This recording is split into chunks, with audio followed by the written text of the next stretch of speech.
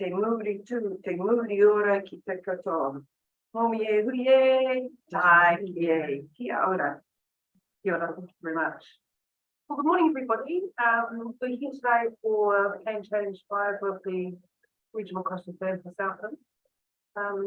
We'll just briefly introduce ourselves.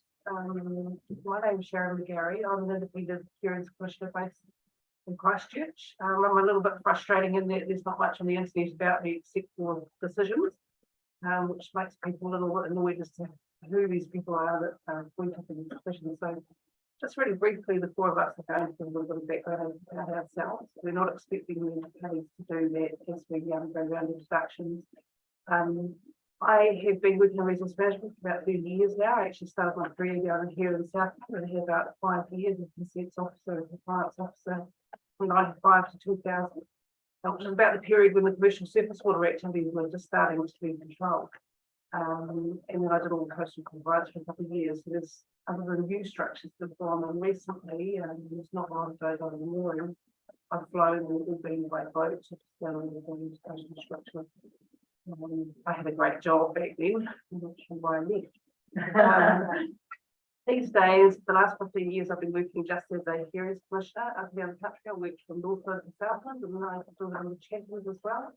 I work under the EEZ Act for the EPA in the space from the Northern Wales up to 200 miles.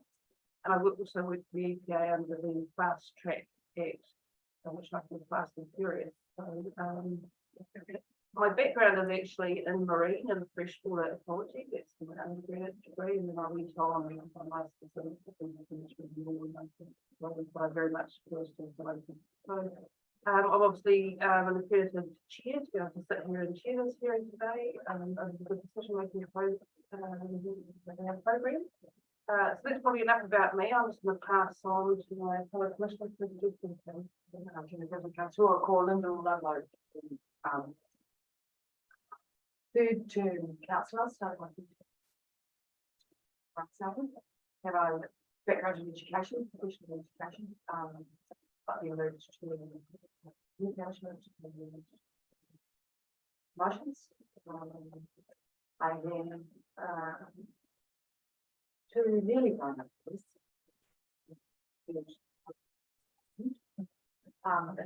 Whose name is Darren. Has spent a lot of time in the arts and culture sector these days, providing and organising. I'm really looking forward to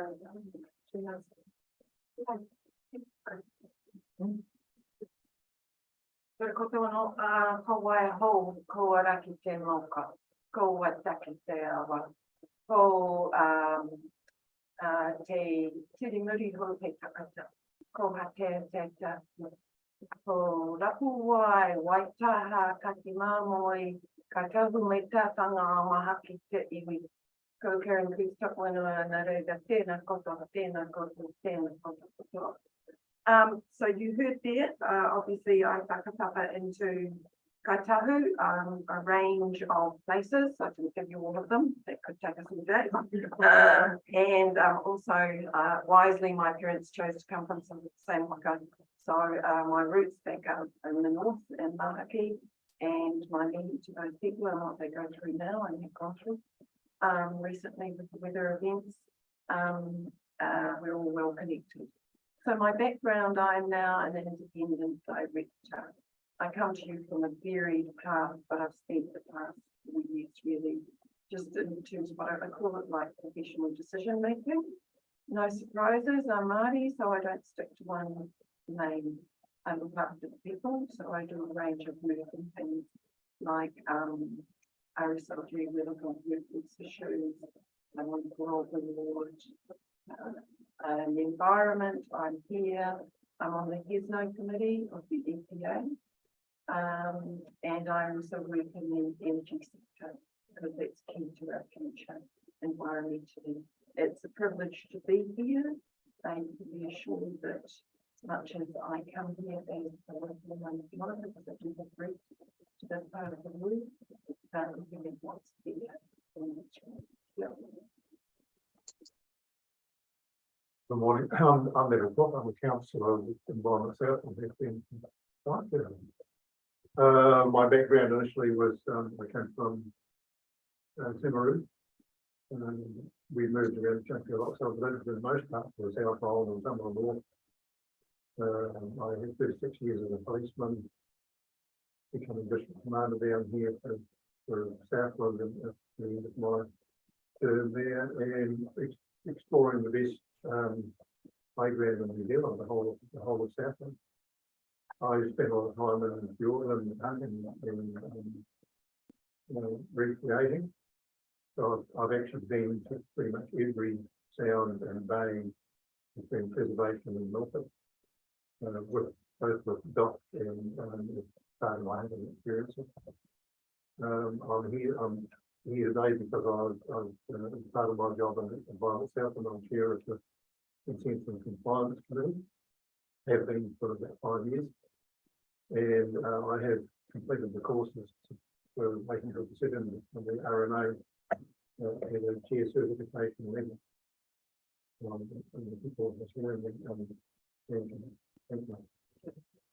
Well, thank you. We'll go down around the room and give the opportunity just for those of you to identify who you are, speak about the disease and to us, just so that everybody's on the same spot in the room. We'll start over here with, we've got Ms. Catherine on who you've probably been in contact leading up to the hearing. So if you need assistance that you need during the day, then she's your point of contact. We will refrain from having any direct contact with any of the parties during the day, just so that you'll be in this, it's hard to know what someone else is talking about over a cup of tea. So we'll just keep a little bit separate from everybody. Sitting beside Catherine is Mr. Nick Ward, which you probably have had contact with us about. Just going to pass over to Nick before we do the introductions for him to take us through the health and safety of some of the contemporary that pays more than lip service. Yeah. Yeah, good morning, everyone. Thank you. I'm Nick Ward. Yeah, right, there. So obviously we're in this room. First things first is the amenities. So let's start. If you go outside, there's 2 lobbies, and the one that's straight in front of you, there's men's and women's in there. So that's where you need to go. There's tea and coffee. There'll be a break at some point as well. And the other point is just on the corner of this building, on the ground level, is the assembly point, so just in the car park out here. And if should anything else arise, there's a defibrillator and a first aid medical supplies in the reception, which is the other lobby that I referred to. And that's pretty much everything else. If there's anything else that comes up, please let us know. Thank you. So if you need anything during today or tomorrow, the Catherine should point contact for the next one. So we'll just quickly go around the room, maybe say anything. And if you're just sitting here to watch and you don't want to identify yourself, it's not a roll call, but if you are going to speak to us over the next 2 days, we would appreciate knowing you. Good day, everyone. My name is Lisa Robertson, and I am engaged by the Southland Council and hearing report. So I'm in the local Kiora, I'm Kiora Black. I work for Anyone Can See, and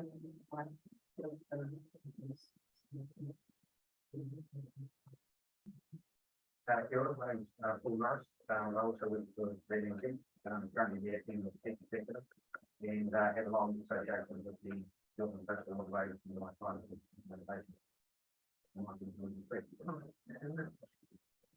Morena, my name is Marie Baker, the other way, I'm an environmental lawyer, so I'm here helping out.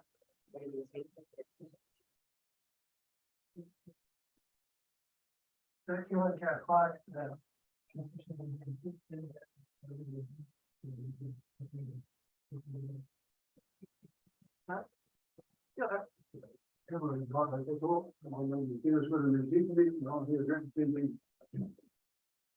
Milka and Paul Whitehall in the issue of Cutching Pipe that's come up for the months of year, but also to add my bit to develop the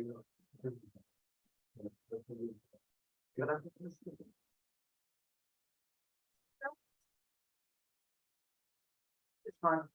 Okay, Well, but that, I just run through the order of proceedings. Obviously, it's plan changes, but different for the consent process where the council goes first and then we hear from submitters. You've probably all seen the indicative timetable, and I always reinforce the indicative timetable. I'm not great at keeping the time because we will ask as many questions as it takes, and with four of us, sometimes there's not many questions, other times questions lead questions. So I make no apologies for that, but we'll try and stick to it as much as we can. So in terms of after we hear from submitters, then the right of reply goes to the council in this situation. We'll probably discuss at the end of tomorrow, which is probably short day, where we go with that and what kind of time frame will be for the regional council to respond. And we'll probably be expecting it to be in a written form and give the council a little bit of time to do that. So in terms of the evidence, enforcement pre-read the Section 32A reports from the background reports attended to that, including the Section 32A. We have also read all the submissions, further submissions, and all circulated evidence. So there's absolutely no need for anyone to read anything. We have read everything, and you can, if you like, hit home the highlights. Happy for anyone to just go through, but you're really going to annoy me if you go on longer highlighting than it would if you read your evidence, and believe me that. So please just highlight. We do have a duty to avoid unnecessary formality, and I'm big on that, but in this hearing situation, it's a fine line between that and what is a probably judicial process. So we will remain reasonably formal in terms of calling people by Mr. and Ms. and not on a first name basis. And again, that can put us all on the same playing field and people have no intention. So our focus today and tomorrow will be really on a fair and efficient hearing process. All parties will have the opportunity to be heard, so we ask that nobody interrupt anybody else while they've got the opportunity. If you've got something to respond to, then you need to note that down and tell us when it's your turn. There's no cross-examination allowed in this process, but I will allow any questions of clarification in writing via this. I've got it for you, I'm struggling with this. Sorry. So just write something down on this paper. She will pass that on to me, and I will just have a look at it and make sure it's a question in the statement and see if we can set that information for you. The recommendations in the Section 42A report are that they are recommendations, they're not binding on this panel. Obviously, our recommendation will be in the scope of what's being asked for and submissions and further discussions. But our job really will be to consider the evidence put before us and to put that within the context of the statutory framework and how that fits. I just remind all submitters to make sure they stay and speak within the scope of their submission and their further submission. And obviously if they stray outside of the scope. The methods raised by submitters need to be relevant to the decisions that we're making today. So if other things are raised that sort of are within the ambit of the wider management coastal area, that may be of interest for us to set some contextual background, but we really are constrained to the matters that we can make a decision on and what people are actually seeking in terms of the need. So Dixon's will be taking us through. We will stop at 10 o'clock for a cup of tea, and then we'll stop from 12 to 1 for lunch. Then 3 p.m. with Mr. So just in terms of a site visit, we did put out a minute laying out the procedures to make everybody be comfortable with how things are going to roll out. We did ask that if anybody wanted us to do a site visit, they asked pretty early on in the piece, and we did get a request from Real New Zealand via Ms. Baker Galloway's legal submissions, and we'll explore that a bit more with you later. But obviously we've put forward what our experience here in the field does, and it's reasonably extensive between the four of us. And we have discussed last night sort of site visit, and it's a sort of a snapshot in the time might inform us. So we're going to ask a few more questions about what it is you were thinking when that this was put in. So other than that, that's all I've got in terms of opening the hearing, and we'll just move on to hearing from Ms. Robertson in a moment. But now's the time if anyone's got any procedural matters that they raised. Well, that's always good. So, I'll just pass over and we'll start with the council's case. In this book, on, I understand you have some new doctors this morning, so we'll start with you. Thank you, Chair. So the new document this morning is just what I'm about. My name is Rebecca Robertson. I am the author of the Section 42A report for this proposed change. My skills and experience are detailed in the Section 42A report, and therefore I have not further discussed them. I've been engaged by the South and Regional Council to prepare the Section 42A report for Change 35 and to present this report at the end. The purpose of this overview is to provide a very brief description of Change 35, briefly summarize the key issues in the Section 42A report and discuss these issues. Post 1925 centers on Section 16 of the South and Regional Process, which manages service work to use within the Southern Process. The proposal was developed as a result of work undertaken as part of the regional process plan review. Concerns have been raised by some stakeholders regarding the increasing pressure commercial surface work abuse of placement in the field and social environment and lack of policy direction contained within Section 16 of the South and Regional Process plan for the management and treatment of the of these service work. The council commissioned a report which was attached to the Section 42A report into the impact that commercial service work activities were having on the area's wilderness and remote state. The conclusion of that report shows that, if unchecked, the continuous increase in commercial service work activities could have a negative impact on wilderness.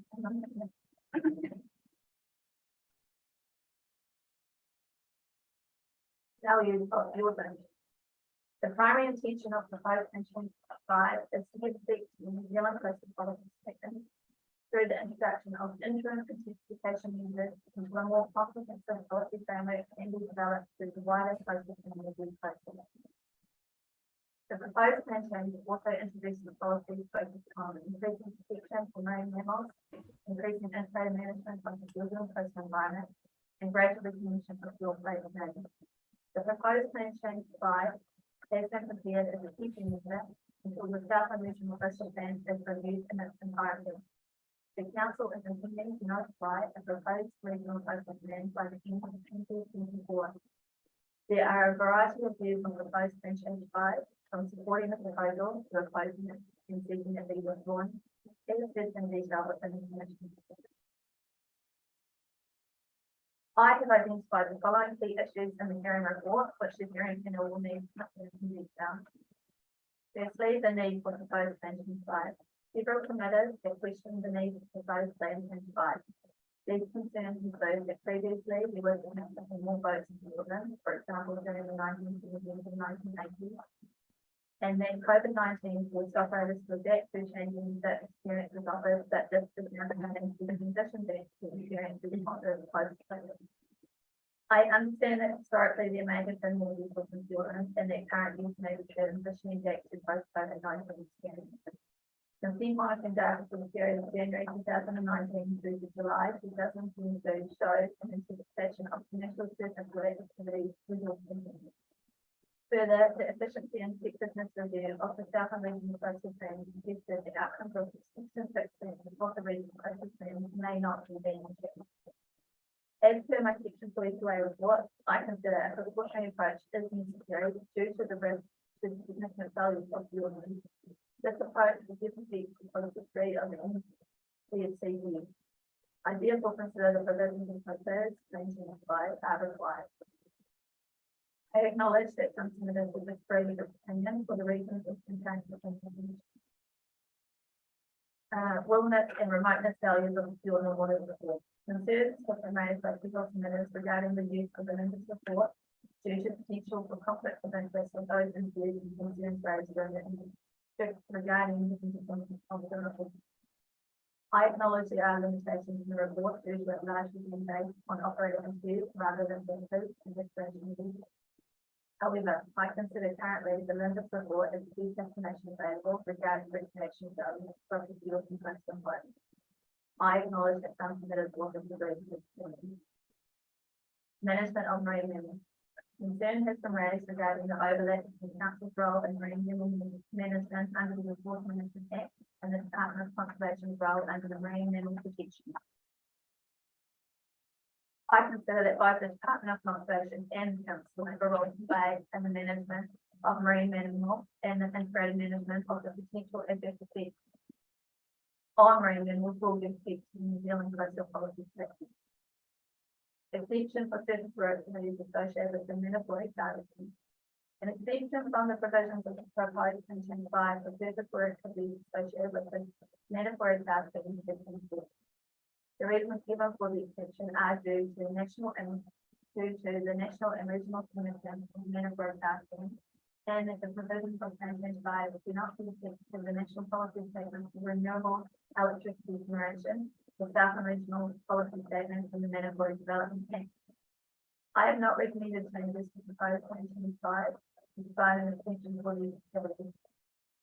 Correspondence from Meridian Energy details. Meridian has determined that the activities that undertake on the surface of water in and around Dartmouth Sound and Milford Sound necessary or requisite to the operation of the metaphoric harvesting, and are authorised under Section 4 of the Metaphoric Tiana Development Act.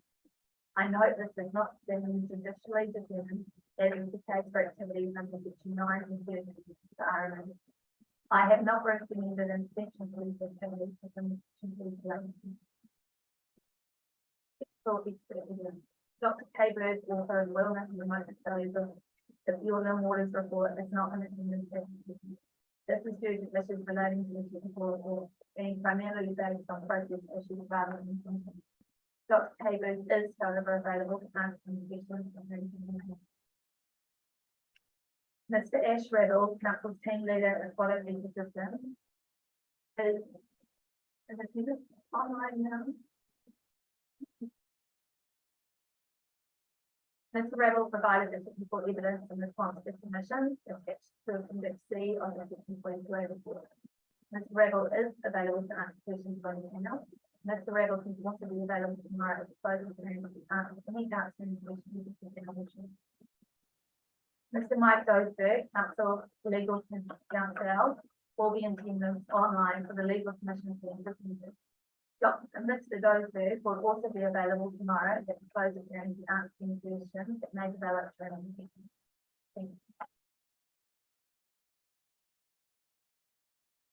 you. As well, so then I think we can actually allow anybody who's online to introduce themselves that is actually speaking to us. So I wonder if we each of them that here for now, just so that people are all on the same topic.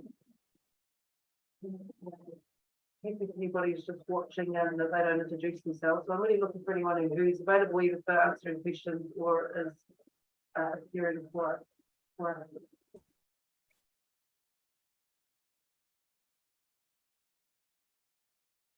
Good morning, Mr. Dosberg, maybe you could go first, introduce yourself. Good morning, Madam Chair, Commissioners. My name is Mike Duisberg. I'm a lawyer at Wynne Williams, Legal Counsel for Environment Southland. And as Ms. Robertson said, I'm here to watch the hearing and then to assist the panel if they have any legal questions arising. Thank you very much. And Mr. Rebel? Morena, my name is Ash Rebel. I'm the team leader for the Aquatic Ecosystems team at Environment Southland. I'm here to assist with any questions regarding my memo provided to Rebecca. Well, thank you. Other parties here, are you here? What have we got? Ms. Williams, the Minister.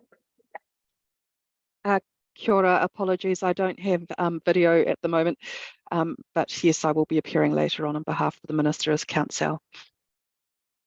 Thank you very much, Williams. And Ms. Young? Kia ora, I'm just the RMA planner for the Minister of Conservation today, so I'll be appearing after lunch. Right. Is there anybody else there that is available in terms of appearing before us? Or not everybody? Okay, and how's the sound for you? The audio, good? Apologies, Chair. Bit. No. Sorry, go Penny. Yeah, it's a little bit fuzzy. Is it? So the panel's fuzzy as well as everybody else? We're all fuzzy. Yes. Okay, well, we'll try and be really conscious of these microphones during the day, and I'll actually get everybody to shuffle some closer to them today and see if we can make a little better. And then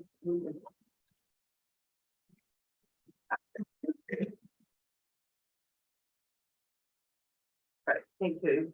But do let us know during the day if it deteriorates or you're struggling to keep up. About that.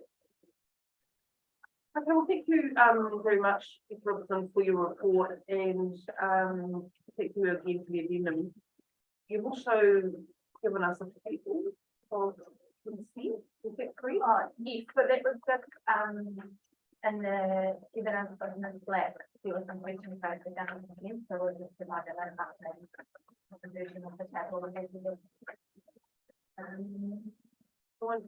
had a question for you around this black segment, so I'm very pleased you responded to that, her paragraph 14 of the report. I just wondered if you could briefly work through paragraph 15 and tell me, without, we haven't got time obviously to start comparing what she said and what's in the table. Just wondered if you could comment on each of those as to whether there are some that whether they're valid in terms of correction. So, the first thing I can confirm is that all permits have been considered during the process. And so this is the updated spreadsheet that includes 6 current permits for southern discovery. There is 2 permits for the Alpine group, which is within the updated table.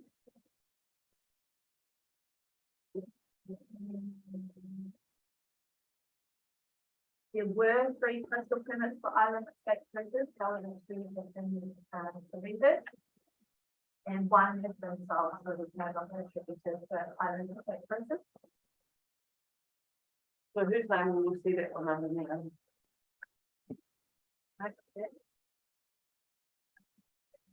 Yeah, that would be good to do.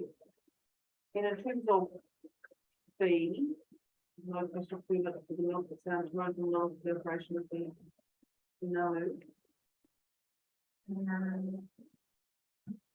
That is now included. So that's 2017 one.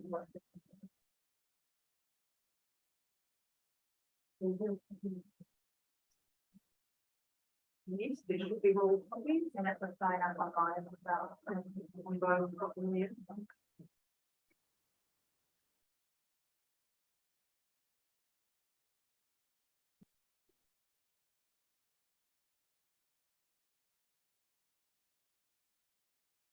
The last one, the position here, the two regions can be held by Bruce Milton Sound. Weren't there.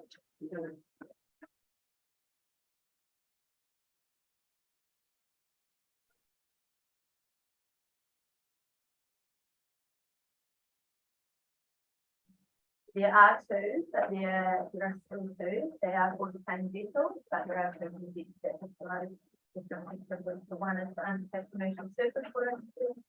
The other is the unsafe commercial surface work. The lease according to from step before. Vessel maintenance and emergency engage with fundamental.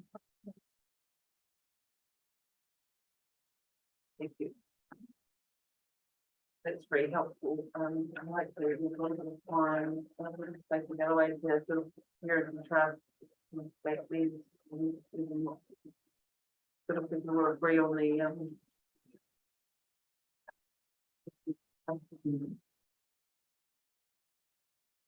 okay, we might come back to you with small comments or questions regarding that table as we move through our deliberations. I suspect it's not clear to us.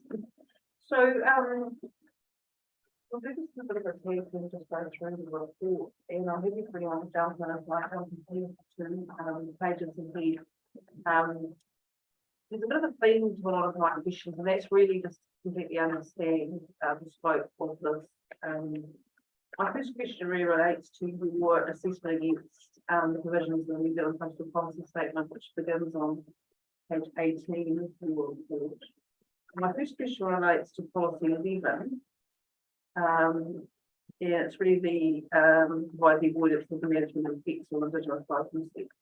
So obviously the marine mammal policy would fit into giving effect to policy 11, which affects marine mammals.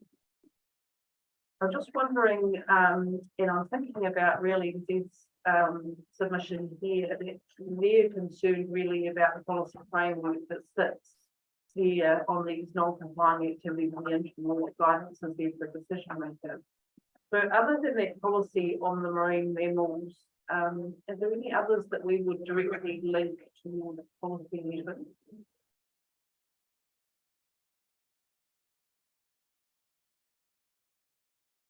And use the policy, proposed policy 16.2, which recognises that the international, national, and regional impact values and skills on the coastal environment include D, provincial habitats of indigenous wildlife and indigenous vegetation, and significant indigenous biological diversity. And then, clause 2 and 3, which relate to. So that policy is given effect to policy 11 as well as other policies. So a decision maker looking towards the policy framework would have to be thinking in mind whether it's consistent or not. Yeah. Okay. And then policy 13, one below, in the last sentence you said PC5 seeks to avoid effects on the natural character of the. And to be strictly correct, it actually only seeks to avoid the effects of additional activity, isn't it? Because it doesn't seek to address any levels of effects that may be occurring from the existing level.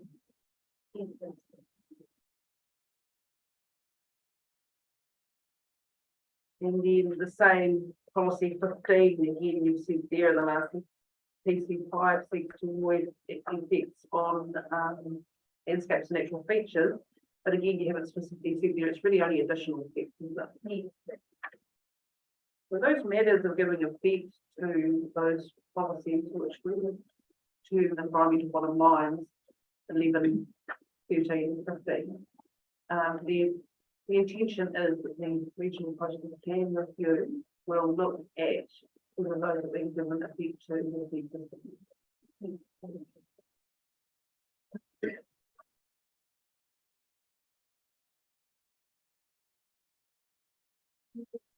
A big question about the consent of this. It's been asked on more than one occasion. Do Environment Southland have a record of those consent holders that are not using the consents? Like when the consent is issued, it's presumed that it'll be used continuously, but in fact, they are not. Do we have that information? So Environment Southland, every consent holder and real things might be time, but every consent holder has to send an activity log to the council as part of the compliance. So Environment Southland has a record of those activities and journeys that have to be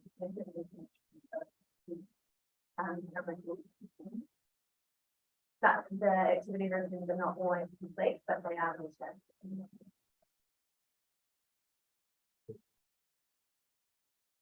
So the regional coastal plan has some policies about usable losers. But my reading of that is that those not compliant with commercial service orders. Anything with you on that? So there's no within section 16, there's nothing.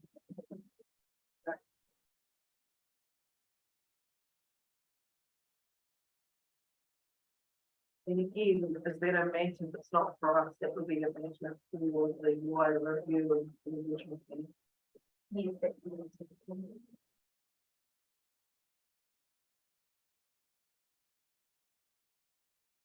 For once I can see it's been given effect to. We just need to do one version to order operation to do the land and consent. An exercise under the law, and then that's the only ability the council really has to control. Yes, although I'm not specifically interested in the policies, but they would like to do section 1 depending on what that section 1 so whether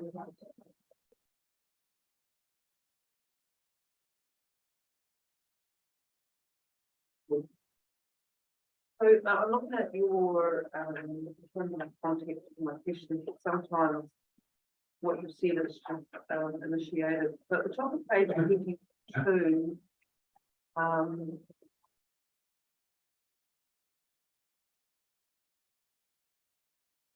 talk about the environmental bottom lines, throughout, all those clauses.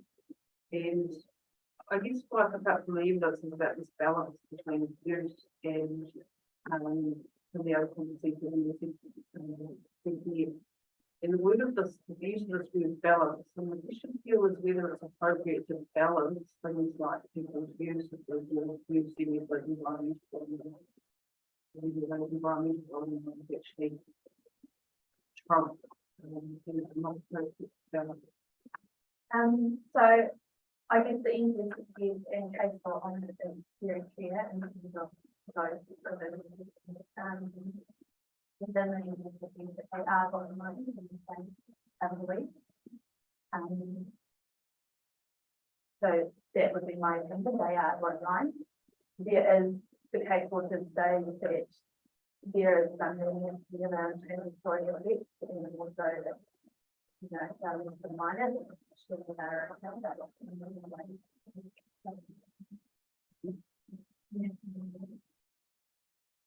So it's a bit like it used to be a balance of part two, doesn't it? And we kind of did it at the end, and then we now know that it's not appropriate to do a balance in what is needed. The social order, the access to the resource should come about in those other parts. So, in cases where, and I'm looking at your C here, that the objective post 4 seeks natural character of the coastal environment to be restored, rehabilitated, or preserved. To be able to do that would require quite a task of identifying those areas where degradation has occurred and what actions could be taken to restore it. Again, is that something that is outside the scope of this? It's really part of regional coastal plan review. Yes, so at the moment we don't have robust enough information. That's something we mentioned. I don't know if you can do. And is it difficult that balance between, it seems to be the work of Dr. Booth is focused really on wilderness and remoteness values from an anthropocentric perspective, where it is the environmental bottom line is really up about people's view of them, it's about protecting what's there. So that's the harder part of the Yes, and also some of the values about areas.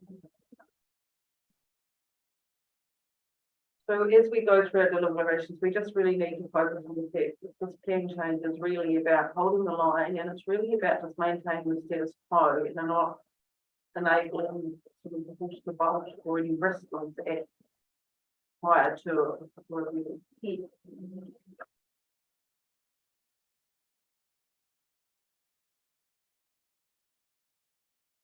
So in your 2.56, you said pieces one will give effect to the above provision.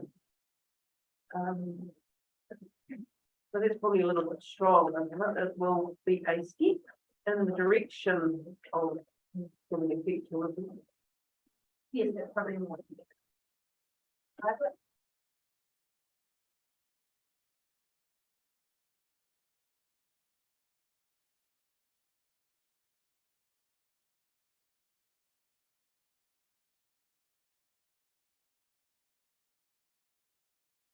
I'm not trying to be too particular here, but the wording is going to be really important to us as we go through our deliberations, and I think it's really important to try and ensure that we all know that this is a very limited piece of work. And your 2.58 says PC5 has a limited scope. It is focused on managing the punitive effects of surface water activity. And I just wonder if that's correct, because it's not actually looking at managing the effects, it's not going to do anything. It's really just, it's avoiding any worsening or any additional community. Yes, that's correct. So, yes, based on the information that we have at the moment.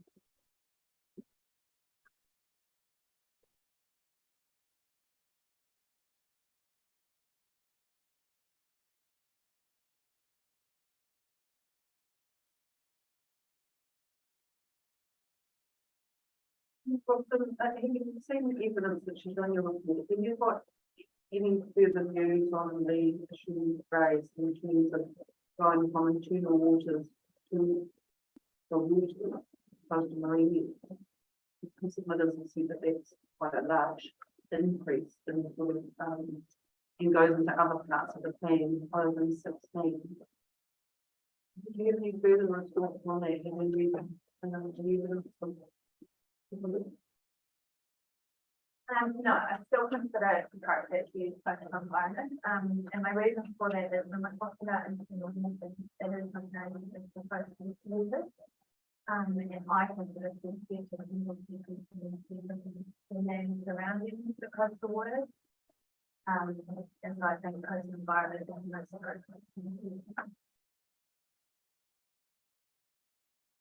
In this consideration being given, and I'm just thinking about this a long time ago, for years, but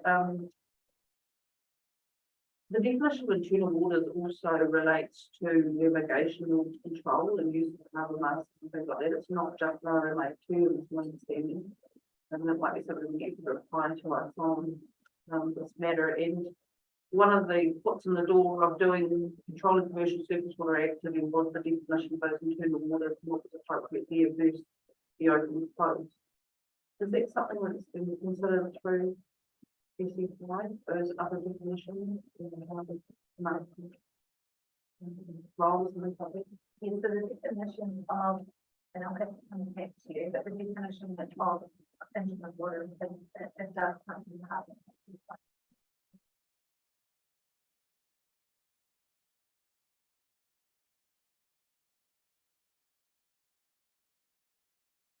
I hear what you're saying about the land, but in terms of what the village is saying, it's saying that really the commercial water activity only just transits the external sort of area of the field and that, you know, what needs to be controlled is the internal, but we've got any response to that.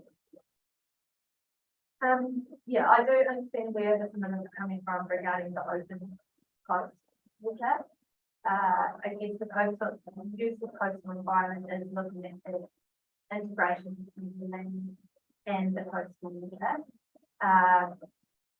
And it might be something that we can look at when we come back, because there is another more appropriate term that we could be using.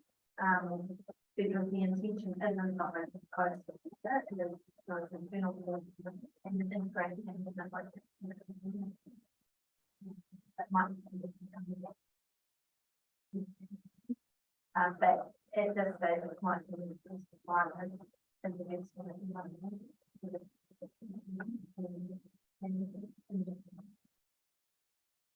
And that use of internal waters is right, essentially. Yeah, so in my hearing report, yeah, it shows that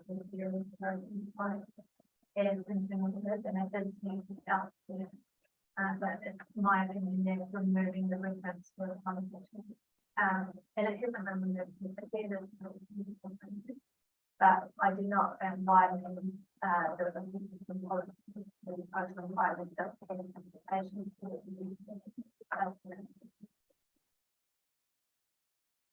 So, because it does actually, if you look at the map, it actually includes a lot more area than before. Obviously, there's a lot of field and coastline that's outside of external waters, maybe as much as within the. So that argument that the scope of section 16 is very enlarged, as well as having connections to other parts of the plan. You're confident that there's been enough work done to not have consequences that we're not going to be able to do. And but I can come back to the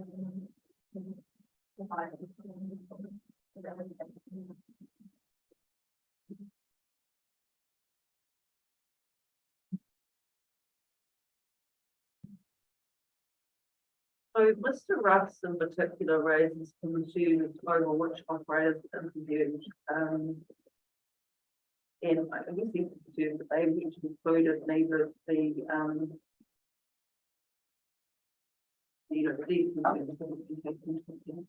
Given the scope of that, do you think the scope of the report was large enough to give us a good overview or flavour of what's out there without individual operators? Yes. So, and I think the important part on that is that it is an interim hold of the line provision. So it's not the intention that this will continue forever. Because I think based on the information I recognise that the information there are limitations. I was wondering that any of those operators currently operating would be prejudiced or lose any existing right or that they currently have. Maybe we solve after PC5. No, the intention is to maintain.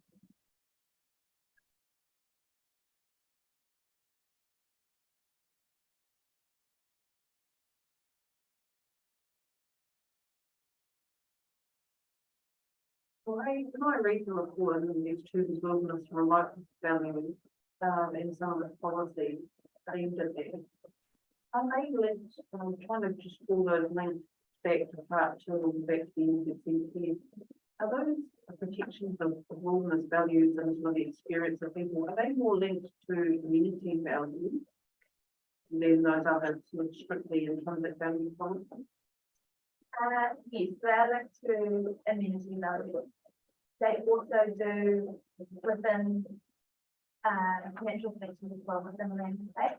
There is a conceptual policy within the landscape, so they link in as well. So it's one part of what they use that it's not like take would be that attribute of perception. Yes.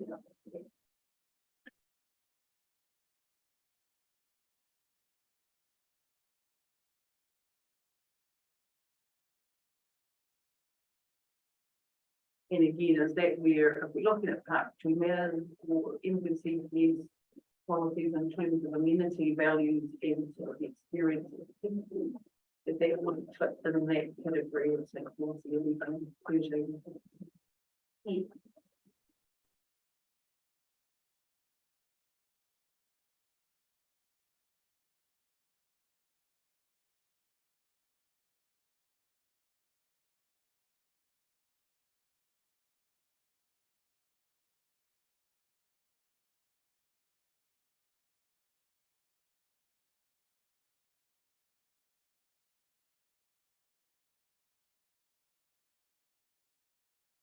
So, on page 30, we could those limit settings and duration doesn't pay for these activities, except for that was our budget. It's only Yes, so that and they are discretionary limits. Yeah. So, you can still apply.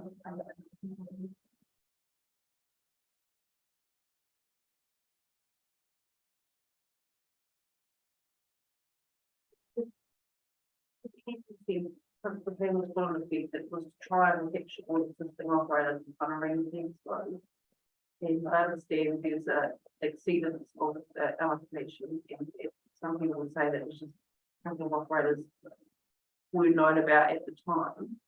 So if we think about those that have got consents and forget the sort of over allocations and other things and why that might occur, have there actually been many increases in party or many applications for people to go beyond that? The discretionary activity isn't really much of a threshold, is it? But I'm just trying to understand what the pressure is being under the training. So I don't know the specific numbers of the plan is quite old, but I don't know.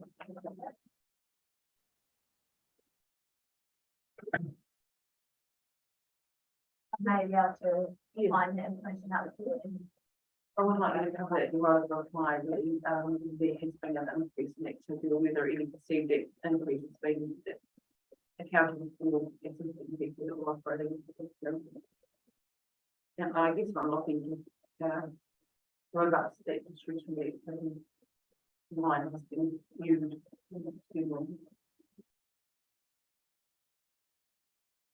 In terms of monitoring existing activity,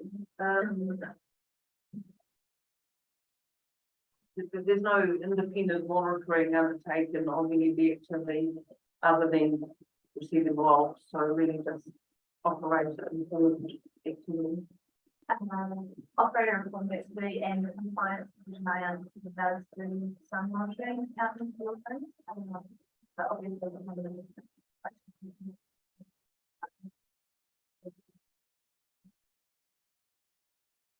and I don't discuss it years ago, I think we were thinking that you probably will discuss the figures there now, but if you know, any consideration of using just fixed cameras and things like that to photograph these at certain strategic points, so you have a picture of all vessel use, be it recreational, commercial, and obviously cruise ships. You know, consider that kind of thing. I'm designing that now.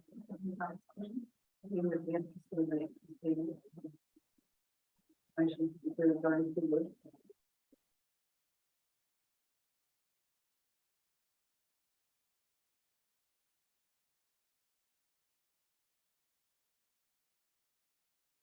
In top of board page 31, we've got a evidence of increased pressure. That evidence you're referring to in the first bullet point, does that relate to all of the towns or some of them? So this relates, this summary relates to in the second bullet point that says feedback on use and development discussion documents with further concerns, particularly in Tahi and Tati. Does that include us as well? Or is that really just those two? really just those.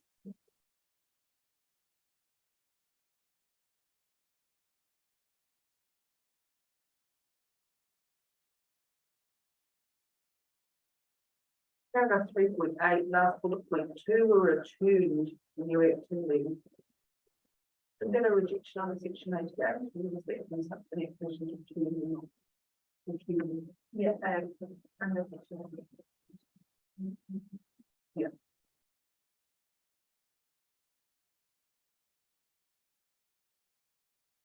And 3.9 is little the use focus between the CPS and campaign that if we read your report when you say that that is not maybe that infrastructure is a feature or is a step towards you think to? Yeah, you're passionate. You're looking for that throughout your report.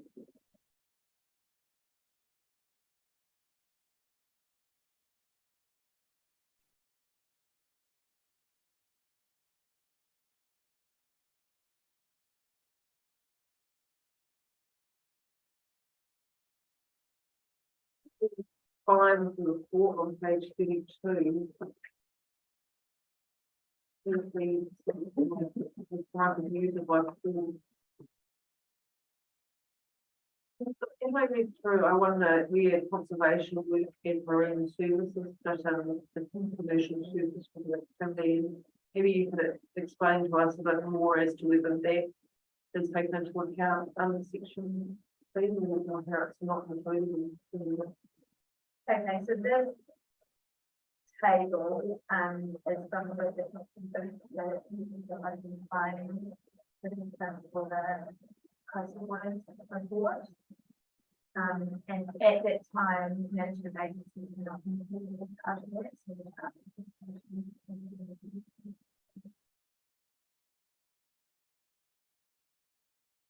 So,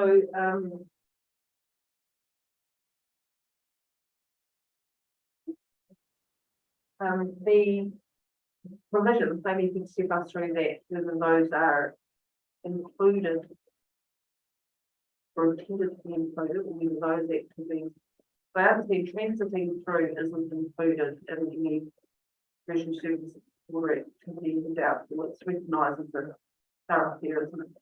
So something like Meridian, moving through, doing something, moving out again, obviously doesn't trigger commercial service or activity. No, no, unless it's, yeah, unless it's been, so for example, if Meridian is closed and they can hire the closure to the facility, so they can have a one for, management.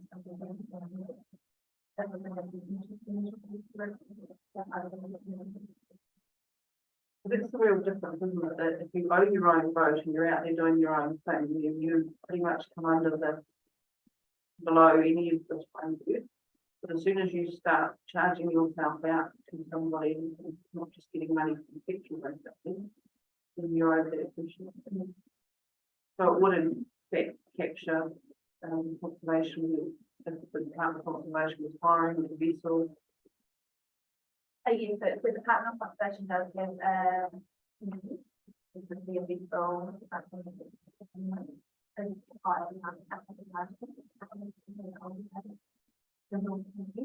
There are provisions within section 16 to allow for conservation, some conservation related activities with services.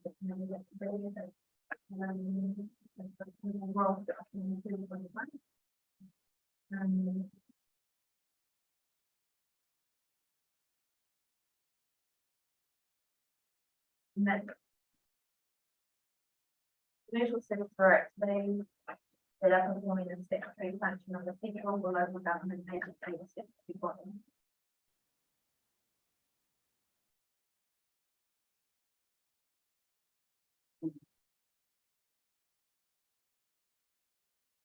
So somebody who was worried about their activities, whether they came under that statutory function or even could apply for a code of compliance. Great. Yeah.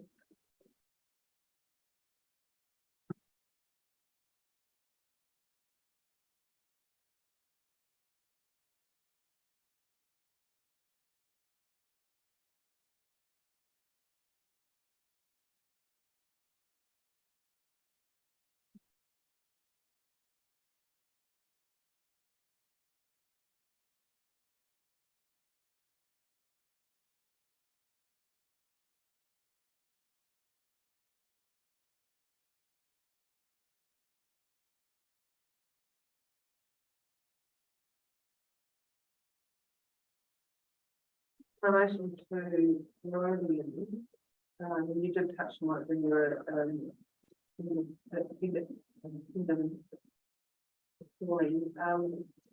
3.29 column of page 36, you said on the opinion further information is required to determine if the current activity falls within the definition of commercial service for activity. And obviously, we're not going to give that further information because we now already doesn't want to be used. So in the absence of no further information, I share that your position in the this morning, no changes are required.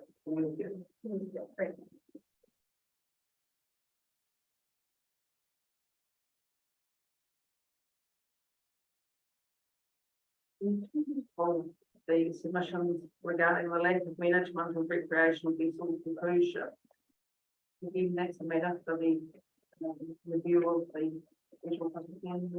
Right.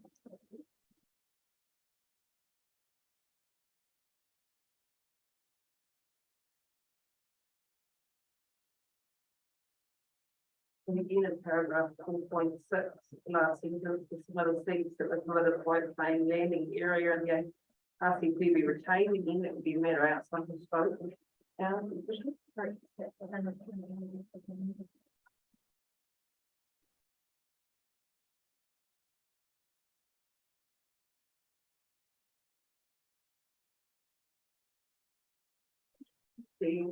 In you've got objective 16.1.1, the maintain essential characteristics.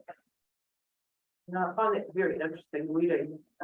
The years is probably one that will be updated going forward. But my question to you really is, what is the link to the emergency service or part two here? Or is it all I'm not sure what's trying to be intended.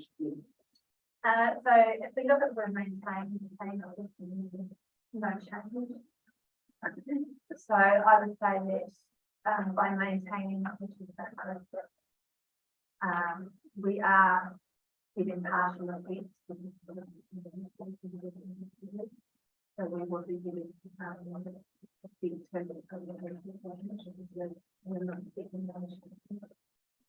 What do you think the essential characteristics are? Are they intrinsic factors? Are they? I think that yes, they can be intrinsic, but they can also be those methods that are the values that we have to in policy, proposed policies. So we're talking about those characteristics that make it feel official.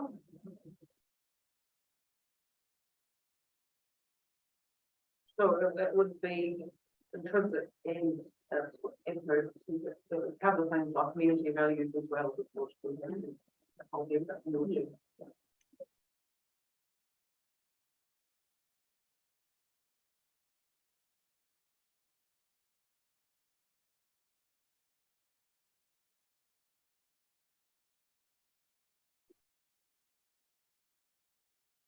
So 4.29, you said the essential characteristics of fuel and include a range of values for current fuel. The facility is insufficient unit for the stage 4. Is there any input or significant adverse effects on the outstanding natural character or landscape values at this point in time? We don't have the information.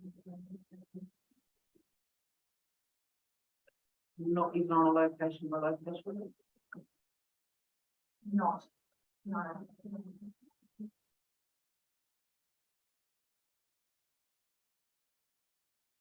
Need objective 16.1.2 on page 41 is preserve remoteness and wilderness values. Now, some of that preserve, that makes me think that's more than a central view. Not in my mind, remoteness and wilderness values are human values we're placing on something. But then preserve is high language, isn't it? That's a kind of a void environmental line. So my question really is for you is whether that is more about amenity values or whether remoteness and wilderness values again encompass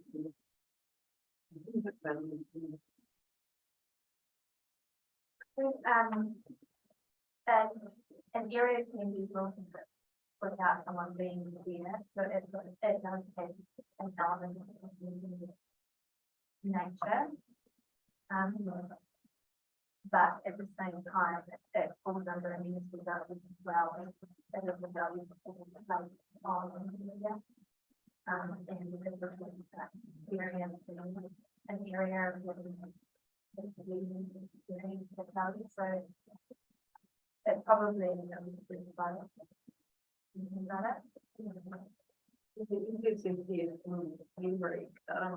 is the language that strong in terms of amenity values or is it plain values? it's not. Not what we do, but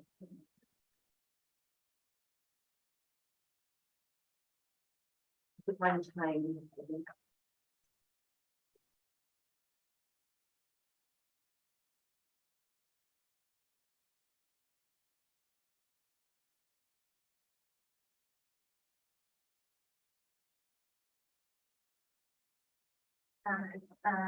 So addition 4 is talking about maintaining and enhancing open space policies and recreation opportunities.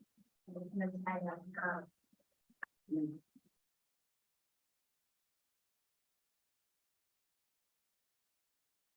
So as we move to deliberation and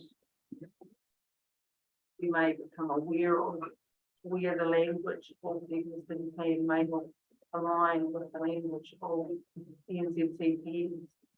Here's some of my questions about can the effect was pretty strong in the 3 box. And most of my questions are about exploring the walls of our box and making sure we stay in them. When we come across situations where the language doesn't align with the higher order instrument,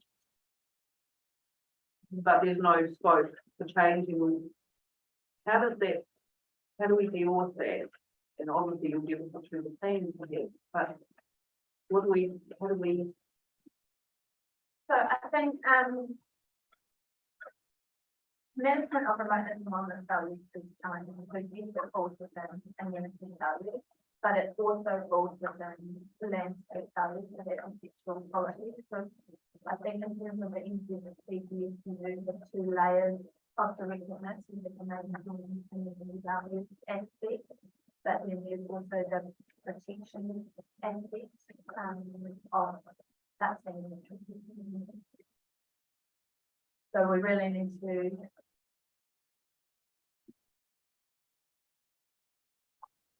it is challenging, and I think we need to, and that's why I have relied on policy Australia because at the moment we don't have good information on CW, and we don't want if it's to increase, and then be in a situation where those values are degraded to a point that going back. So I think it's, I mean, one of the remote values is challenging is it doesn't need to be fixed within, I mean, it's values for landscape values. It covers both entities. Because I see a similar problem for us with objective 16.3.1, one of the we're being asked to sign off that was affect to, but then it doesn't use the word avoid. It says effects of surface water and community and intrinsic values in the title, doesn't actually say avoid effects. But again, I'm scratching it where our scope is here, when we can see problems with the language that don't fit the higher order document. You know, do we just ignore that? Or is there some scope for us? There's a submission there, or in this case, it's a report. Or do we just have to try and say, well, again, focus this on one step to? So when we read objective 16.1.3, with it states to ensure that commercial and private recreational services do not adversely affect the intrinsic value of the field and coastal environment. Then when we read that in conjunction with the policy that affects towards water, that's my opinion. We are moving to partially to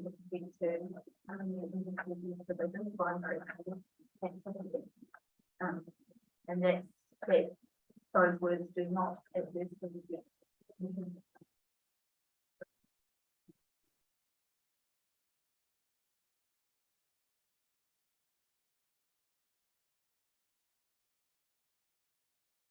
In policy 16.2.1, identify and protect areas at risk of diminished natural character, landscape, and amenity, but it doesn't actually say identify and protect areas currently protected. No, so the intention of that, because we don't have good information across the whole of the intention of that policy through the consent process, that is something that we should be looking at as a that is vulnerable to the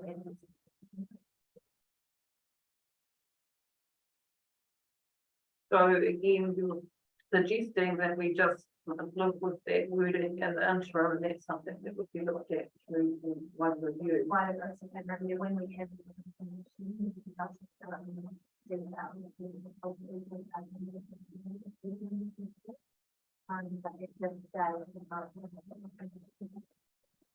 And is it appropriate or helpful to the regional council for this particular to make points on policies like that perhaps need attention on wording in terms of not just looking at risk, but those that may not go in. Or are we just outside the scope? As you can see, I'm a creature that tries to get out of the box, but I'll stay in it.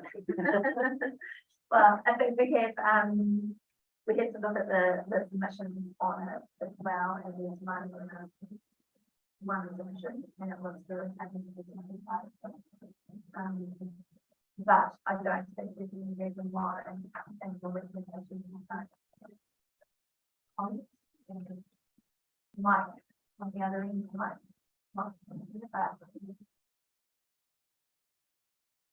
Would be interested in those, did you hear that line of questioning? Yes, Madam Chair, I heard the line of questioning. I couldn't hear all of Ms. Robertson's answers. But the line of questioning was, what does the panel do if it finds the wording doesn't give effect to the NZCPS, but there isn't scope to fix it? And yes, in that situation, you find yourself in a bit of a tricky one. If the panel doesn't have scope to make to change those provisions, it's a decision to not because we're in a planned change.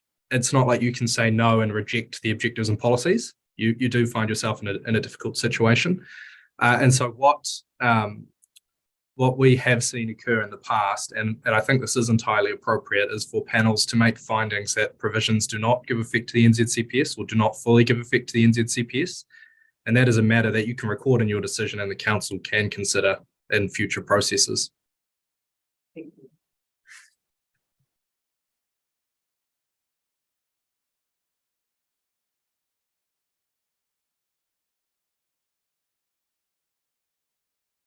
The issue of the food's not amazing, it was what, so I just flipped over and I've got a few questions that I can give them what the final members need. So we might take a break now, we'll say there's a hot beer, because it's just from 12 past 3 to 10:30 in commercial food. Sound like a rule, it's not a net when I don't really pretty.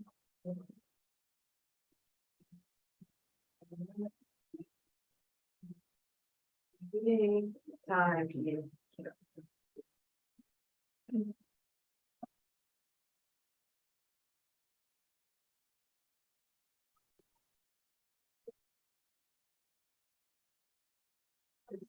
Like,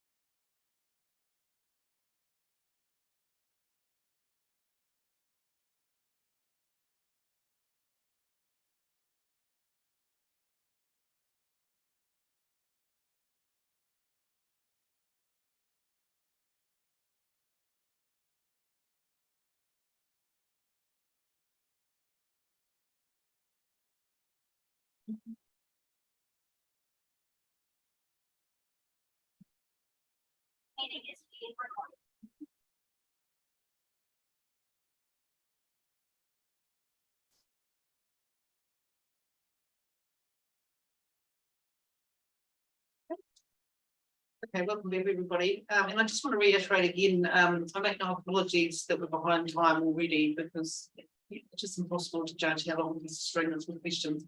And this is our only opportunity with you, Ms. Robertson, to set the scene of what is quite a chunky report. So no apologies for being over time already. So Councillor Cook has got a question. I think we'll make our way through the panel. Okay, just, there was one on the Booth report that mentioned the social caring capacity. I'm not sure I understand what that means. Could you enlighten? Well, I can give my opinion, but it might be something that in the right of reply I seek advice from Dr. Case, Dr. Boots, she can give her expert opinion because I'm not an expert. But in terms of the social caring capacity, it's looking at, that would be from the next stage when we're looking at the wider coastal plan review and gathering more information in terms of what effects are occurring in the Auckland coastal environment. We will be looking at talking to users and understanding their perceptions of values and trying to work out what is the level that is appropriate that maintains or protects those values while still enabling people to visit that area. So we're talking about what is an appropriate level. One other question related to the floodplains. I know that floodplains were not included in the recommendation. Having been there and mostly driven by floodplains together and out. Why aren't they part of the surface water activity? What do you think? So the floodplain areas are covered by the key craft provisions that in the regional coastal plan, and that will be reviewed as part of the wider coastal review process. So it's just a different part of the plan that manages those activities. Thank you. That's true. Just over the break just talking about the crossover sort of between the department of conservation and the regional council, and sort of obviously we recognise the need for integrated management and consistent management. And I think it was read out through the evidence of Ms. Young that you hadn't referred to the population management strategy per se in the report, and you didn't specifically address in your addendum either. Ms. Young came to the conclusion that it was consistent with the CMS. Have you had the time to reflect on that and do anything?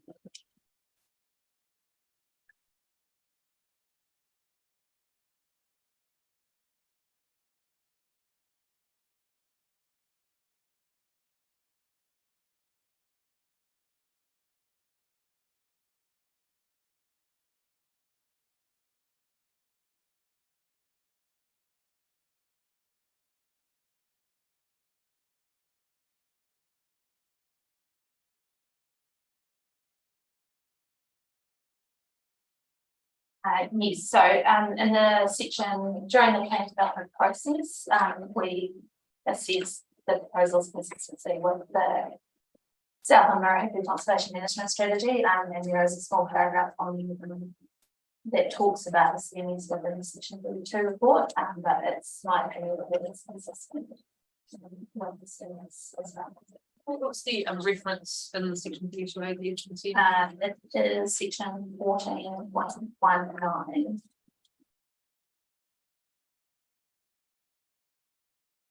It doesn't make a conclusion about it, but it does reference it after talking about the definition in terms of other documents that are relevant. So you agree it's consistent, you're on the same page as with you? Yes. Yeah.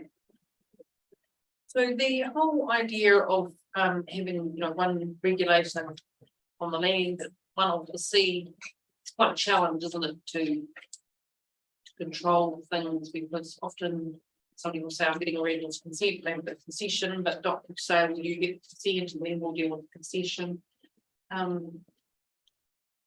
You know, in reality, it must be very difficult for both parties to basically work within a boundary that doesn't exist. Yes, I would agree, and with two lots of planning documents, one relating to land and one relating to coastal environment, but of course relation to. And is there also a rough view that most people accessing the national park are doing so from the water, therefore regional council kind of holds the key to limiting some of the effects on the land? There must be a lot of recreational vessels that come in that have no idea about anything, and you know, landing people ashore in the national park where perhaps they shouldn't. So is that a perception of the department that kind of from sounds like hold the key to access? It has come up through the regional coastal plan review that yes, that's one of the ways that people access Pilbara National Park is one of the most important. Yeah, and so the council is responsible for managing the activity and therefore can develop policies to try and make a seamless and integrated approach to that, given that it's a coastal environment. So that's a really difficult area, isn't it? At the moment, the regional council doesn't control commercial, recreational vessels or non-commercial vessels. So for the department, there is no gatekeeper as word or anything that has to, any step that has to be gone through for those people before they could basically just into the national park. Yeah, so that recreational vessels do not require assistance in the process. It's be a big area of focus, no doubt, for the review of the plan, trying to get this integrated approach between the two frameworks. Yes. Good along. Ms. Robertson, look, you've referred quite a few times to the need for more information. Just wondered if you could give me more clarity about I mean, apart from what we got, no information available. So what's the kind of information that we look for? I need a flavour. So I think one of the really big things for the management of these types of buildings is identifying our users, what they perceive the level of effect is, and what they consider as appropriate and not appropriate. At the moment, we've got information from stakeholders and some operators through their document-based report, but we haven't had a good whole of the ordnance survey completed for a very long time on the users of Fiordland, and I think that is a key piece of information that's missing at the moment around the visitors and the recreational users, what they perceive the impact of vessels to be within the building. We would ecological information fit into that. So that is one of the string that will be looked at and is being looked at in terms of the wider coastal plan review. Is there other information like that they can just help me understand that more, as we say, the more holistic understanding of data that will be informing the review? Expert opinions on landscapes and natural features and natural character. That is also another part of that whole holistic picture. There's also some of the submitters have raised a lot of pressure around moorings and structures, so you need an understanding of that, the level of activity from structures and other moorings in Fiordland. So it's getting a more complete picture around what is going on in there, and then how best to manage it for the long term, giving effect to the coastal policy statement and achieving the goals. Okay. And so that's a survey statement point, but quite often in this report, the term cumulative has been taken up.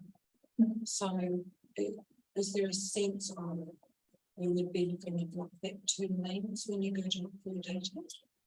I mean, this is background information. It's not, so cumulative is when we're looking at all the activity together, and what level of impact that it is having on the values. So that would be the commercial votes, the recreational votes, the cruise ships, the structures, everything cumulatively, so together, and what is the level of impact. So that would be one of the things that we see. Thoughts on from users and visitors to get an understanding of where it's at the moment and where that might be appropriate moving forward.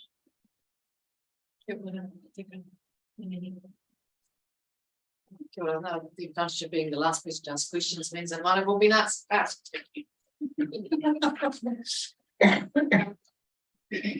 I'm just trying to narrow some down. We need to use your report here. 4.64 is you've asked me for this. I think we'll suggest that the amendment is repeated of generally being fielded generally free of implementation. I guess I think we generally makes me really nervous. Because people like Speaker Galloway do their scope to argue what generally means, and to me it's a crack in the door to an argument. I just wonder whether or not there could be an amendment to the explanation that would say, instead of using the word generally, that would add the exceptions, and because the exceptions are quite limited, aren't they? They really are. Milford and Deep Cove and Kisby. And I wonder if we could improve the language there by being more specific rather than putting a word like generally. Because what I mean is, I would agree that would be appropriate. so you would come back to us on that. Yeah.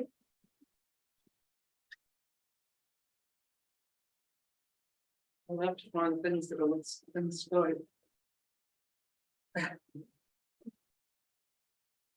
4.68, in the middle of that paragraph, you've referred to policies 13, 14, and 11, but I think you might mean 15.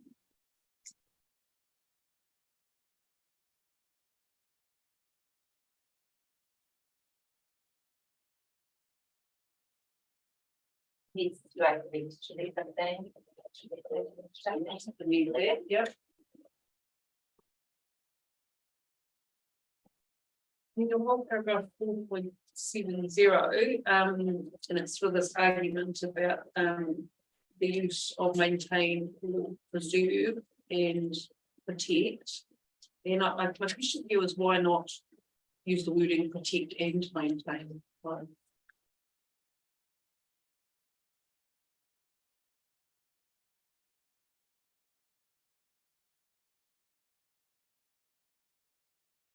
I know that's make us some others concerns, but it's one of So this is regarding policy 16.2.2 clause 3. And in my recommended amendments, I partially accepted the recommendation of the request of real journeys in their submission. And sought that, so that is on page 85 of the document. And I've recommended that after are protected, with this comma, or maintained where values have been developed.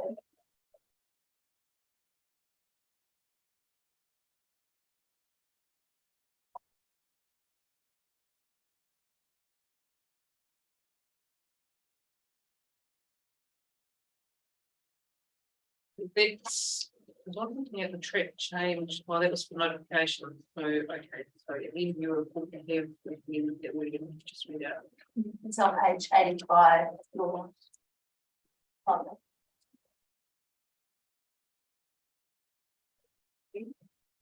Stop using the track change for notification. Policy 16.2.3, we're just looking at the heading there.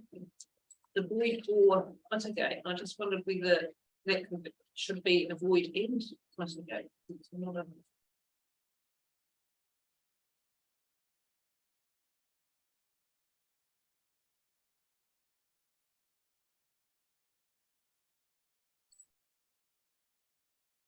Yes, it would be, avoid and mitigate.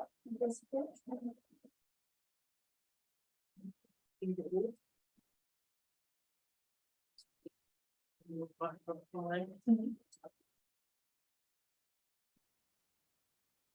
Just in paragraph, 4.77, you've said, about.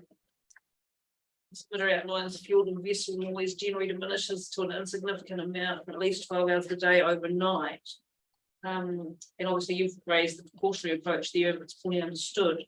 But the message for us for that would really be that if there is some respite offered overnight from commercial surface water activities, then it would be really important in the Waikato and to focus on nighttime water sources, which is a lot of that. Could that be an area that's important and we don't know much?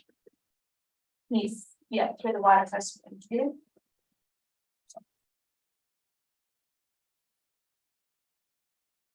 Moving 4.7A, forest and birds supports the policy, now the seeks that scope be expanded to consider other marine species, such as tepuara, and that assists susceptible to human disturbance. And I'm going to push you as why not include all endangered and at-risk significant habitats or species in there? So the reason that this policy, so policy 16.2.3 doesn't, is it is focused on marine mammals. But policy 16.2.2 does recognise that Indigenous biological diversity is a significant value of woodland, and looks to use a precautionary approach when we're considering resource concerns for surface water activities to ensure that international, national, and regional values of the field and coastal environment are protected and integrated. So it's my opinion that those other important marine species are covered under policy 16.2.2.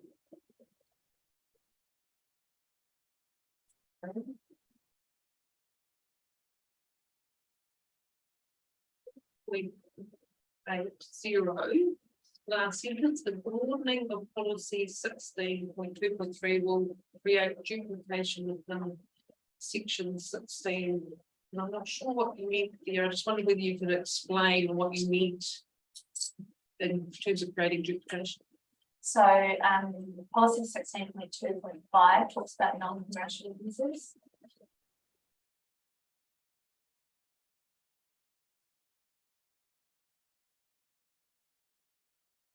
Oh, so it would report it to all. All users, Yeah.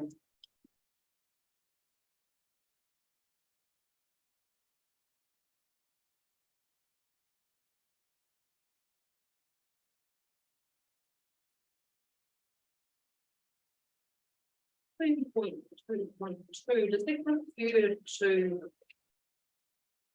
habitat and species, or is it just habitat?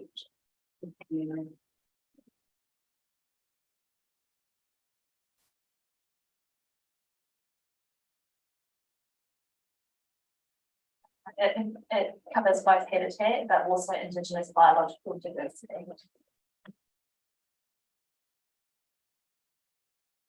So,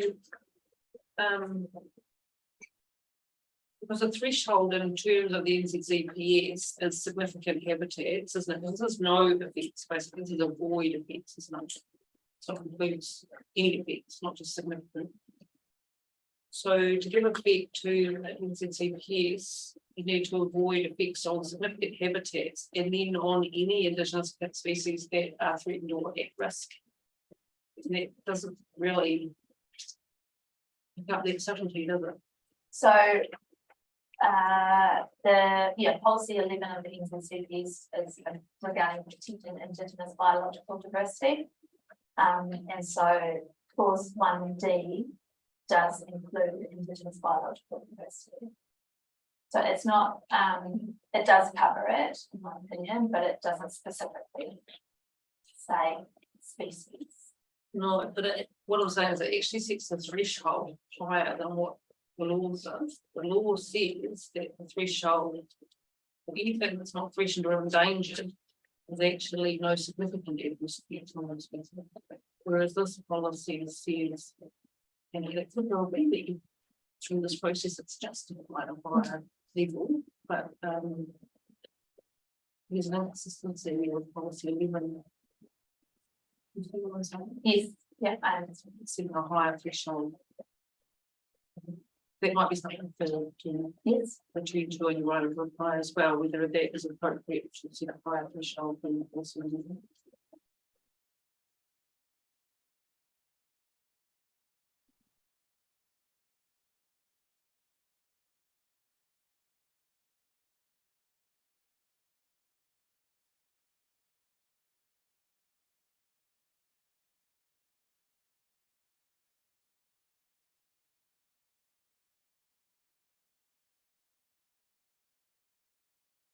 You just explain the mechanics of how it works. So the recommendation is to delete policy 16.2.4, which is the amount of commercial service work to be, and I'm on the top of page 52. So could you explain how that will work? So at the moment, there's no reasons consents required. If those vessels are only operating north, no consensus required, is that right? no, so, policy 16.2.4 is existing within the regional coastal plan, and we're recommending it be removed because it says essentially to place no limit on the amount of commercial surface water activities that are taking place within Milford Sound with Waitahi. So we're recommending that be removed at this point. Sorry, can you repeat the rest of the question? I was lost. Yeah, so then what does that mean? So there was no limit, you're removing it, says there's no limit. So what would that mean for operators in Milford Sound? So they would then fall under proposed policy 16.2.2, which seeks to avoid adverse effects on increasing vessel and seeks the adoption of a proportionate approach when considering resource consent. So they would still, those operators would still require resource consent because they are commercial service activities. It just means that that limit, that no limit that was within policy 16.2.4 is removed from the plan. So we're not saying anymore that there should be as many commercial service activities as wants to follow. So the real change is then there will be a process to go through a consent, and then you have to just apply the policies that are in the section, now sections of the plan, and decide whether it's appropriate or not. It's not just case by case rather than plan set. Yes, so that's still at the moment under the Auckland Regional Coastal Plan, they still require a resource consent, but that policy says that there should be no limit. Whereas now with that proposal to remove it, we're relying on the other new proposed policies in terms of whether or not it is appropriate. Now the link to what's going on in Marlborough seems to be that infrastructure is starting to propose a limit of the environment over what boats can increase there. Is there a link for decision making considering a consent to consider that infrastructure in the capacity of the existing infrastructure, or whether it's more infrastructure is required for an activity? It seems to me that's quite a pertinent point of consideration. Is there policy guidance in terms of infrastructure? That's something I want to come back to you on because there's not within section 16 of the plan, but it may well be covered in other areas. Would it be fair for you to just go through this process that probably some of the assumptions made when the plan was first put in, that places like Husky Sound, the growth will be limited by the very little infrastructure that's there and the distance from fuel and things like that. That's actually what we've seen as a change in use of infrastructure and over time. So that kind of identifies maybe that there's a policy gap here in relation to commercial service. Potentially, something I can come back to that is And also that guidance around an operator can kind of get a commercial surface water activity, and then that's separate to the structure. And I'm not saying those two things should be the same, because obviously by the law, you know, you might sell the structure and separate things. It's the same to be said in terms of any guidance about integrating the management of the use of structures and perhaps other associated activities that might not be covered by the regional council rules. Where you've got, it's all infrastructure related, access, the effects of those activities. I would say that's probably something that we would look at as part of the wider coastal planning review process. For the integration between structure use. So that's certainly what some of the submitters are saying, that, you know, in the meantime, moorings are popping up here, there, and everywhere, and it's actually being driven by commercial service with them. Activities heading to commercial use property. Yes, yeah, so structures, moorings and structures within Field is something that will be dealt with through the regional coastal planning review.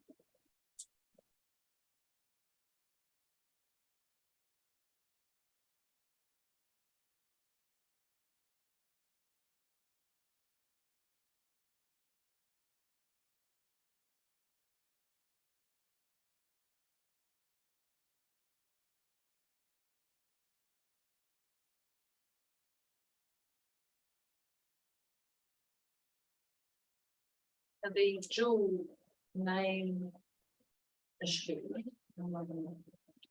Are you in agreement with the evidence from Mr.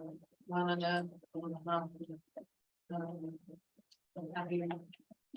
that he is keen for it to be the married name first, the English, regardless of the gazetted names for that forward. Yes, so within the original amendments, we have included definitions. So we acknowledge that it's not the gazetted name, but we have included definitions to note that it's not the gazetted name, but that's the name that we are using. So your recommendation is in line with the evidence? Yes.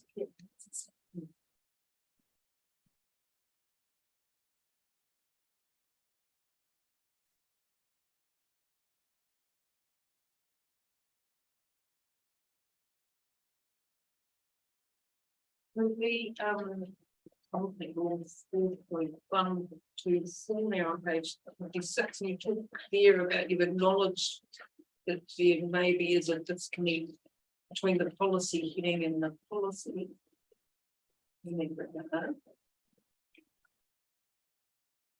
And my question really is whether all the policies in the scope of review have been checked for that disconnect between the heading and the actual policy.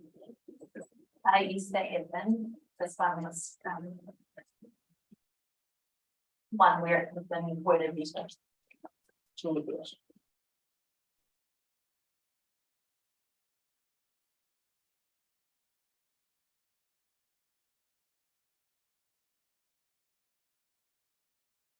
The terminology that you use about cumulative effects number 4.135 there on page 58, and we're talking about ships. Is the language ships versus vessels? Is there a difference there and why it's ships?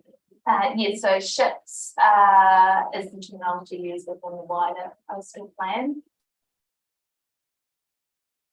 And so that's why the provisions and the explanation refer to ships.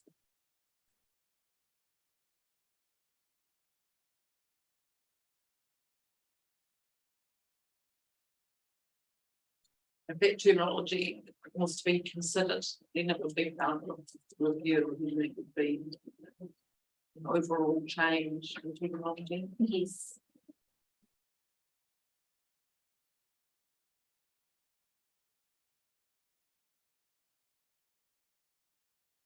You want 4.13H, you talk here about you agree the ability of the landscape to absorb change as a consideration. is the ability to absorb change, is that the same thing as the sensitivity of the receiving environment to change? Yes, so the sensitivity and vulnerability will come in underneath that piece.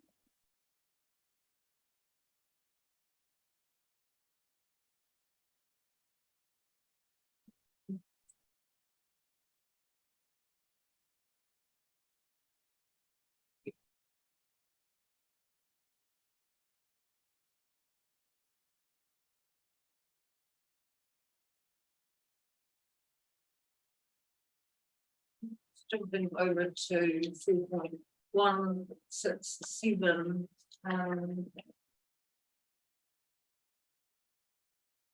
You talk there in the last sentence, monitoring programs and funding for them occurs through the long-term plan process, which sits outside SB5. So that would be for sort of state of the environment monitoring plans, wouldn't it? But actual resource consent monitoring is 100% cost recovery from the consent holder, isn't it?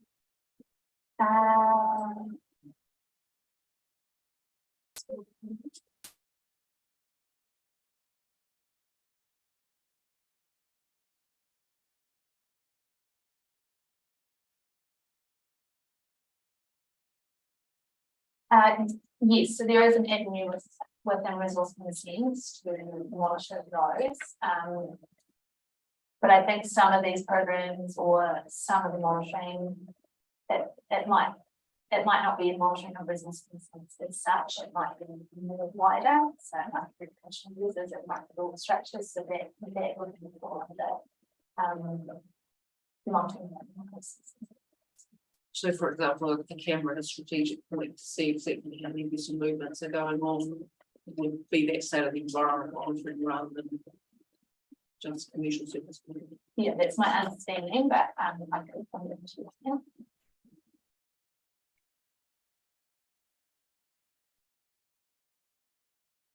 On the end, he was me.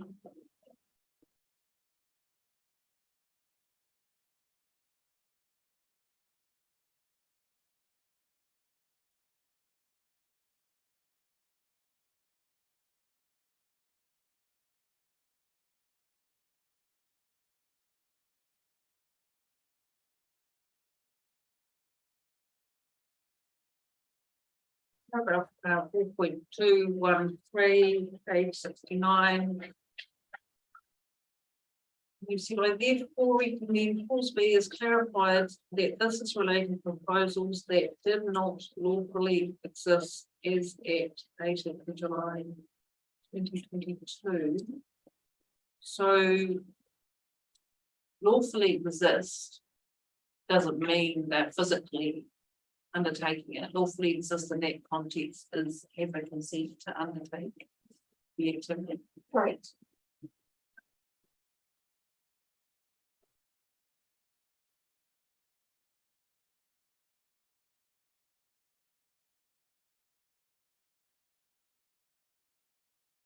But nobody has experience, including the environment, the dolphins. Nobody has experienced the environment as it would be with all of those consents exercised. There's the wild card everyone talks about. Wild card. Yes, yes. So if they were all exercised, so some resource consents, renewal ones generally do have trip limits in them, but some of the other ones don't. So that you've got the issue that you just responded to, Commissioner Curtis, on in terms of the environment, in terms of further information on the environment. But if the consented environment or what could happen isn't happening, how do you get information about what the effects are of something that hasn't been experienced? And that's one of the big challenges moving forward with the coastal plan review is how are we best placed to get the best information we can on that. I don't think we will ever be in a position where we have all the information because of that, but we need to get better information and the best information we can. Then sort of link back to questions before about some other policy guidance about use of the loser type. Then which is supported by the NCCPs and making sure the functional needs and not locking up resource levels.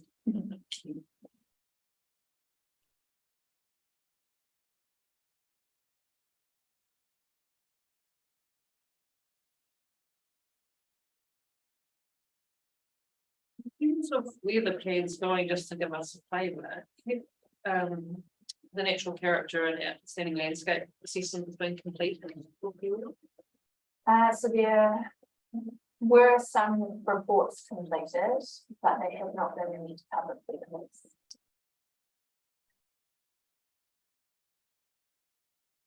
Is all of the field and CMA likely to be significant in terms of landscapes and natural character? That's my opinion of it's likely. Would that include the external parts, not just the internal waters? So that would include all CMA waters of field, and the majority of those will fall in. And I'm not holding your feet to the fire. That obviously there'll be some areas that won't be, you know, like because the mulch and things like that. So in my opinion, generally speaking, I would say these are include the whole of the coastal environment. There's some questions around areas with around development. So for example, that was come out here, and we've seen, you know, there has been some modification there, so close representation will be required in those areas.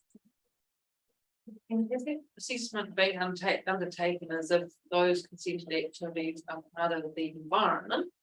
Or has it been two assessments where there's an assessment that says, okay, we have let's say a mooring here or a wharf structure.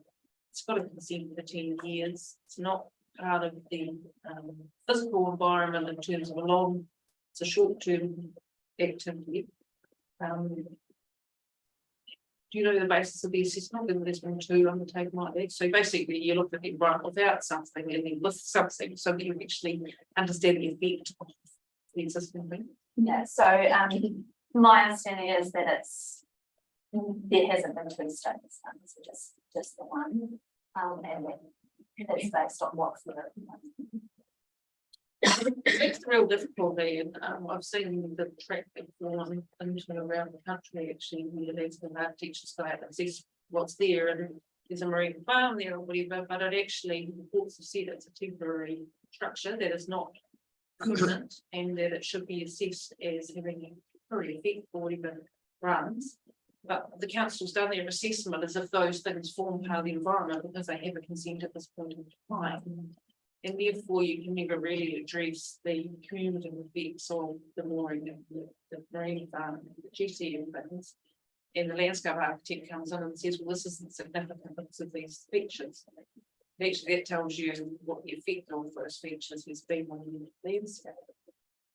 So how is the council going to grapple with that? One assessment. So it's something that we need to work through, and I don't think we've resolved it. So there was a live issue. It's not something we need to raise. The council was aware of through the process. Because it seems to be happening like with very recent reviews. I would say there's nothing to prevent you from putting that in more recommendations.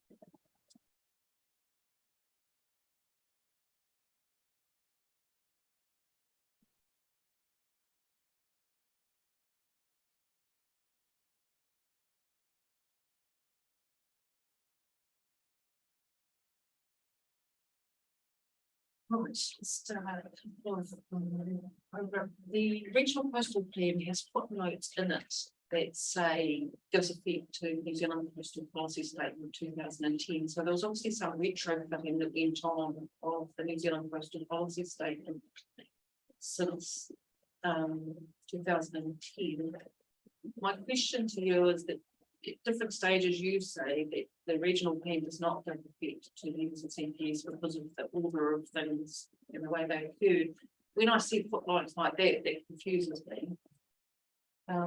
So I guess my question is, Does the regional coastal plan give effect to the NZCP's? Or did it at a point in time? It has been reviewed since 2010. So I'm not sure what the reference referring to, but the whole coastal plan has not been reviewed, since it was developed.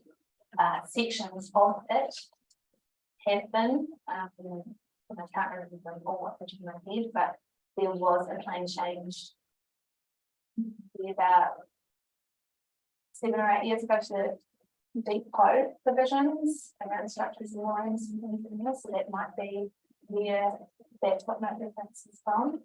I may have been reading for something else actually in terms of water quality standards, but it just raised in my mind how much of the plan was retrofitted like that, or whether the courts put in some things.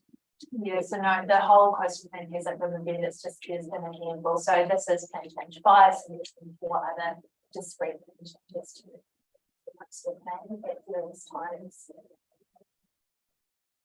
Just one further one, and it's really related to Dr. Bird's report and sort of the claim that this is the sole technical justification and the plan change 5. Do you accept that it is the sole justification? No, so I think, however, that terminology was used in some of the documents, so it forms one part of proposed plan change 5. We've also had the regional coastal plan sufficiency review, which highlighted some concerns, and there's been other work going on for the wider regional coastal plan review that identified some concerns, so it wouldn't be the only thing that comes out of the package. It does also include communications that you've been receiving from external parties, be it the Florida Guardians, or the Department of Conservation will also include that kind of external. Correct. Yeah.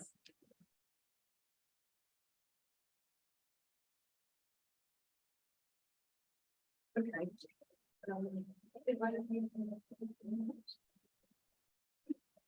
Sorry, just a couple more that I wanted to ask if I may. 215. It refers to real journeys wanting to adopt plants. Any not supportive of that? Can you just get me one?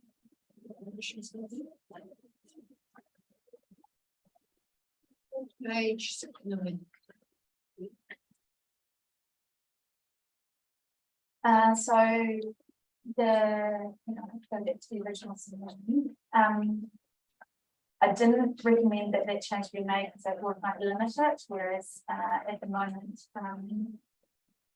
the clause reads the applicant's adoption, particularly voluntary, of practices which avoid or if avoidance is not possible, adequate and immediate adverse effects. So to me, practices codes would fit under practices. It's more wide reaching than just codes of practice.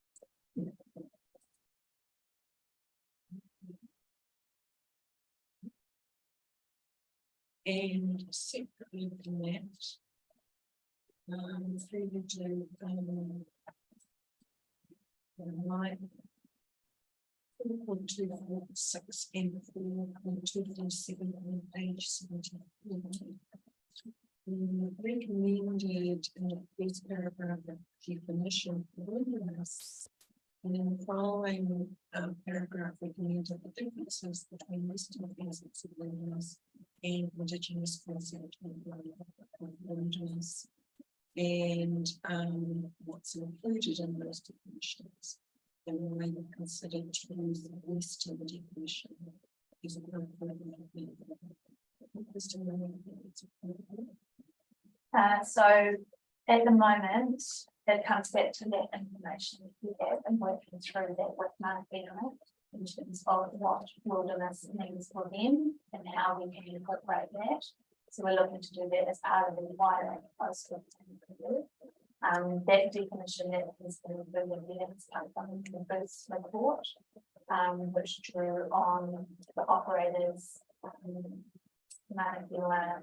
some other key stakeholders, and it's picked up aspects that those people raised in terms of what wilderness needs to be. So that's why I recommend that that definition be included at this point. My understanding is the council will nothing in account. I think those are in the process. Yes. And so surely there is a more established understanding of the concept of the national improvements. So there is, but I wouldn't say it's at a point yet to put it within a planning document. I'm not opposed to it. But at this stage, I don't have that information in terms of what. So that I've taken it in the EV management plan and also from in terms of how wilderness kind of feel around the wilderness, that they are a part of it. But what I'm working under in terms of the NCCPs and the information that we have with the definition of wilderness public improvement report, that was specific to the wilderness. So those people that were surveyed identified those governments as being part of Portland. You would accept that the Indigenous communities is a name and it's Yes.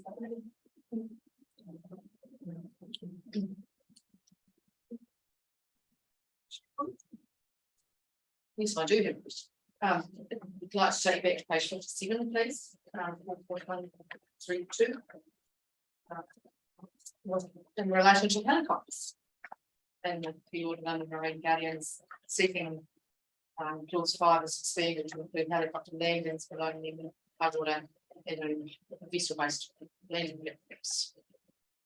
So can you just help me understand, firstly, the difference between a helicopter and a float plane, apart from the obvious, right? And what future we might be looking at for helicopters in particular because of the aircraft provision in the RCP. Yeah, so the aircraft and helicopter provisions will be reviewed as part of the wider cost of payment review process. At this stage, I don't know what direction they will be. So is there an opportunity for us to in this plan change to raise the issue?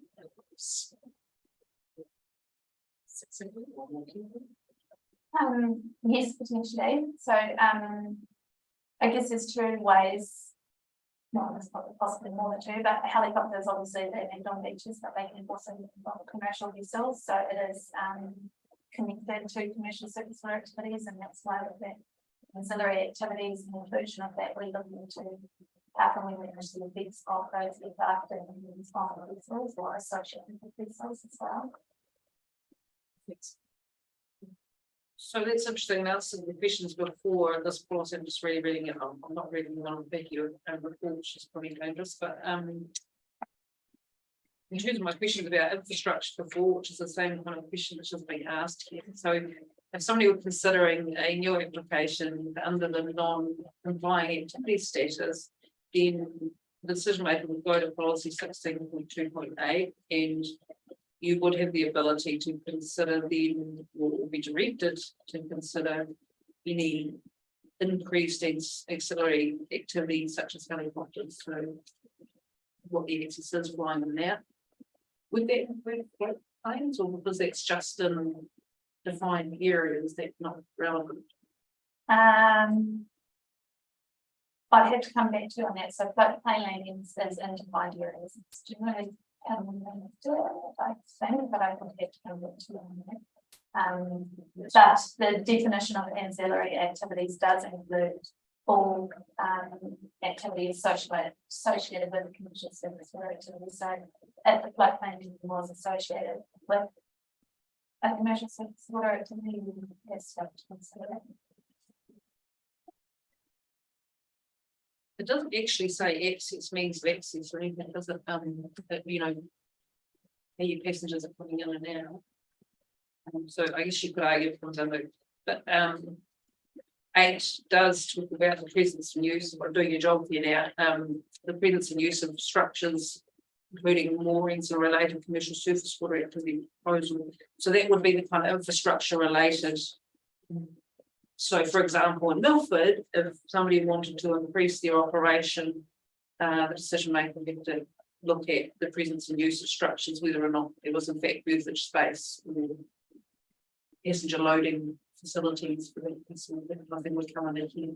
It would, yes, but then, that structure needed 50%, that would come into a different area. But you would have to consider that. That's the hard bit, isn't it? When it comes to decision makers and bits and bobs, so the next thing you've got something that looks quite different. Okay. Good question. Not. Okay, will you please sign this, Robertson? That's the end of our questions for you for now. No, but I like to, as things get raised by civilians, and maybe I'll just direct to you. We'll be looking for something more, which saves me going through at the end. So thank you very much for your report. It was quite a lengthy report that you did avoid repetition, and you were very succinct. So thank you very much for your report. So that brings us to you, Ms. Galloway, and your team. And sorry to hold you up. I hope you don't have any time limits today. I have no time limits. When I see a 3 o'clock finish, beware. So over to you. Obviously, we had the ability to pre-read your legal submissions, which is good. And I don't know if you wanted to highlight anything to us or respond to anything this morning. Over to you, really. Thank you. I will highlight a little bit. And the 3 witnesses have prepared 2-page summaries to read out, that will end up as well. So what I wanted to, just to set the scene, I'm conscious that people may not have read my submissions about in the room or in the hearing. So just to set the scene, I was just going to read my summary paragraphs on the front page, and then dive into just 2 or 3 different places in the document. So the summary of Real NZ's position is that PC5 is well intentioned, but it is an overreaction to predictions that have not played out of pressures and patterns of use post-COVID of internal waters of the Fiordland coastal marine area. And as such, it would be more effective and efficient for the council to focus its resources on progressing the well overdue coastal plan review. The fundamental premise for PC5, as described in Section 32 report, is that it is intended to be focused on managing the uncontrolled intensification of commercial surface water activities with respect to the internal waters of Fiordland. But respectfully, if one looks at Section 16 rules prior to PC5, it cannot be suggested that the rule framework allows for uncontrolled intensification. The rules contain a cascade of activity statuses from prohibited to discretionary. The most permissive status is full discretionary, meaning that all effects, including cumulative effects, can be taken into account if a new activity seeks consent. So my submission is counterpart to a regime that allows for uncontrolled intensification. There is a theme, there is not a robust evidential basis to demonstrate that surface water activities are adversely affecting the internal waters of Fiordland, or that the proposed changes are justified or necessary to meet the council's obligations and achieve the purpose of the RMA and the NZCPS. The reason or issue apparently giving rise to the changes being that COVID-19 changed tourism use patterns to the extent that surface water activities are adversely affecting the environment is not supported by the evidence. And so to assist on this point, Real NZ's evidence has tried to give you an evidential basis to show you that visitor demand within the internal waters of CMA is largely reverted back to resemble the pre-COVID-19 patterns, which is that there's a greater demand for the commercial day trips and a reduction in demand for backcountry activities in the southern and more remote fjords. So essentially, there was a post-COVID blip of that increased use of the remoter and wilder southern fjords, but it was just that, it was a blip. Despite not thinking that the plan change is justified, we have come to this hearing to try and be helpful, both with evidence, but also with Mr. Clark's evidence has it's more flesh on the bones of the relief sought in Red NZ's submission in terms of redrafting policies. Yeah, that's where I'm going to stop reading out my submissions. I'm just going to take you to some different points I did want to highlight. So my next page, page 3, paragraph 7A, again look at our critique of the report. Just urge you to listen to Mr. Norris's evidence on the recovery of international visitor arrivals being better than anticipated. And there's been a decrease in the domestic travel due to New Zealanders now getting back onto their own overseas travel. So that's reducing that demand on the southern, more remote fjords.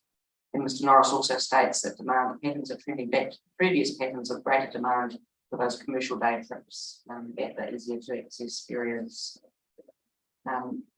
At B, we do remain concerned that Dr. Booth's report will be potentially tainted by trade competitor bias because it interviewed existing, not all of them, but some of the existing incumbent operators who obviously have a vested interest in preventing the competition.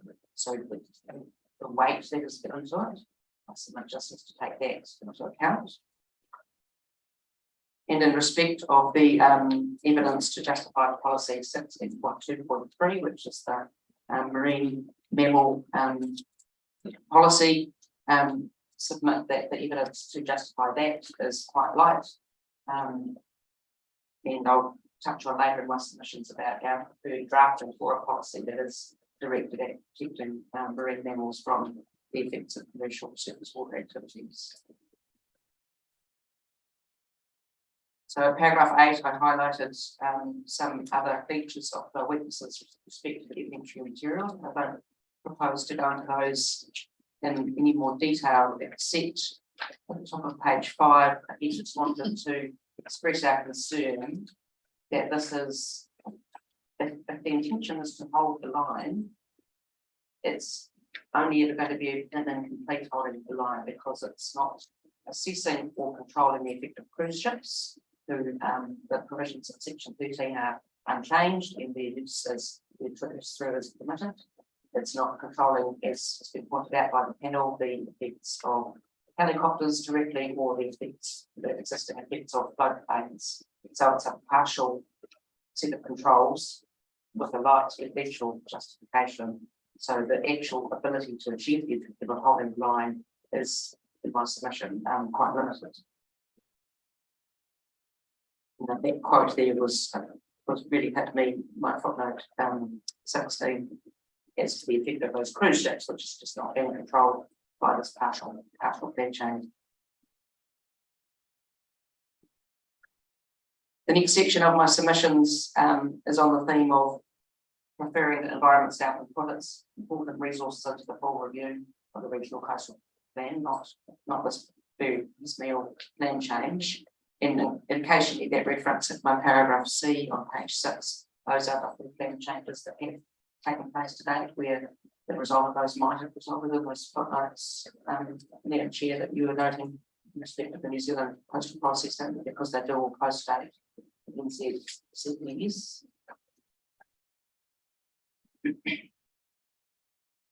My 11, I note that ES have acknowledged that RCP needs updating as out of step with current legislation and policy. And one of our submissions, it is our preference that the council withdraw this plan change so that it can 100% focus its resources and research on the full review of the plan, and the council has got the ability to do that under clause 8D of schedule 1. Up until a point, for example, I think the point at which they can not withdraw plan changes is when an environmental hearing commences and really influence. So the council certainly has that discretion to focus its resources on the full review of the coastal plan, which would be our preference.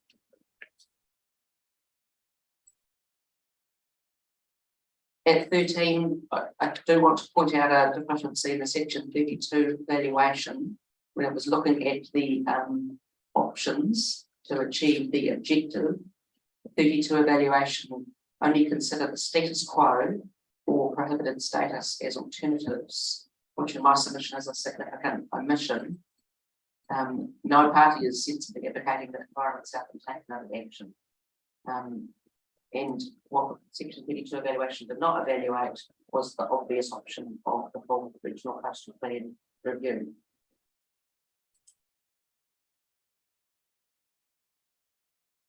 The other point I wanted to expand on a bit, especially having listened to the conversation this morning and the relevant directive objectives and policies of the New Zealand Coastal Policy Statement. And this is another option that hasn't really been, I don't think, looked at in much detail.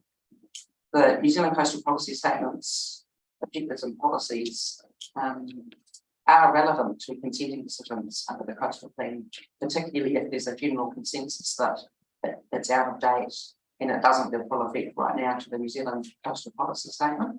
So any full discretionary or non-compliant consent that's applied for from now on should, in accordance with the Davidson decision, actually be looking directly at the NZCP. So where there are gaps or uncertainties or the existing policy framework is dated, the NZCP is, which is, we agree, is directed and very carefully so, respectively of its amenity values or significant indigenous habitats and species values or coastal landscape and natural character.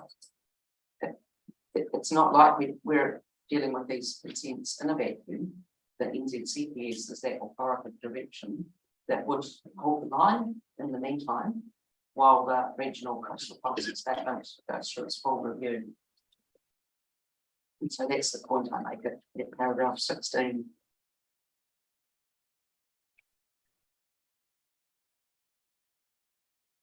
Having said all those stated things, we have tried to be helpful with some constructive suggestions to change the policies so that we've tried to remove what we saw as lack of clarity or uncertainty. We've expanded on 16.2.7 so that it's much more directed at each of the different places.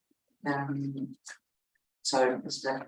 Clark and Ms. Black as well will be able to, got questions on actual provisions, but we might be able to answer any questions on those. But the other point that I've addressed more in my legal submissions, starting in my paragraph 20, is that there is agreement, I think, amongst the parties and the officers that this is a temporary measure, and that it isn't to be seen as setting a baseline. And I'm pretty sure the officer said that this morning as well. So and we do think it is important because of the lack of evidence to actually justify this plan change. We think it's important that that's explicit and sort of not lost in the midst of time when this plan change is in effect for the last 3 years. And we don't want it to be accidentally pointed to as saying that's what was considered to be appropriate back in the day, because that's not, as I understand it, how it's even been promoted by council or its officers. And I've highlighted provisions from the Section 42 report that reflect that. So what we've suggested on the next page is to make that explicit. It's not a baseline, it is temporary. We've suggested a form of objective policy and a rule that actually make it clear that it is intended to be a time-bound plan change. Those are a set of drafting that could give effect to that position, which, as I understand it from the merits, is not disagreed with. It's just whether or not it's helpful for that to be explicit in the provisions themselves.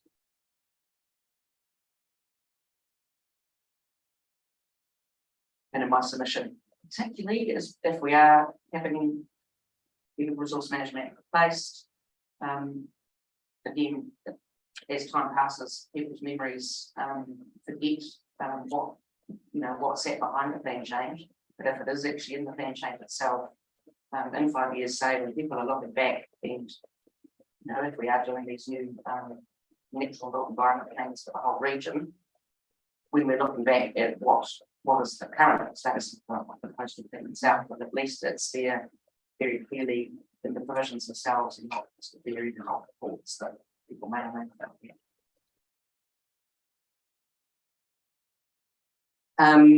Paragraph 24, on page 10, is about trying to assist with the policy number, which I've got on page 16.2.3, just pointing out, you know, our preference is that policy defer effectively to the department's statutory and operational expertise in respect of managing effects on marine mammals. So we're not suggesting there not be a policy, but have suggested a redrafting that squarely prefers this department that manages those effects.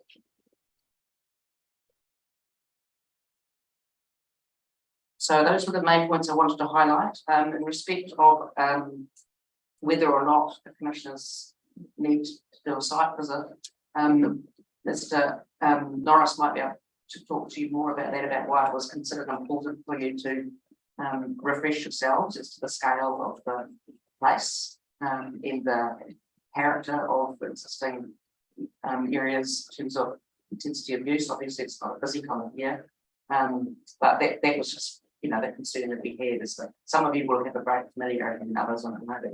You do have familiarity, so it's a personal, not personal, it'll be a professional call, whether based on your own previous experience, how you actually need to do that. And if you do have a particular conversation like you, I suggest you have a chat with Mr. Morris. So that was all I wanted to highlight. And thank you for the conversation. Thank you very much.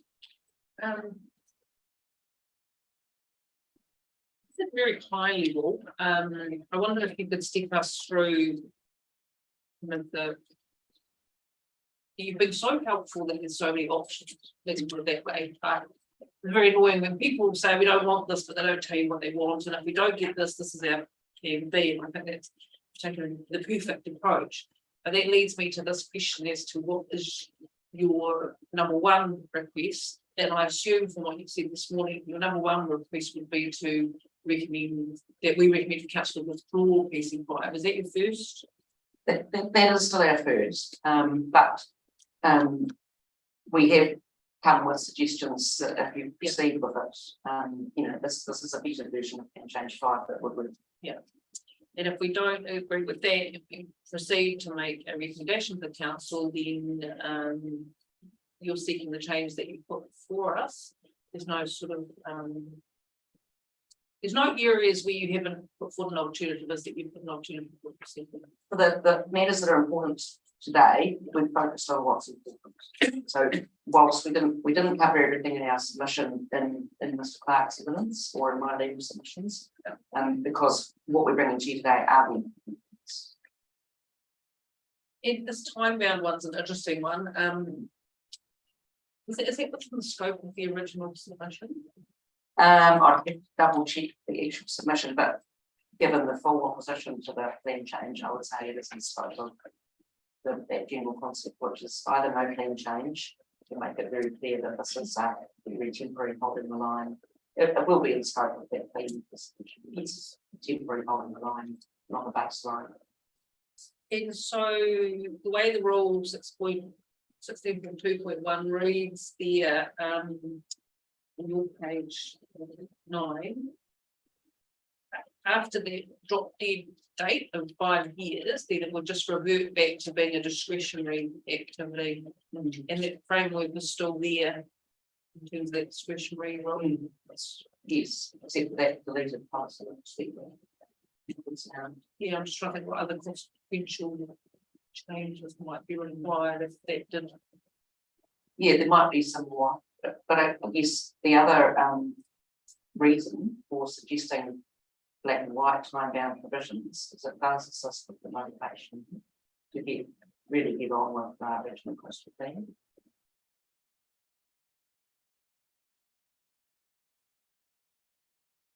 So in terms of what you heard from Ms. Robson this morning, in terms of the time frame, that doesn't give me any satisfaction, but If it's notified at the end of 2024, but at that point, the objectives and policies become relevant, but in a lot of the rules would actually start to include it as well, assuming we're still dealing with the business management. But and I know that that's their intention, and really will be doing everything in to discuss that. But despite best intentions, I have seen councils make those predictions in other places that it just doesn't happen. Yes, it gives some comfort that that's the deadline that's been set, but we know that it gets overtaken. Best intentions and the research that is needed is not going to be a straightforward piece of research, and we didn't get a full impression of whether they've done a comprehensive landscape and natural character review or just started that. You'll be familiar that the guidelines was it wrong? The guidelines for landscape experts have come out, and so we need we'll need to have the confidence that the review is comprehensively response with those. The review of users' perceptions won't be an easy exercise. It's a comprehensive piece of research. So despite best intentions and just watching the Otago Regional Council with its water plan go through equally difficult freshwater issues, it always takes longer than it has been. Not to mention a little thing there about narrow reform and potential change of government and those. Most things exactly. But your focus has mainly been on the council and things have been seen in the past to take priorities and take longer. Yeah.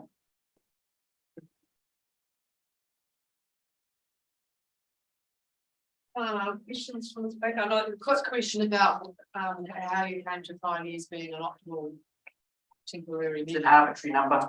So 6, 4, yeah. It just felt fair in terms of surely something will be notified within 5 years. 3 would really put pressure on to get the review at least notified. So it's more a procedural recommendation. Outcomes. Yes. Environmental outcomes. Yes, it is. Yeah.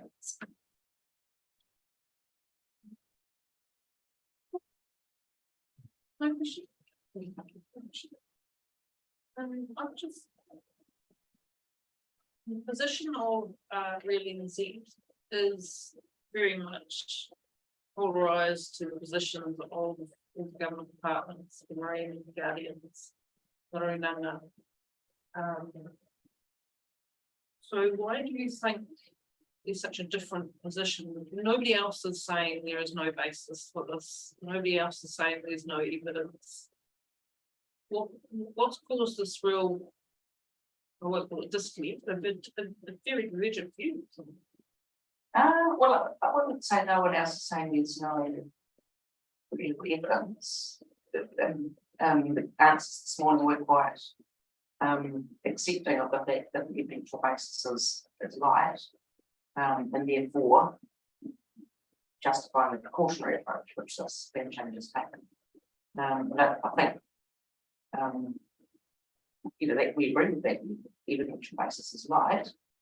We just more careful about how extreme the precautionary framework needs to be, particularly as I noted at the start, that where there are gaps or deficiencies in the current framework, the NZCPS should be referred to in any assessment of resource consent. But yeah, well, I guess one of the reasons in particular we've come with both evidence from Mr. Morrison as Black to try and bolster the evidence in front of you, but also the provisions, trying to be helpful and say, well, if you're able to proceed, there's some provisions, just to take on board the fact that the department and that generally get supportive and guardians and generally supportive of the plan change. So rather than heads, we try to come up with some solutions.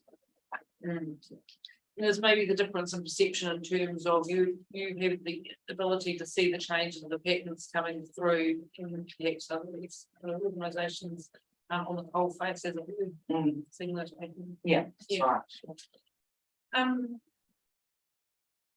You've referred to the evidence before us, and I noticed your three witnesses haven't agreed to the protocol act, and that's because the evidence really forms corporate evidence, doesn't it? Because they're not sitting here as independent experts, but we do recognise their expertise. So that's why they haven't put the code of conduct.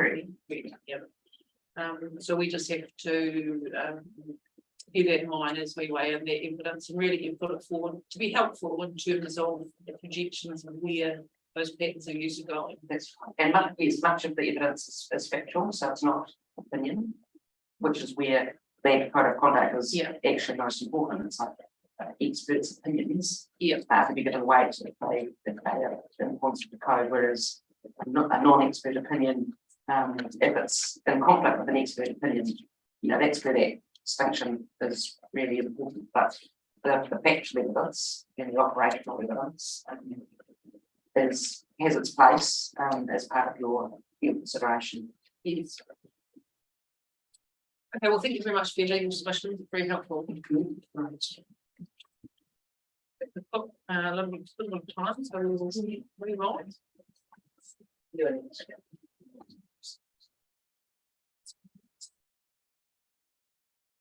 Here's Mr.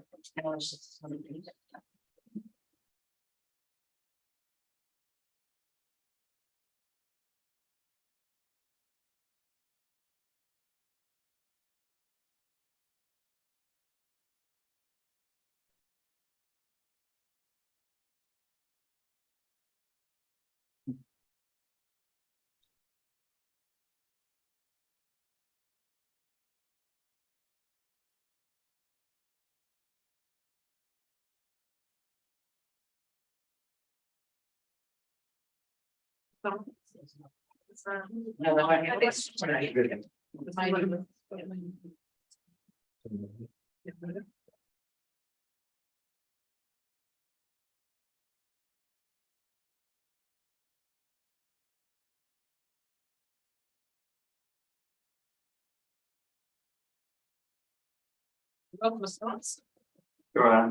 And good and I've just I'm reading a fading light over here, so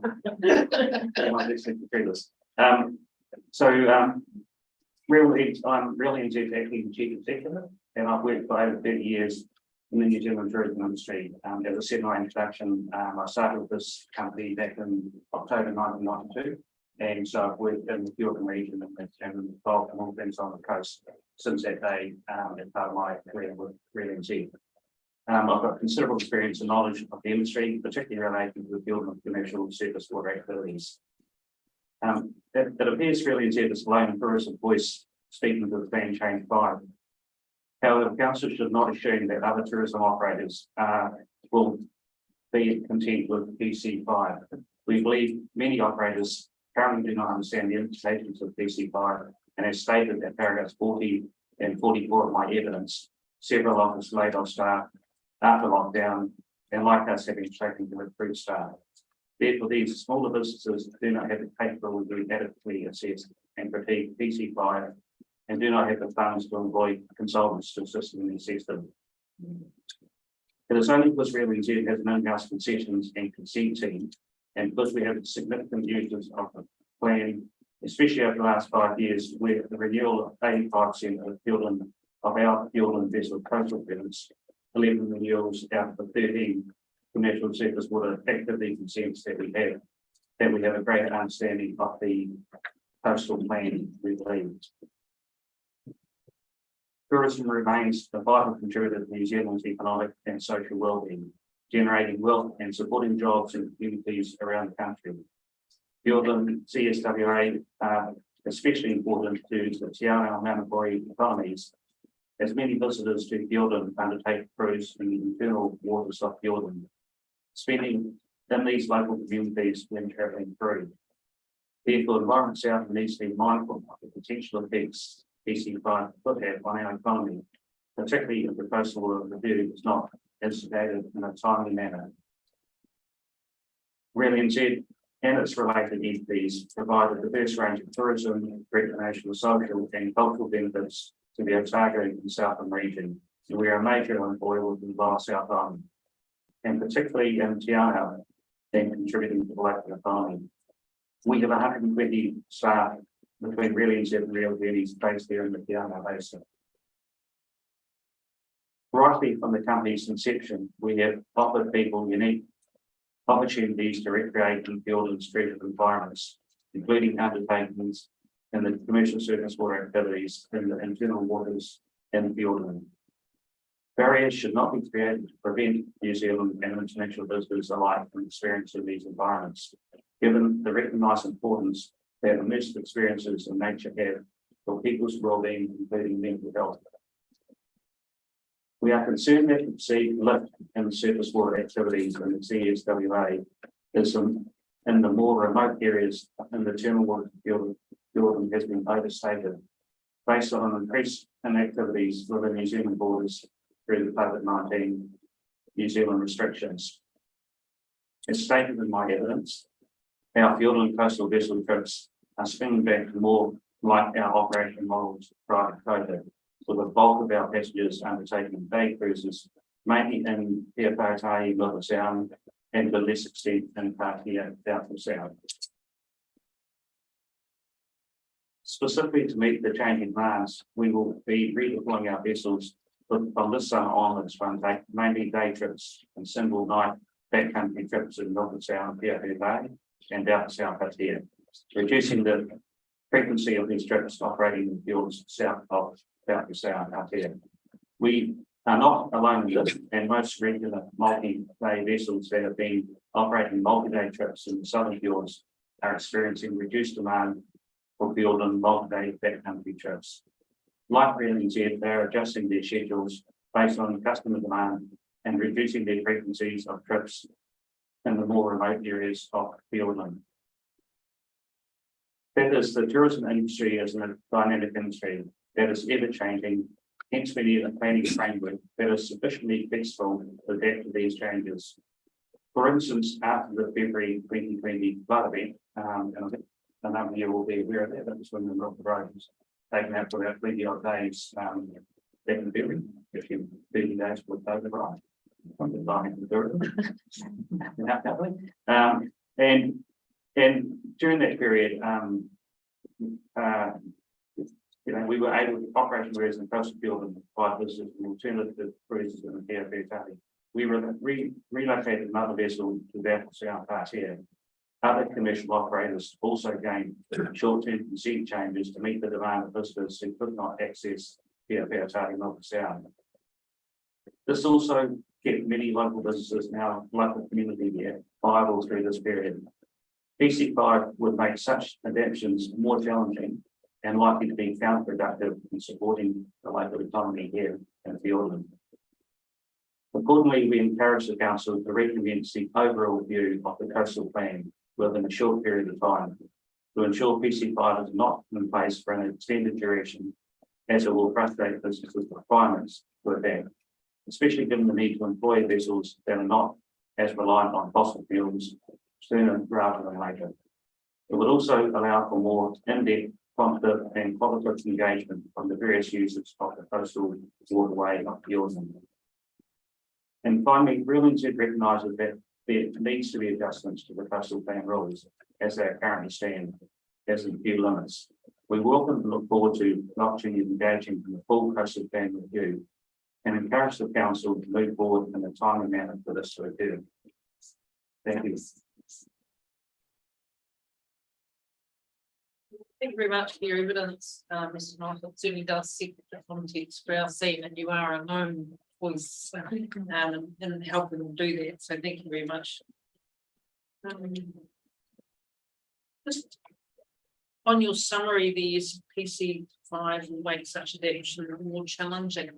And I guess looking at what happened through COVID, you could say that the plan actually in the council performed very well by being flexible enough for your business to pivot and to do it in a timely way that you actually could get your boats elsewhere. So if this framework was in place, how do you see that it would be more challenging than what you experienced? Michelle, quite correct how you stated it. when we went through the COVID period, the consents that we had to operate our vessels were as they were. What I was referring to was in February, when the Milford Road was taken out, and then we moved the vessel from Milford Sound down to Doubtful Sound. But if we use the scenario that the coastal plan allows for 5 daytime commercial activities to occur, not only with our company, but also another company. Through that period, the council gave some short-term consent, so actually lifted it to 7 for the period that the Milford Road was closed. So that was actually completely unrelated to COVID, Right. but to show the flexibility that put it there in that situation when the Milford Road was taken out and that significant weather event. That's about 20 days. So if something like that was to happen after the PCN5 goes through, how would it be? I'm trying to understand if the adaptation would be more challenging. I guess because what my understanding is that we're putting a obviously with a cap on them, and so it wouldn't allow for a consent holder to move their vessel, which may be considered, for example, operate a fair Milford Sound, like their example, down to Parkea Doubtful Sound, in Southern Fjords, unless the council chose to go outside their rules. Which it sounds like they did. They did it on that occasion, it's Yeah. great. But I guess we saw this as that potentially the same that the whole of the line is a term that's been used. So I think they would have to be fixing the rule that they just, this change went through, would have just happened. I don't speak this all in the realms of speculation. Hopefully we won't get another event like that again, but again, Because holding the line for council is quite often putting in a activity until such time, that's the real holding of the line. In this case, you could say it's kind of a leaning against the line and allowing a pathway forward for you to have flexibility for unforeseen whatever's, but the only real difference is not being a discretionary activity or a non-complying activity. So is that what you're fearful of, that kind of threshold of the? Yes, it's potentially putting another issue to say we had a situation and we put on council for sort of letting those things happen. Was it well suited our local economy here and businesses in the Gilbert region, and also let alone a whole lot of tourists from around overseas around the country that are in this area to try and experience the fjord these days. And government had an opportunity to get through to Parkea Doubtful Sound, but I guess it's at that discretion most things still being out to happen. Because those limits were there. I mean, this isn't proposing any limits for anywhere. It's really just saying, let's not let things get any bigger without going through the section 104D test. There's no limits. The situation in the floods was that there were limits on Doubtful, which probably most people, the venue forever, no one's changing that.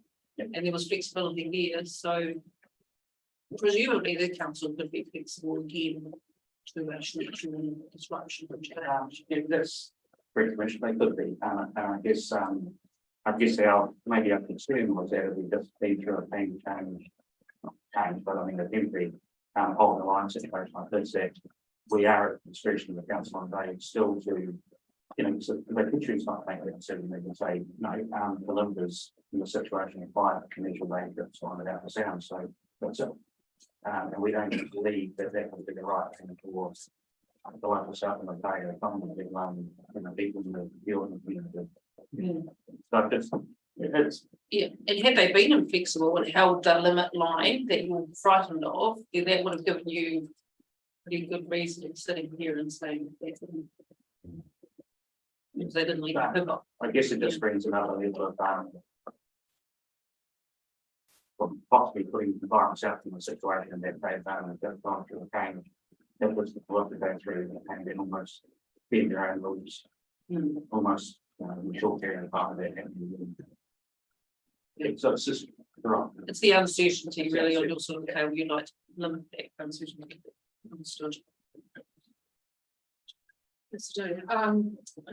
You referred to the swinging back to more like our operational model pre-COVID-19 and just wondering in the broader sense, the line that we are wanting to hold. In your view, is that the pre-COVID levels, were they sustainable as long-term?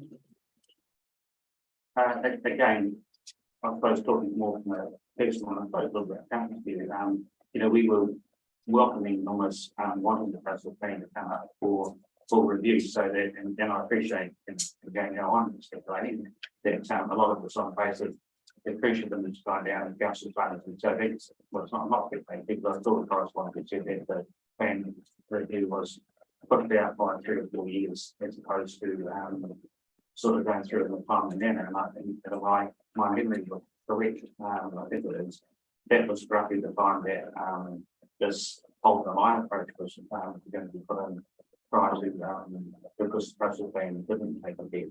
The process plan review did not do its real sense, and I felt, to be honest, I think history hope that it's going to be a collection of like all, I guess more accurate data and actual sort of robustness and research that's done that help inform the full process plan review, because it is at the moment how I sense it, and I was interviewed by Dr. K. as well, so I know, and a lot of us obviously talking to commercial operators and asking what our customers experience and what they thought. And obviously, Dr. Booth obviously has spoken to a number of other operators like ourselves, but again, I keep coming down to it's actually our personal perception. Now we have the ability in our organisation, not saying other states that we research and stuff like that, so we have perhaps a little bit more data on what our pieces got our people and our experiences. But I think it's a need to make sure that that quality data is being collected, and you know, sort of finishing some of the clients I did today, and I've sort of written down a few things that that I know was data, obviously clearly probably not getting the virus out when we should be. That was actually going to be my next question. You know, how willing and able are you to share some of the data that you've got, because clearly the RCB is going to be data driven. So just a lot of it simply is in relation to the local sound, through the local sound tourism, the company here that comes the sort of protection. They do an independent research, and they've done 4 now every 2 years by the research target in relation to protections and values of what the use of local sound.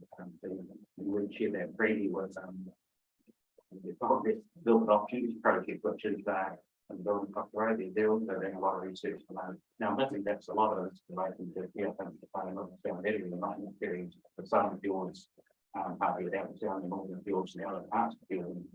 But I'll have to say that it wouldn't be my personal view that we get a proper data set together. If the willingness there, you know, by the council to sort of run the process when they do the full thing review. all that's coming. Yeah. You just, that last answer actually sort of answered the question I was asking about respecting the lot of experience you've had working with your operations. That's been, what can I say, exclusively sound natural sound, and the planning changes in response to people like Marine Guardians, and we say have a perception that there's been an increasing activity going across the island, right down into the Southern Sounds. So do you have the overall experience of the changes in activity down on the other sounds where you're not regularly operating?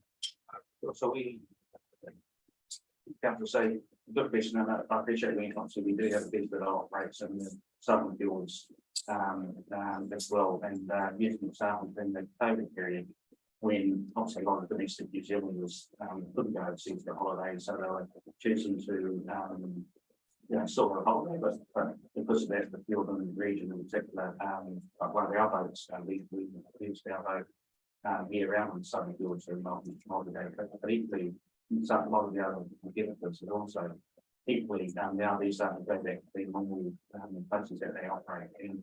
And I guess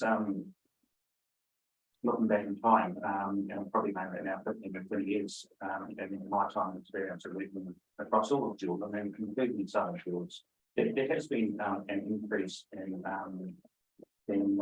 consents being issued for vessels. Ships, I'm not sure, but anyway, I sort of reasons in the southern fields, but equally, I was sort of sometimes it would be really good to get the, I guess, the amount of usage from those consents that are being issued in a real sense, because I guess just with some water resource consent for operating a vessel in the southern field doesn't necessarily mean they're down there, 300 days a year and things like that. And I think getting that clarity around usage, and my personal view, you'll see a pattern what happens in what I call the 4 seasons of the year, because again, I just guarantee that one, possibly 2 at the most operating in Dustin Sound today, because I just know that the operators are down there, I know what they're going to do. But that would, if you ask me really generally, I'm probably going to have an answer for understandable reasons. So there's definitely need to, in my personal view, make sure that that the southern fields at one level have a structure around them that allows for some activity, but not at the moment where there is no noise. So there's certainly, our company will be advocating through a full consultation review to make sure that there is some some of the fields. And possibly if I went back to Peter Milk Sound, where at the moment there are no limits on the waterways and Milk Sound, but equally I know that's what I'm directing for Milk Sound tourism. We've put a limit on that no more tourism boats going into the harbour, which we have a resource potential, and we really are under the document safety and safe use of movement. So I think you'll find that there is the time's right to actually do that full project plan review and set up the field and coastal waterways for a period of time.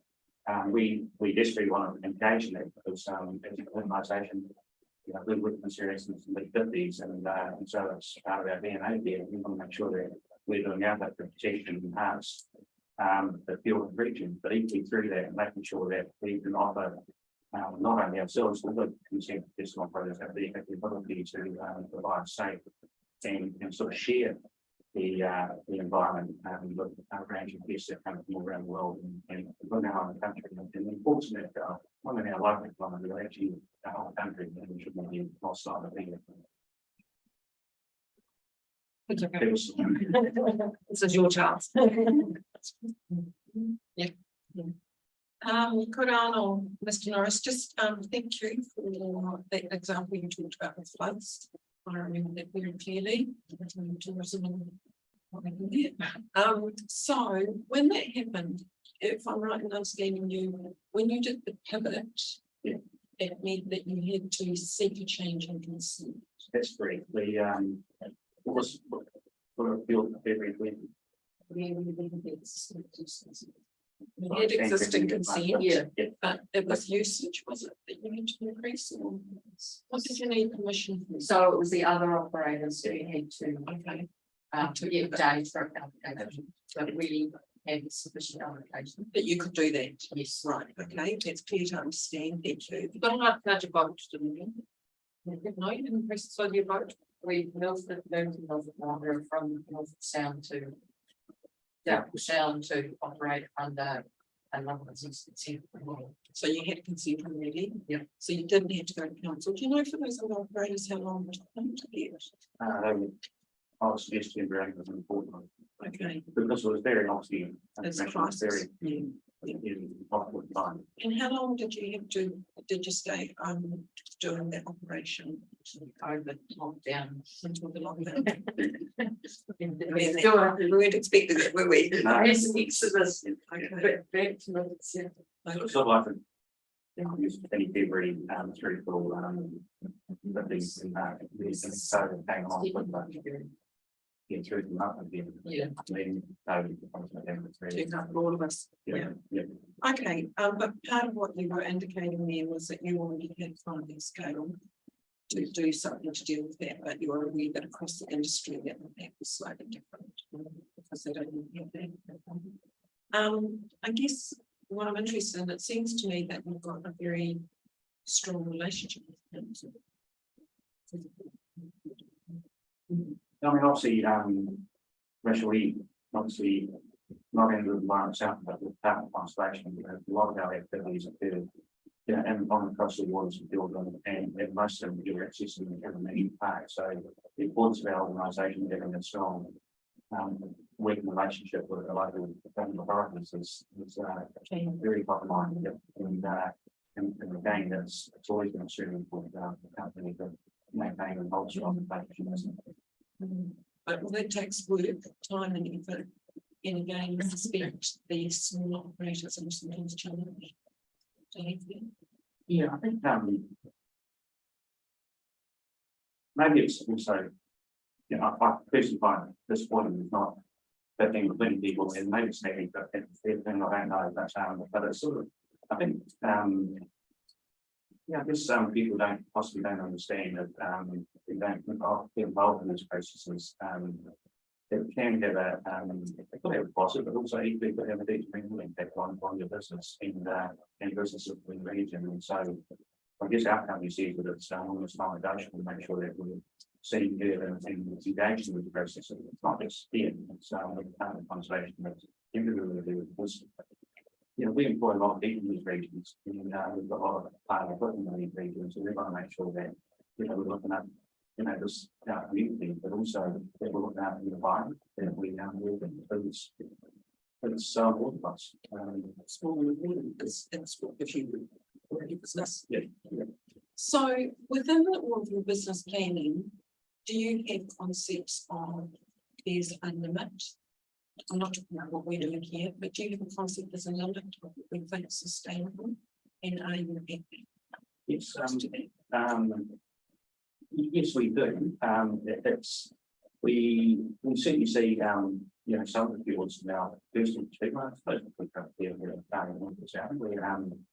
that, you know, there is, you know, a lot of that's based on what we'll say, professional operating and also just managing the amount of use that fuel has. And that's where we actively get engaged with the local project to make sure that we, you know, and various forms of Department of Conservation rights. I'm not sure that we do work with everyone to get the balance right in the fields. I mean, I guess the further south we go and commission, especially with like Dusty South Reservation, because of the pure remoteness of those places,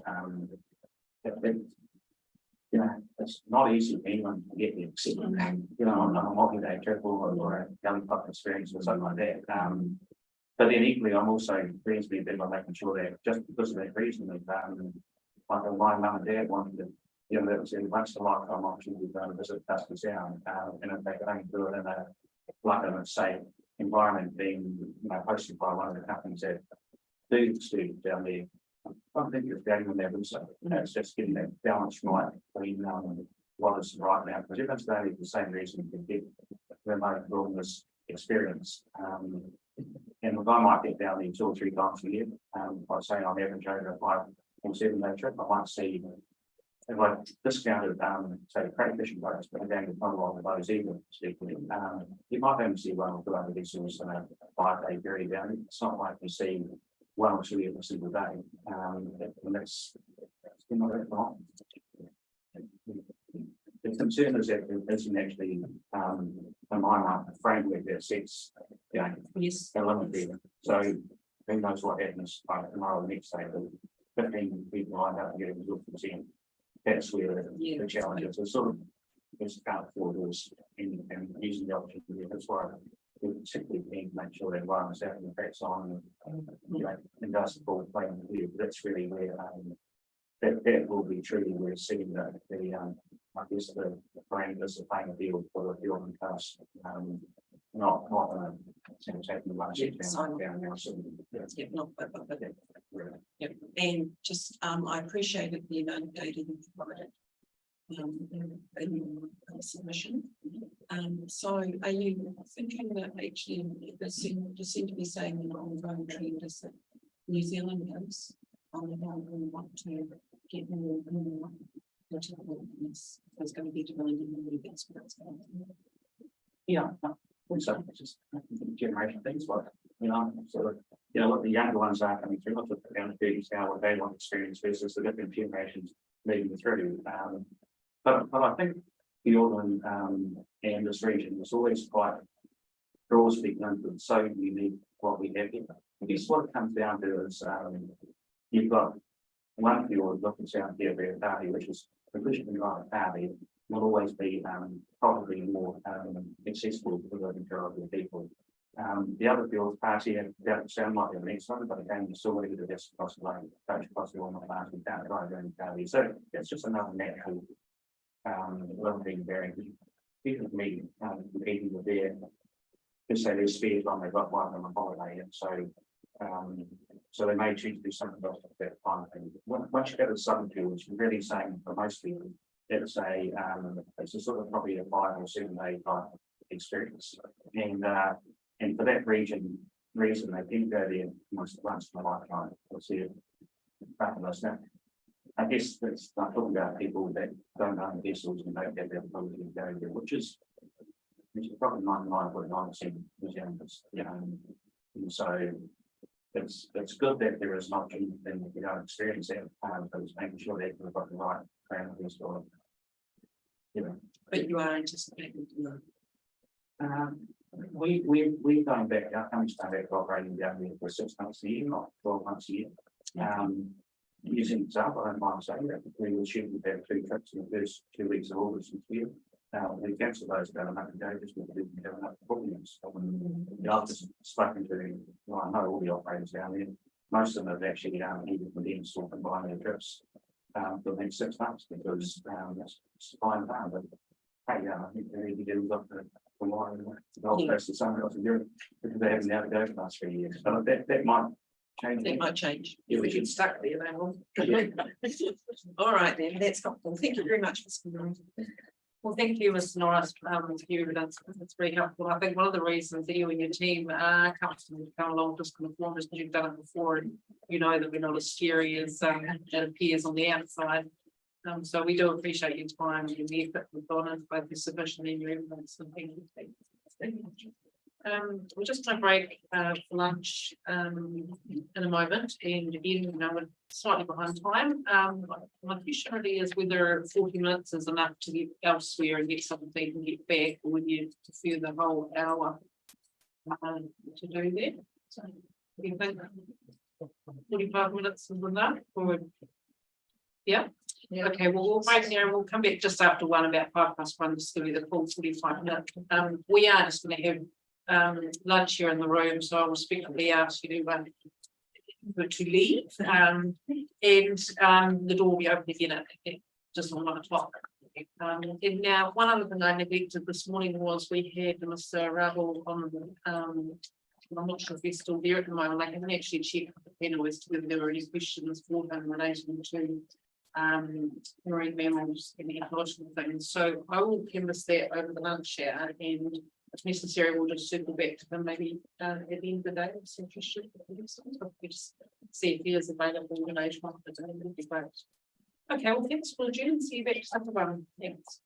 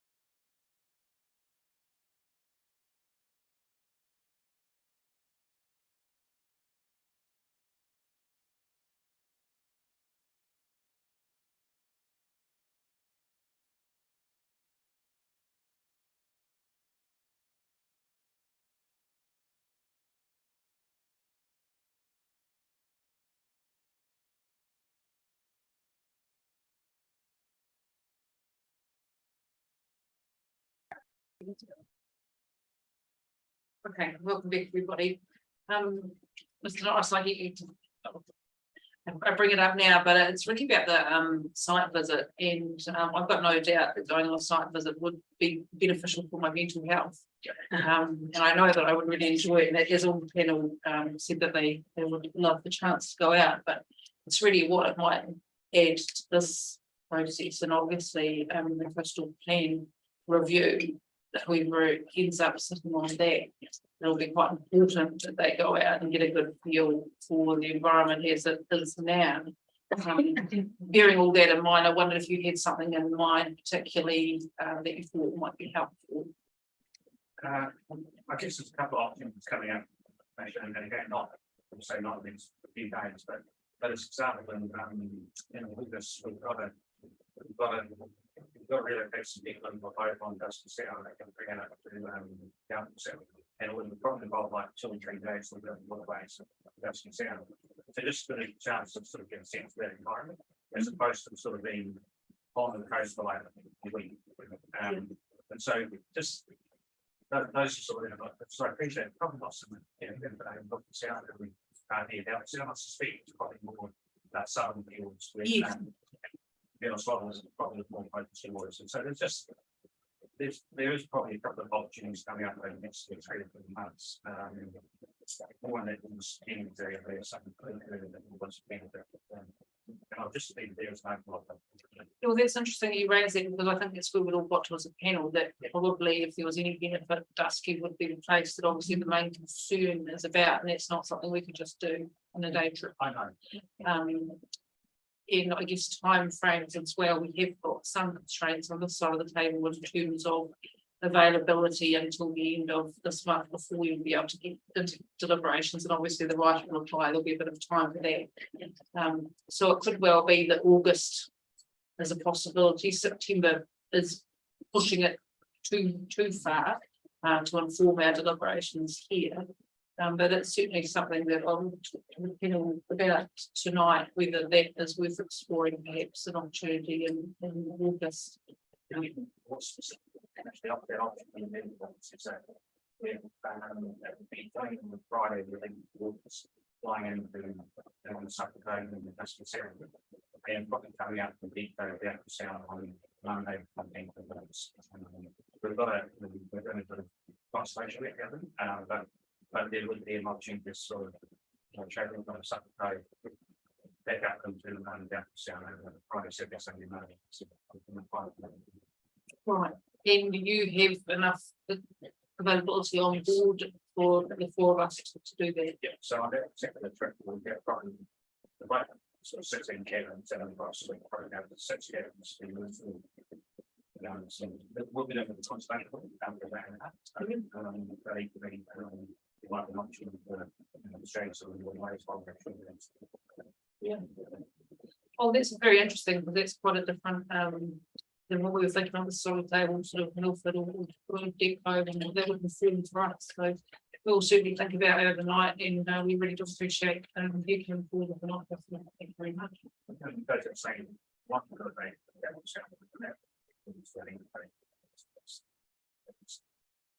Yes. So I just probably yeah. But obviously a trip like that wouldn't come for both, wouldn't it? So. Okay, well, thank you very much. So welcome, Mr. Clark, or Ms. Black, picked up, we're feeling get it, so whoever's actually the most appropriate person to answer questions as they come up before the call. But it's no such as back, so we handed out her summary that she's going to read. Right, thank you. Kia ora. I have a long familial association with Fjordland, with my father skippering several of his vessels through the fjords, including undertaking tourist, scout, and search and physical trips from post World War II until the 1980s. I cruised through Fjordland from about the Sound of Katia to Bluff on a few occasions in the 1970s and early 1980s, not returning to Fjordland until the early 2000s. My perception that coastal Fjordland was busier in the 1970s and 1980s was therefore based on real life experience. The perceived surge in commercial surface water activities post COVID-19 is not a new phenomenon. I've spent a good deal of my time over the years employing the provisions of the regional coastal plan built by tourism's consents through my role with Real New Zealand. And I want to ensure Plan Change 5 is workable and includes a consenting pathway for commercial surface water activities. The council is probably unaware that under Rule SWA3, non-compliant activities in the Southern District Plan, any surface water activity within the Fuelland Ratiora zone not provided for by Rule SWA1 is a non-compliant activity. That is, commercial surface water activities on lakes Manapori and Tiana are non-compliant activities. As we operate 9 commercial vessels on these lakes, we are very aware of the difficulties of applying for resource consents for commercial surface water activities with a non-compliant status. Accordingly, we are seeking appropriate policy direction in Plan Change 5 to ensure there is sufficient scope to appropriately address the second one of the section 104B gateway tests, given it is arguable that the potential adverse effects of commercial surface water activities on the environment can be more than minor. We don't believe that combining all the internal waters of Fuelland under policy 16.2.7 will provide sufficient policy framework to obtain resource consent under the proposed non-compliant activity status. There are at least 5 distinct places across the fjords, and that they have very different values, use patterns, carrying capacity, and characteristics. Real NZ appeals to the council to ensure Plan Change 5 includes more comprehensive policy direction than policy 16.2.7 as currently drafted, especially in the context of the expense of rolling out Plan Change 5. And it is likely to be operative for several years before a new regional coastal plan is notified. That is, given the outlay to implement Plan Change 5, we contend Environment Southland should ensure Plan Change 5 is workable. In terms of feasibility, we also have great concerns regarding policy 16.2.3, avoid or mitigate adverse effects on marine mammals. Specifically, how is underwater noise of a vessel to be considered when individual vessel underwater noise levels are unknown? The propagation of sound underwater in a complex geophysical environment such as the fjords is poorly understood. Because of engine harmonics, slowing a vessel down does not necessarily result in a less intrusive sound and vibration. And it is likely vessel noise at certain frequency will have a greater impact on marine mammals, but these frequencies remain unknown and are likely to vary across marine mammal species. Marine mammal habitats to be avoided when there is a poor understanding of the utilisation of the coastal fjord environment by whales, other dolphin and pinnipede species. That is, apart from the habitats used by the Doubtful Sound, Artea, bottlenose, dolphins and New Zealand fursuits, it is unknown what coastal fjord habitats are important to other marine mammal species. We consider there is not enough known about the behaviour of marine mammals to roll out policy 16.23 as drafted. We do strongly support the protection of marine mammals. However, we think this protection is best addressed through requiring commercial surface water activity consent holders to obtain a permit to carry on a commercial operation under the marine mammal protection regulations. Because permit holders come under the umbrella of the Fuelland Marine Mammal Liaison Group, and through the Tiana District Office Marine Mammal Management Framework at a very basic level. Per passenger levies are collected from permit holders, which is utilised for marine mammal research and monitoring. Through this research, our understanding of marine mammals and Fiordland is improved, and operator compliance with the relevant codes and regulations is monitored. With respect to policy 16.2.5, non-commercial uses, can we suggest that the Southland Regional Council navigation safety bylaws are used as a mechanism to implement fuel and recreational safety code practice? Specifically, revise the bylaws to include a fuel and coastal recreational vessel code of practice similar to the freshwater river code of practice and the Milford Sound code of practice already included in these bylaws. Moreover, in the context of the regional coastal plan review, we wish to remind the council that Dr. Kayberg was contracted by Environment Southland and the Department of Conservation to conduct the Fiordland Integrated Coastal Management Program user survey, with the purpose of the study being to identify what users value about Milford Sound and Pio Tahi, and thus establish baseline data for ongoing monitoring program. This study was to be part of the Fiordland Integrated Coastal Management Project, FICOM, which was to develop a holistic approach to managing human activity in Fiordland. The Milford Sound Pio Tahi was the first area of focus for the project, and the project was to be undertaken across the wider Fiordland coastal marine area and repeated regularly.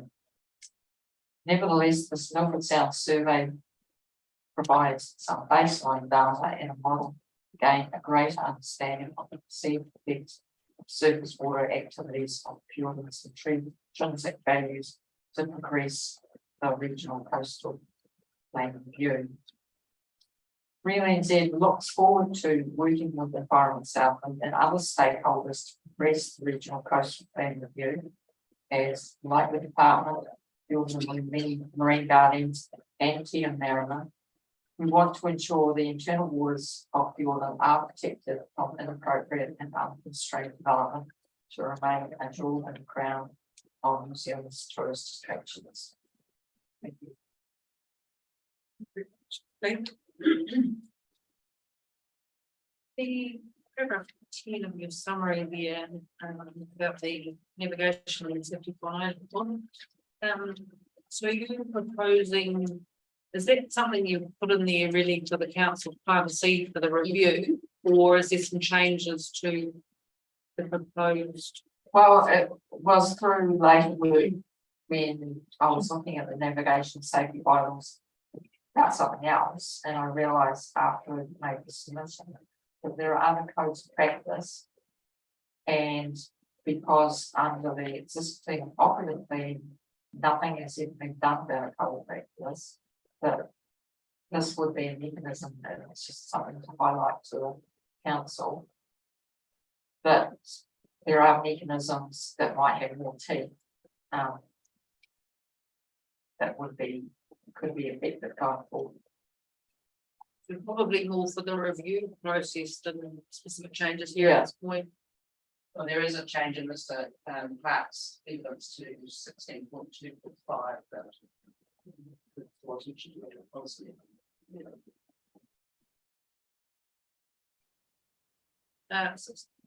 What kind of the evidence is that, just for my reference? Page 7 of this index. Page 7. Policy 16.2.5.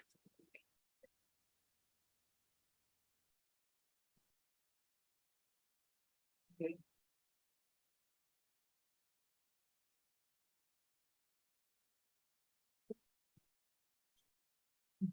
I think make some additional suggestions in the future, because while we're looking at commercial corporate activity at the moment, out of the perception, other uses or recreational users for, or recreational users.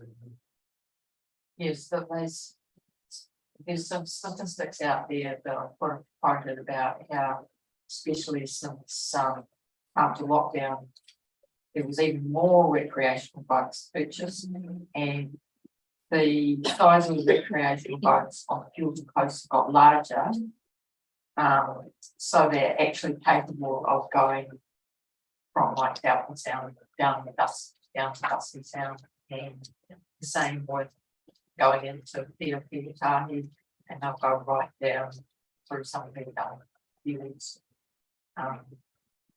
And 10 years ago, that wasn't happening to the same degree.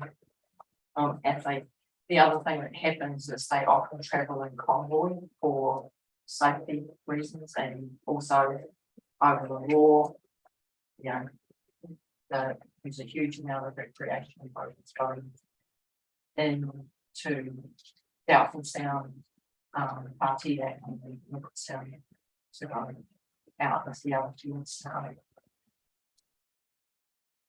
50% increase in boat ownership, I think, across the country. Yeah.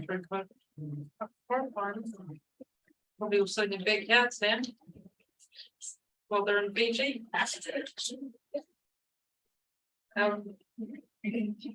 Commissioner Coates. Oh, thank you, Mr. And I also want to thank you for the submission.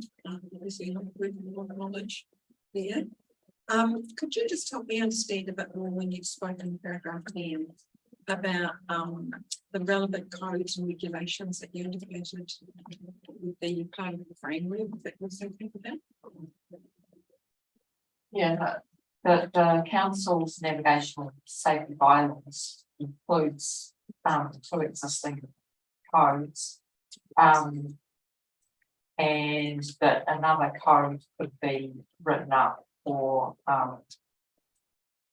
recreational vessel use, because as some of us commentators and Kate Booth's wilderness and remoteness sport exemplified, is that there's kind of been a loss of boating etiquette out on the Cuban coast, and the Department of Conservation will also attest to it in terms of like the Gut Hut in Doubtful Sound has been vandalised numerous times, and it can only have been recreational boats.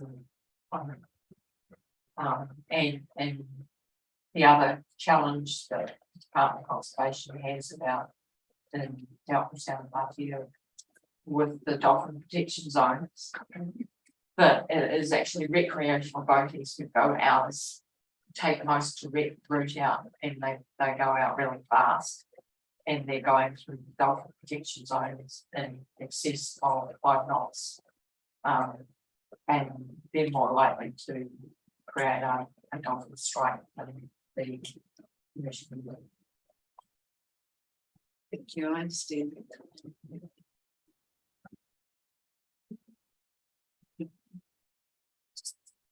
Random questions. So what? Paragraph 3 of your submission, you talk about private website that yeah, sorry, at the table. Yeah, a website that parties could share their timetables, etc. Like that. Would you be suggesting most side of it fitted within the scope?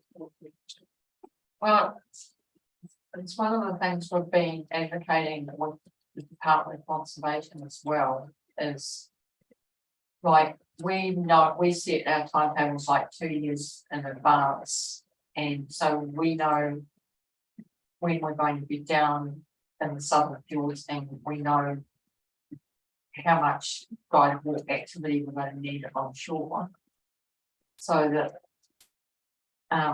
if there was an open portal and that allocation like guided walks ashore could go to somebody else if we're not using it, and then the cap wouldn't be exceeded. So it's that same sort of thing where if there was a cap on activity in fields, that you could work together. Well,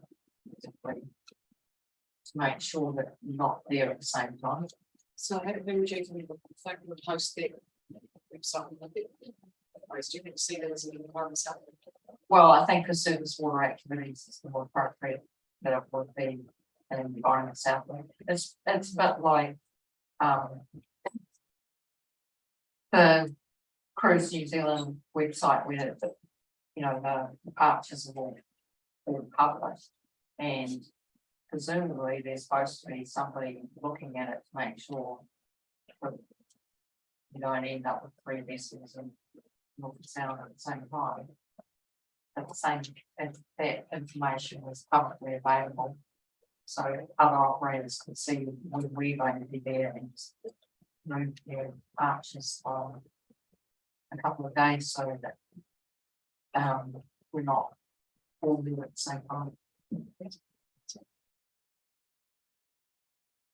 Thank you. Paragraph 6 of the evidence, you say increase in the activity, the lives of the flightless community operator. I wasn't sure what that is. But it was the MOA, which was a Navy Reserve Coastal Patrol vessel, and Maria Custer and Sean bought that vessel and converted it into an overnight vessel, and they operate in the southern fields.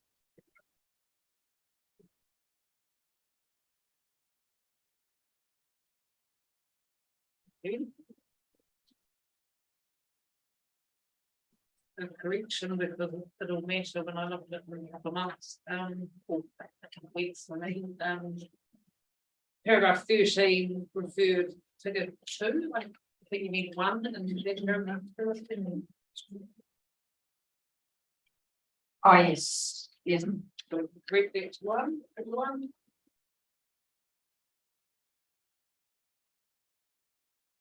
And then in paragraph 13, you say that since the peak of January 2021, increase in the numbers for Discovery exhibition, not today, big country trips mainly offering between past year and innovation to decline.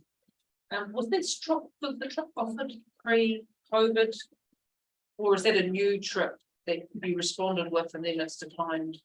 No, we've been operating Discovery exhibitions through the Fjords since 1993, but we used to only operate from May to October, and in more recent years we've extended it out from like April to November, and the Northern Wanderers returned to the target for the summer months.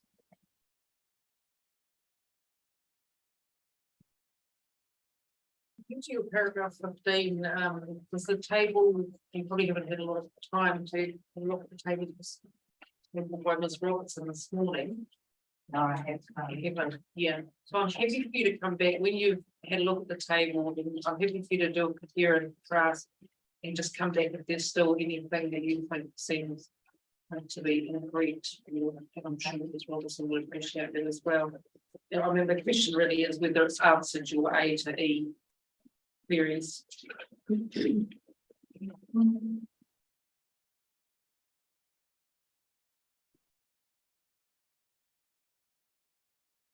Paragraph 31, you said the proposed edition of policy 16.2.3 will create duplication and confusion. Is that from whose perspective? From a consent holder and operator's perspective? I just look at that policy and think, how am I going to apply that in a resource consent application? And we have to go through the hoops of getting our marine mammal permit, and we need to point out that it hasn't been simple. Like our marine mammal permit was first notified in 2015, it was re-notified in 2017, and we didn't get it until 2020. And we are yet to get the land-based activities marine mammal viewing permit. So you're suggesting that leaping through those hoops and loops are enough and then you don't want to then have it reconsidered at the resource consent. Yeah, the in your marine mammal permit, you have to stipulate.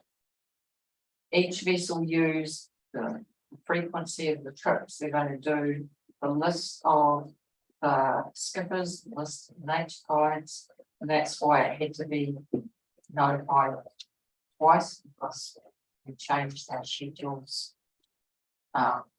So that had to be notified again. And also if it is significantly different from what we did previously, it's publicly notified. So if I was sitting up to try to and put me in the situation as what you're saying, heading by that policy, and you're applying for consent, and probably you'd be looking for someone to demonstrate they've been through that process, and that it's one box you can tick almost that they've been through this process. Yeah. Then there might be other things like ensuring that your vessel mitigates noise to the greatest extent. It might be putting some insulation in your hull or whatever around the engine to reduce noise and things like that. But without that next step, you're really just relying on the department to do it from the Conservation Act. Well, that's one thing that is whether has changed from our second generation coastal permits. In the first lot of coastal permits, we had to get noise readings done and submit to the council. I think it was within 3 months of the grant of the resource consent, whereas these next resource consents have got recently. I don't reference that, but whether it's because none of the resource consents have been vessels, but a lot of our vessels have been repaired without AR and not like. So I guess what I'm saying is you'd be demonstrating some other factors other than just your behaviour and how you're going to interact with marine mammals. So would you agree that it's kind of like they're covering the same thing, but there are some subtle differences between what the council is going to be required? Yes. But when that's the other thing, when you do apply for marine mammal permit, always demonstrated that the outboard motors we get on the graphs are kind of 4 strokes, so they're much quieter than 2 strokes, and provide information on the manufacturer on the research of the engine outputs and the noise readings that we previously obtained. So that's considered the application as well. Because it's not like it's a single permit. We're going for your commercial surface water, it's just a part of that you will demonstrate these things. I guess part of it is what comes first, isn't it? I don't know how it is down here, but you know, when I worked down here a long time ago, it was always a doc preferred to go through the resource consent process first, and then once you got through those hoops and loops, then you got your concession or what other permits you needed. What order does it happen for a marine mammal permit? Yes, it's resource consent first, and then the marine mammal permit, because there's no point getting the marine mammal permit if you can't undertake surface water activity. And also because you have to circulate the frequency of trucks with the current second generation batteries, like the frequency of trucks is more likely to be circulated. So if you've got a resource consent first, and then you didn't manage to secure a marine mammal permit, what would that mean? What does it enable you to do? I guess is what I'm scratching at. You'd still be allowed to legally be out there taking your tourists, but what would you not be able to do with the marine mammals? Well, technically, you're not supposed to look at it. Yeah.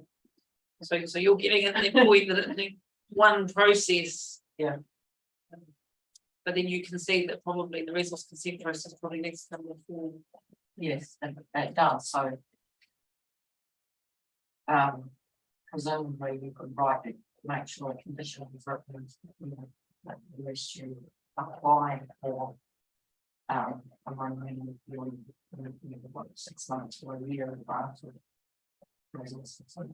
trouble is if I didn't get that, then you can't negate the purpose of the consent for what was granted, then you're completely undermining that, isn't it? So it is a bit of a problem, isn't it?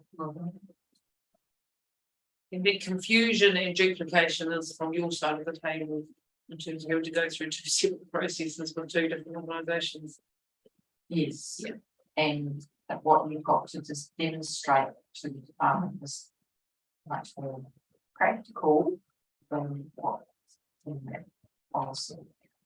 No, I just don't know how you address that policy and implementation.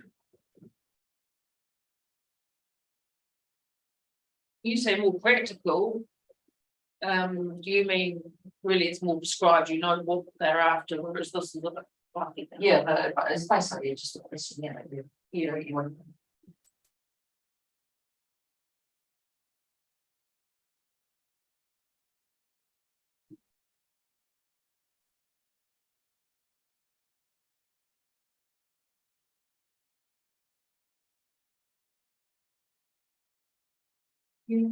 Just one other for you, and it's really that you've the expertise of Mr. Kingsley, and you know, he wants to hearings and things, doesn't he, and presents evidence for Doc on those values.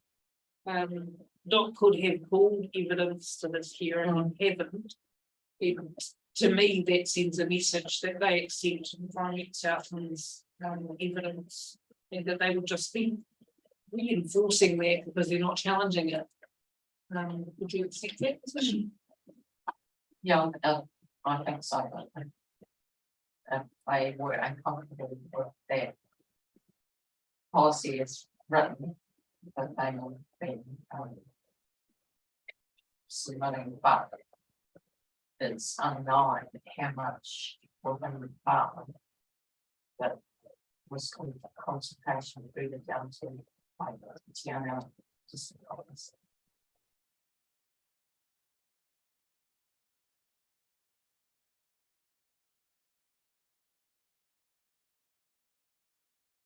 Thank you very much for your evidence. And again, I really appreciate obviously a lot of time, but we really appreciate it. So thank you.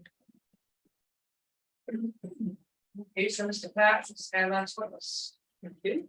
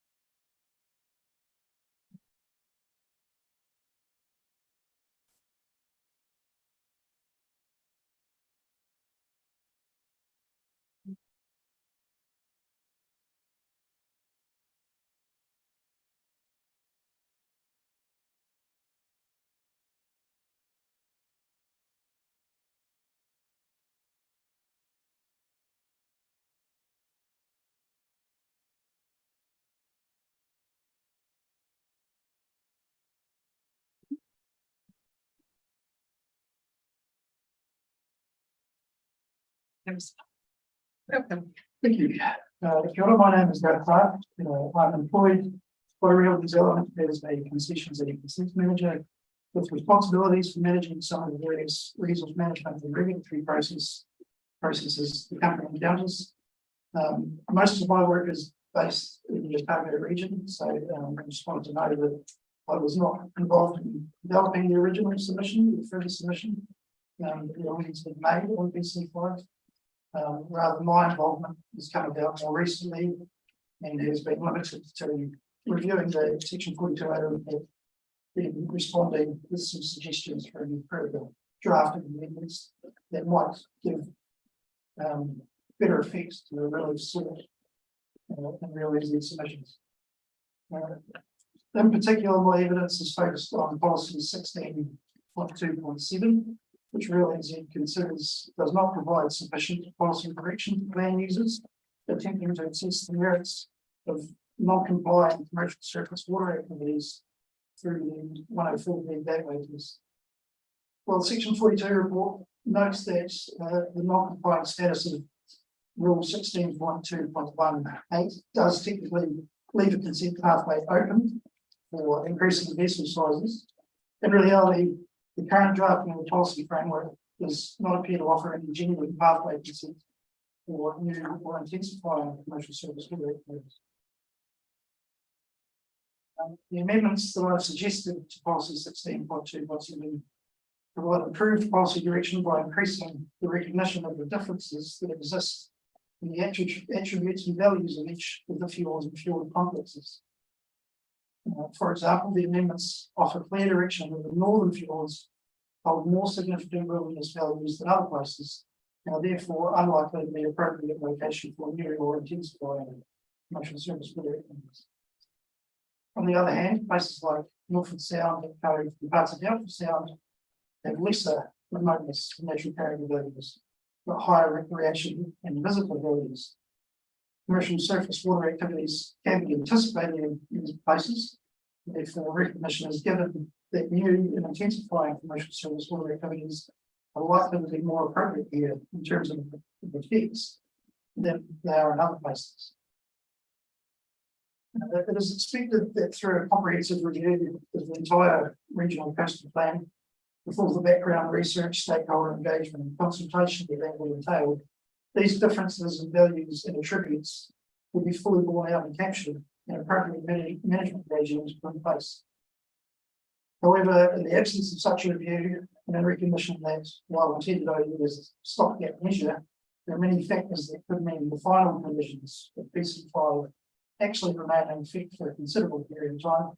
Sufficient recognition within the policy framework of these differences must be included now. The need to have the policy framework recognise and provide for the management of the differences in attributes and values within the field and coastal environment has led me to suggest in my evidence amendments to policy 6.2.1 and 6.2.2.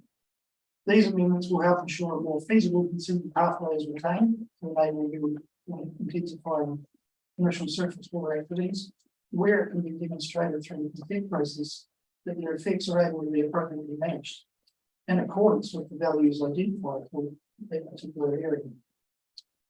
Finally, my evidence also includes suggested amendments to policy 16.21, 16.23, and 16.25.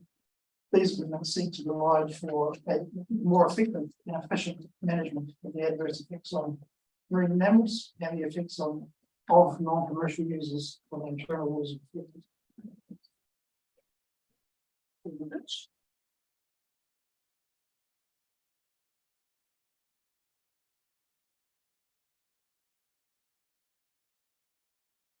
So the policies that you've suggested in there, when I look at those with the planning bubbles on, they're kind of setting the scene of each field and kind of almost descriptive of what the existing environment and condition. And that to me is something that you would do with an resource consent application. You would describe the context of the receiving environment of the application. Because the danger here of kind of shortcutting that and then by putting in these site specific wording. I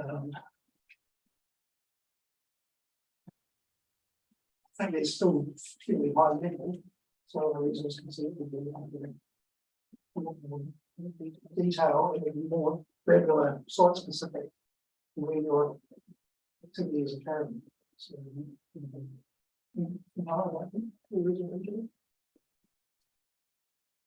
the advantage to identifying the differences is what's the guide, what guidance does that give to the decision making? Well, yeah, I guess it's guidance to not only the decision maker, but an operator and applicant, and also the council processing officer. I guess at the moment, the way the particular policy 16.2.7 and 16.2.2 are written, it's the sort of almost prohibitive in nature. That you shall not pass nothing. That doesn't really offer an applicant any sort of guidance as to how an application might be dealt.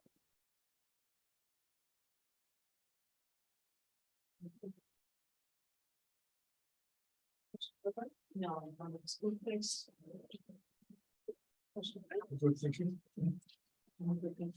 Well, that's answered all my questions in there, or maybe the list you say that. Yes, no further questions, so thank you very much for your evidence and and now you actually can help yourself to without worrying about what's stuck in your teeth for the questions, so. Sorry, well, thank you very much again. I can see if it's got in there and we particularly like that you come up with suggestions instead of just saying delete the me. So thank you very much. We'll get out of the way. So I think your famous words are that finish as your Finish our case. Great. Subject to that, then you go to Ms. Black, that consent number. It's just to come back to us when they can confirm whether that's accurate. Thank you very much. We say we will perhaps talk overnight about the offer and maybe discuss a bit more tomorrow whether or not that's something that was add to our deliberations. Thank you. You might have to guarantee smooth sailing. Some of us. Chair, the next submitteds are available online when you're ready. Fantastic. Thank you.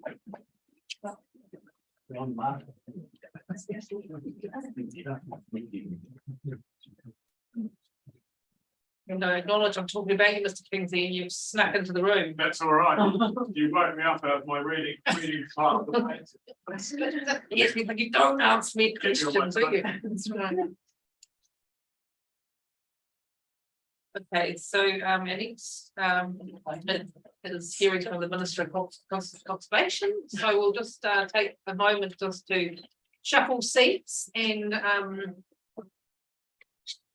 just bear with us a moment, Ms. Williams.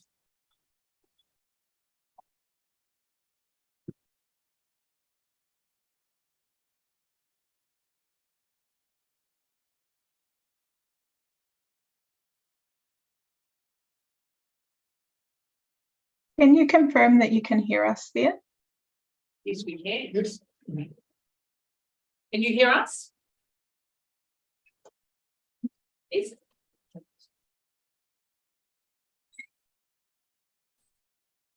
Can you hear us, Ms. Williams? And do you want to try? I need to sing a song so you can get me there. Can you hear us? Dance. Okay. Yes, right too. Hope you're not going to leave me. How's that, Ms. Williams? Can you hear me? Oh. No, we've lost you now. We had you and we lost you. Okay, what about that? Yes. Is that Can you right? hear us? But only we now can't hear them. Oh, so it's one or other. You need to go to the those are. What about now? We can hear you. Can you hear us? Yes. Yes. Got both to it. So Great. Well, over to you, Ms. Williams. thank you. Kia ora koutou. Thank you very much for hearing from myself, Ms. Young, and as you've acknowledged, Mr. Kinsey is in the room for the Minister this afternoon. I have filed legal submissions, and so I'm assuming that you've had the opportunity to read those, so I'm not going to go through those in depth or in detail at all. I do just want to acknowledge Te Runanga o Ngāi Tahu as tangata whenua and tangata moana o te mimi o tu te raki whanau, including, of course, the Fiordland Te Moana o Atawhenua Marine Management Area. So I just wanted to get that on the record. I'm not going to go through my legal submissions in any detail. You've got them before you.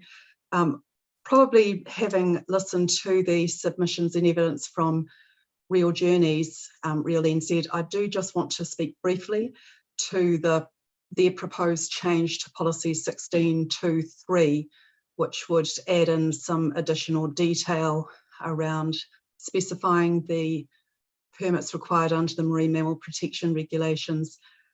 And my concern really about that is that whilst certainly the Director General does have a particular role to consent marine mammal vessels when they are going out for the purpose of viewing marine mammals, and that's what those permits are about. It seems odd to single that out as one of the category of various authorisations or concessions which the Minister and the Director General might be wishing to grant in this area.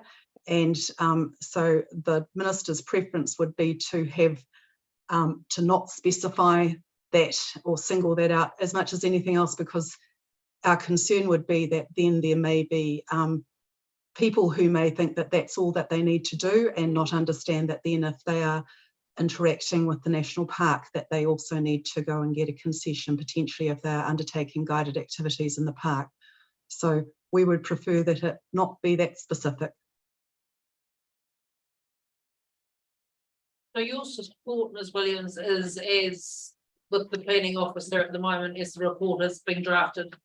Yes, our thinking is that that we would prefer that wording rather than the more specific wording which singles out the marine mammal protection regulations as being something. People are obliged to do that anyway. I don't think it's helpful to put it as a specific requirement in the plan.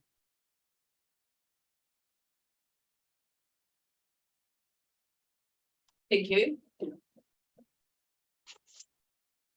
And other than that, do want to apologise again. We put in a slightly, not quite the final version of Ms. Young's evidence initially. There's some very minor amendments in the version which came in on the 14th of June, and I'm just hoping that you've got that corrected version. The amendments are minor, so it's of no particular moment if you don't have that version, but just want to say that that's the version which I prefer you to use. Other than that, there's already been the discussion with the report officer this morning about the relevance of the conservation management strategy, which is discussed in Ms. Young's evidence. And Ms. Young does propose one change to, I'm trying to remember which policy it is, policy 16.2.7. But other than that, we are not seeking any changes over and above those that are recommended in the report, in the section 42A report, I should say. Okay, well, thank you very much. We do have the amended version. That's how it's worded, amended version 14th of June. So that is the one we have. Excellent, thank you. You might just keep this separate, and I'll just see if we've got some questions in terms of your legal submissions just before we move on to Ms. Young. I have a couple.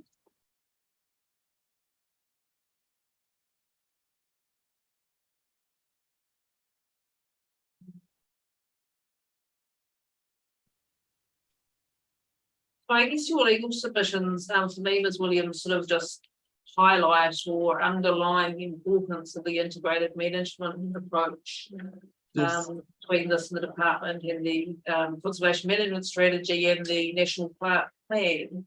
And I guess a bit similar to some of my questions this morning about the NZCPS, you've said that it's consistent with. But I guess there's a proviso to that this is seen as a step or a pathway towards improving that integration.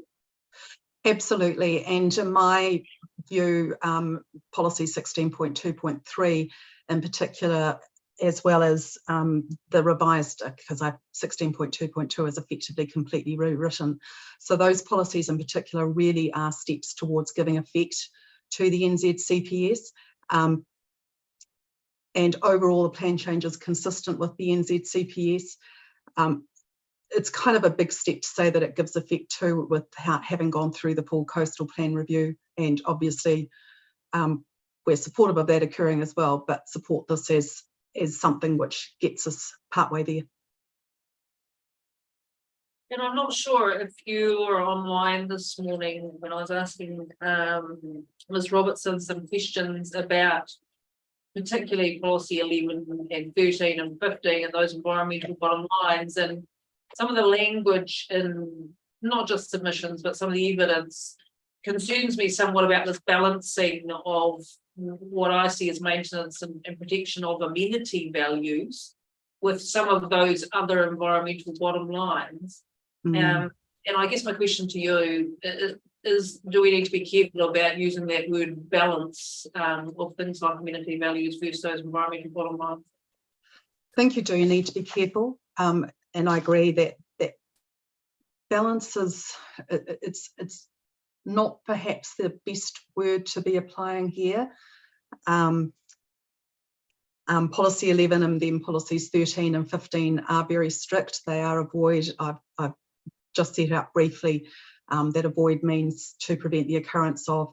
I also agree with Ms. Baker-Galloway when she referred you to Davidson, and that Davidson also provides that the NZCPS potentially can provide some additional guidance in terms of resource consents. So I'd just be concerned if there is some wording which is potentially undermining the intent of those policies. Yeah.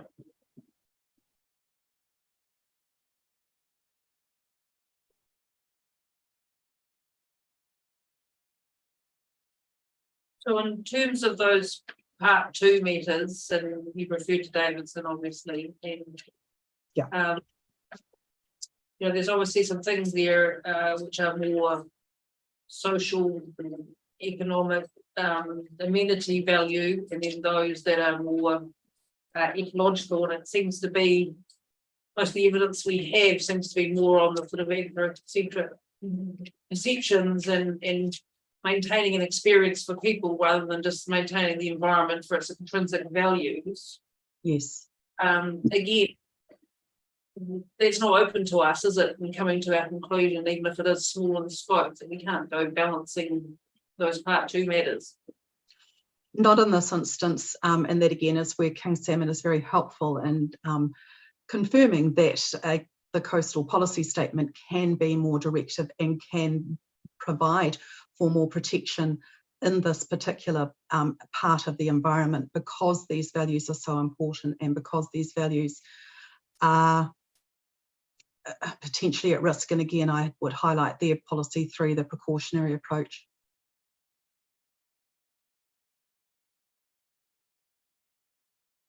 And in terms of from the department's perspective, do those environmental values get any higher anywhere else in New Zealand than what we're talking about here in Fiordland? Oh, I'm not sure that I'm qualified to answer that. What I would say, of course, is that Fiordland has been a national park for a very long time, over a century. This is part of the Southwest Te Wāhi Pounamu World Heritage Area.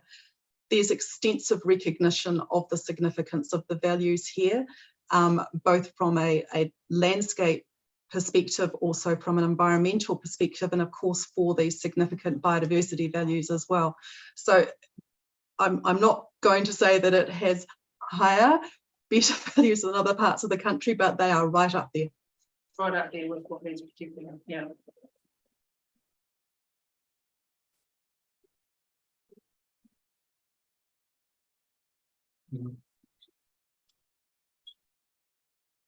Well, let's you off the hook, Ms. Williams.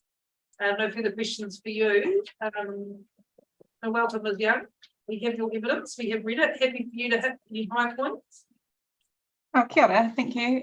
So I just wanted to basically run through my conclusion. I don't need to go through the evidence, but so my take on it is the intent of the plan change is to halt further intensification of commercial surface water activities until carrying capacity management approach can be developed. The proposed plan change is not intended to result in a decrease in current vessel or passenger numbers.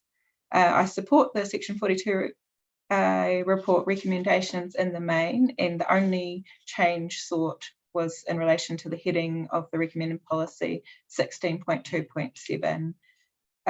Just to cover off the recreation aspect, but still maintaining the remoteness and wilderness experiences.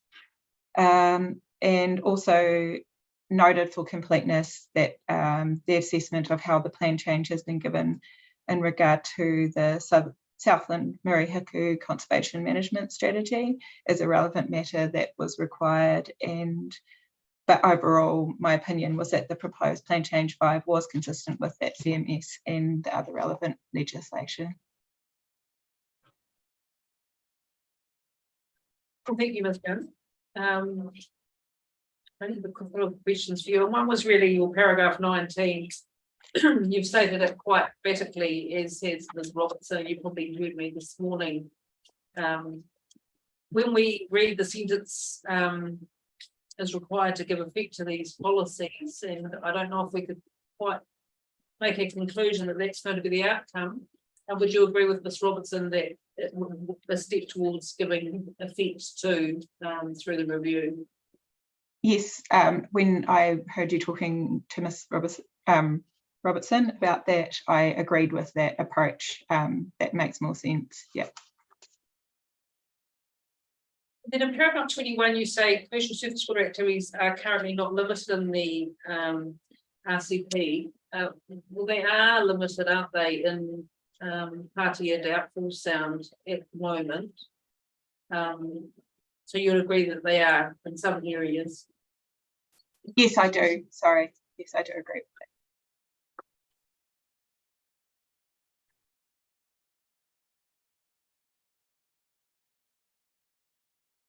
I'm just interested in your paragraph 27, where you've put the conservation management strategy policies that are relevant to the plan change. And I was particularly looking at E, to ensure that structural development and commercial use within the field and marine area goes on as consistent and avoids adverse effects. Would it be fair to say that that's where the department has seen some pressure to develop better and more infrastructure in those more remote southern sounds to support that? And that's really where, as Real New Zealand has said, it's something that needs to be looked at in terms of integrating sort of the structure and infrastructure management with the commercial surface water activity consents. Yes, well, that has to happen in an integrated way, but if we're not able to discuss or to assess those as part of this commercial surface water activity plan change, it makes it a little bit tricky to be doing them separately, but it does need to be taken into account. Is that answering your question? Actually, yeah, it was really where the pressures are there in the CMS. I mean, I know everybody has said in Dusky Sound they've seen more recreational boats and you know, boats going further than they were gone before. But then when you look at the applications that have been coming in, it's really been a lot of it around structures and infrastructure to support there. Get rid of the barriers of distance, I guess. Yeah. I was interested to see how consistent the CMS there is in terms of that E, and making sure that fits with the other policy that we just talked about before, with that E, which was about structures. And I would actually maybe would defer to Richard, who's in the room, who he knows a little bit more about the activities, if Penny's okay with that, because I haven't dealt with all of the application. I can't see exactly what's coming in and what the intensification is or what. So maybe he might have better experience on the ground or on the water to give background to that, maybe. Is that useful? Absolutely, very specific. So I think for me, yeah, I would agree that obviously there's difficulty of being able to manage the CMS and in being able to manage the CMS and the field and the national park management together because of the area that they cover. So I think that the CMS covers that by highlighting that there are issues with special things and so forth. So yeah, I would agree. If there's any background or any sort of specifics. Thank you. I guess it was really the consistency in the wording as well, that we should have an eye to that, the consistency in the wording for the CMS. And even if these are interim policies, that it's important that I can't find the policy now that talks about the associated infrastructure.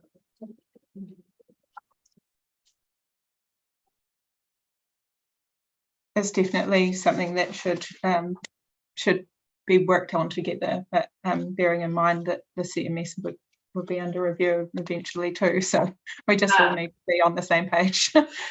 I will, in terms of reviews, I will say Fiordland National Park Management Plan 2007 would come up for review before the CMS. However, there's quite a lot of capability and resourcing constraints on the department in that statutory management planning space at the moment. So the Fiordland National Park Management Plan is not currently scheduled for review, even though it's overdue. Hopefully that will be underway by the time the coastal plan review is before us.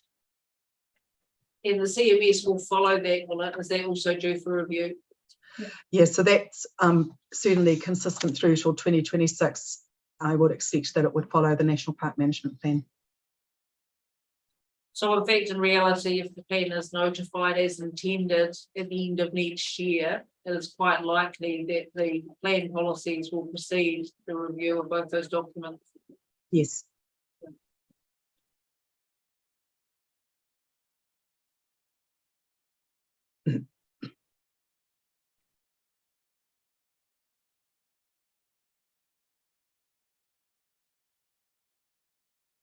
In terms of cumulative effects and the lack of data and things we said, talked about, it's probably one for Mr. Kingsley actually. And then sort of break that down, and it comes down to everyone talks about marine mammals, because I think, you know, they're visible and they're easy to study and they're a little bit sexy to study. I think people like to come to Fiordland and study dolphins. But all of the other ecology and all of the other things that are really important, how much information do we know about any of that, Mr. Kingsley? I guess there's always a question on knowledge and more understanding as to how things sort of work and how I guess the sort of the ecosystem functions in itself. But I think if you relate it back to purely sort of commercial surface water activity, we've got a reasonable understanding of how obviously marine mammals interact with vessels in certain fjords, and as Blackstone mentioned, there is better information with places like the County South and Partia as opposed to the investment sound. But we have there's quite a lot of sort of global literature which refers to the way that some sort of vessels can have effects on marine mammals. So I guess that's relatively well understood and maybe slightly easier to sort of manage. But yeah, the rest of it from a sort of an ecological perspective, there's probably limited effects in sort of directly. Maybe there's a lot more indirect effects with regards to things like, I guess, biosecurity balance and the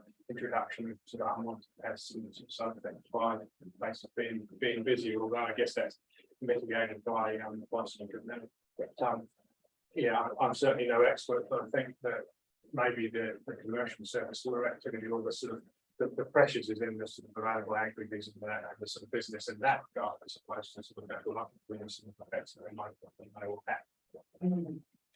What about things like we've discovered another place in New Zealand, like in Marlborough Sound? Obviously, the famous King Salmon case was really about the King Shag, that was what stopped the development in the end.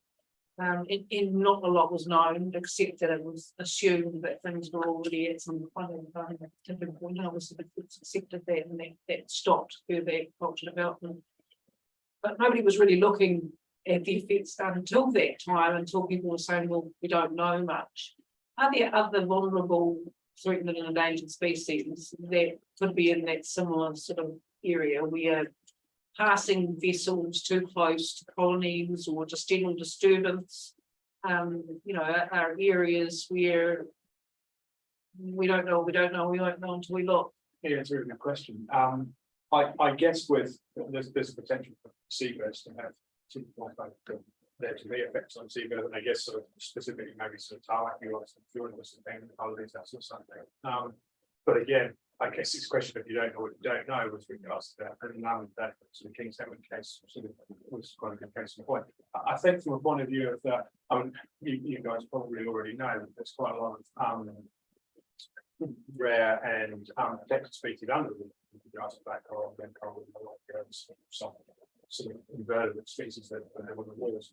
My gut feeling would be that other than, I guess, sort of major things like a sort of oil spill or some form of sort of chemical spill, that the actual physical nature of this feeling is probably going to have limited effects on that sort of habitat, other than, I guess, this issues with diamond or grass, but it's probably small and easy, relatively easy to mitigate. I think, yeah, to my knowledge, there's probably no sort of specific species I can think of that would, other than red members and see sort of have a big effect on the gases. In terms of war vessels, water disturbance, and there might be compliant with the marine discharge regulations, but it's still a discharge from a vessel. They're just going to get 1,000 meters offshore, 500 meters offshore. It's not far, is it? You know, the more vessels, the more people. You know, the cumulative impacts from everything at the moment, it's just commercial sort of water activity. Is that all? You know, is that all at risk of the underwater world as well? You know, Yeah, absolutely. But again, without knowing that, I guess there are tipping points, and there are sort of things that which will create issues over time without necessarily knowing what they are, or having necessarily the power to be able to pick up those sort of smaller scale changes.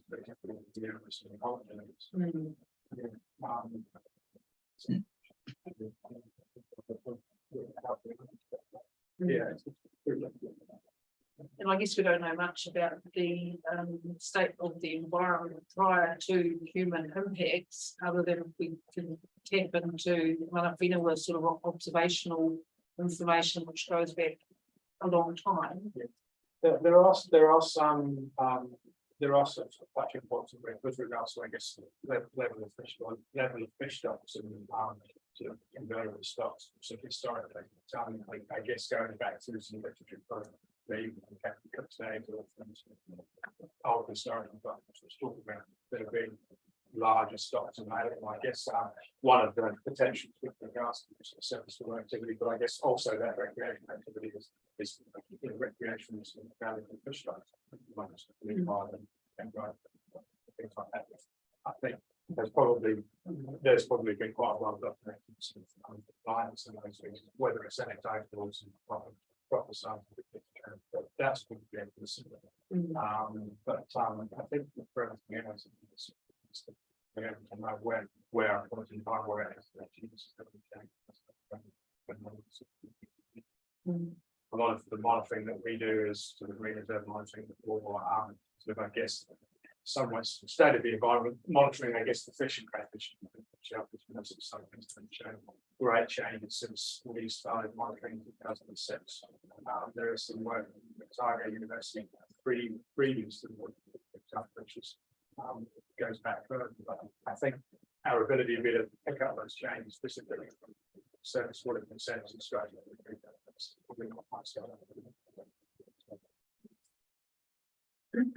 Just one more for me, and that was really, you probably heard my question about why, you know, Dr. Evan brought forward evidence from you. And luckily you were sitting in the room at the time. And I was sort of saying, I assumed for this side of the table, that's because you agreed with the evidence put forward by the Environment South. Is that correct?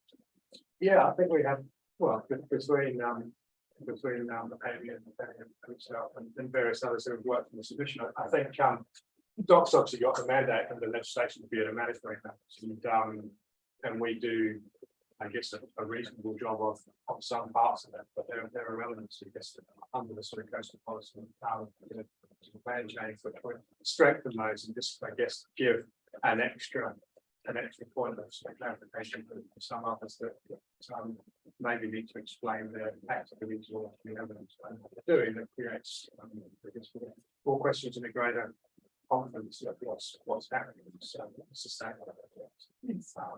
Yeah, it is always difficult, and with a lot of the research that's gone on across the world points to the fact that there are issues and there could be issues.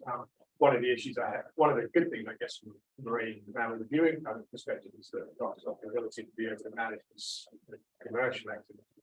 It's the recreation activity, I guess, that we struggle to manage from the point of view of being able to reach the people that go into the fields, to help them about the issues of without various other parts of the world, I think, yes.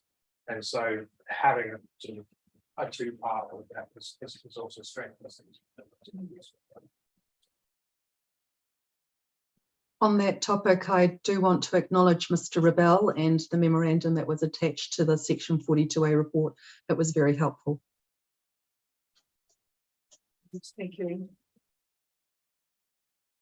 And Mr. Kingsley, there's nothing in Mr. Rebel's statement that you would disagree with. Sorry, so, but yeah, I think. I'm sure you would have highlighted that. Absolutely, yeah, Yeah. I think generally. So I guess that my last question is really just about the evidential basis, and I guess some similars are saying that the evidential basis for this need you to hold the line and stopgap measure is really perception based, and it was within the blip of what happened during COVID times. So from an ecological perspective and what you've seen over the last few years, do you agree with Mr. Rebel's statement that there are effects happening and that would justify from an ecological or marine mammal side to at least hold the line while the plan can be reviewed? Do you think there is an evidential basis?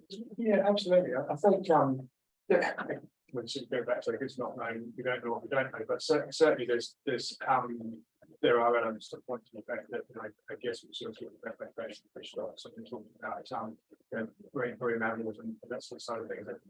There are little hints that can change in the field. Certainly, I guess anecdotally, from the point of view of people that have spent time with probably arguing that things are changing faster than maybe they have. But again, I don't have my historical knowledge goes back about 14 years, so it's not particularly exhaustive, but certainly there seems to have been changes in ecologically, whether or not they're significant, be able to tell. But I think from a precaution perspective, to be able to take stock and actually then think that thing and be able to put some plans in place now rather than when the investment plan finally gets sorted out, would probably be a positive thing.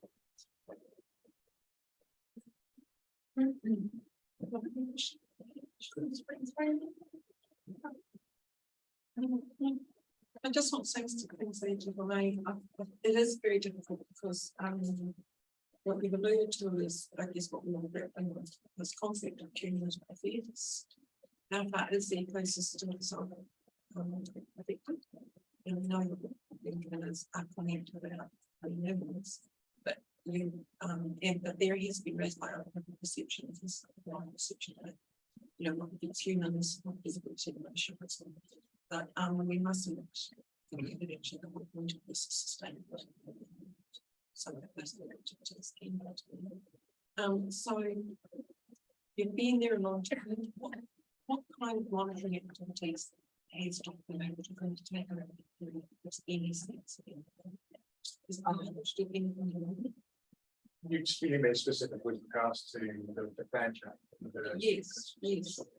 I guess Doc we haven't done much with regards to sort of monitoring that specifically looks at the effects of pests against other species, other than I guess some work that's been done with regards to bottlenose dolphins in South Industrial. So there is some literature which talks about the effects of that. From the point of view of other species, we have the resources of being able to actually do as much as we like. We have a couple of long-term monitoring programs which look at trying to tell whether or not there's changes from the management regime came in 2005. So when the management then considered some new marine reserves and changed some of the recreational fishermen. And so we have some sites that we look at on a 3 to 5 year basis of the level of not is actually different assessments inside and outside marine reserves or the recreational inside and outside of the coast as well, I guess. So the habitat management fishermen. So we have a little bit of information on that, although a lot of it is probably not specific, it's not really fine scale enough to be able to inform a process like this. We have, I guess, we've been working on a bunch of prices, really, which is prices to try to manage and various effects with council on most of the prices. So I guess there's a reasonable amount of sort of growing evidence to suggest that fire security is a big issue in the field with regards to how that gets anywhere in the fire. has got those sorts of things, I think, I guess, that are concerning about in the future. But yeah, ecologically, it's pretty difficult to be able to tell those sort of cause and effects with this. Fjords still are pretty well placed. There are places that don't get much in the way of natural services that would make it. So they probably not have changed that much physically also. There are other places, I guess, that have there has been some changes like this. I guess when you then tie that in ecologically, that there are certain species recreation that may change their ecosystems and functions and do get essentially there are question marks about how that will play out in the future. Certainly how that monitoring. Okay, and just to follow up, there's no concerns about, so we've been given information about, noise, introduced noise, under the water. But is there ever been any comment about noise above the water?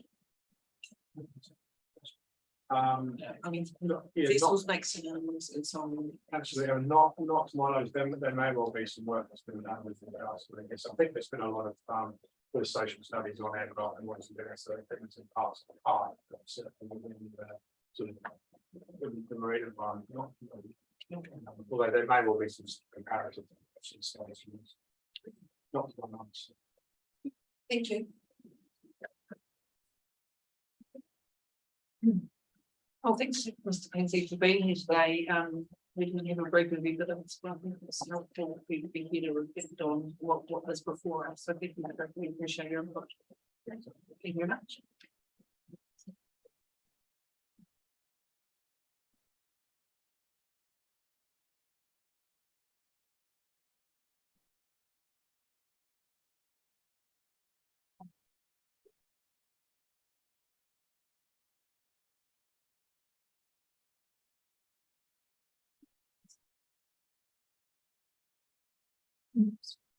Yeah.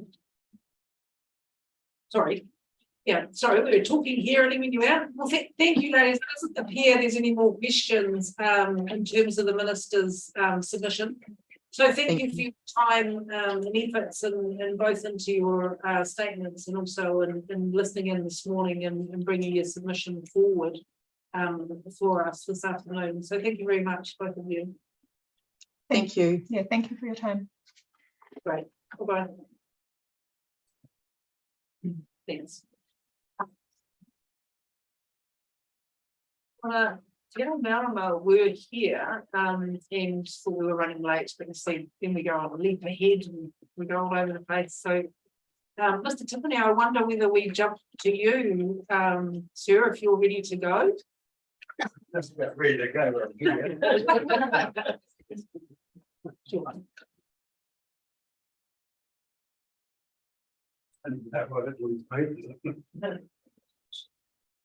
It's a dangerous job, as accounts. I'm just a Latin bird. That's very important.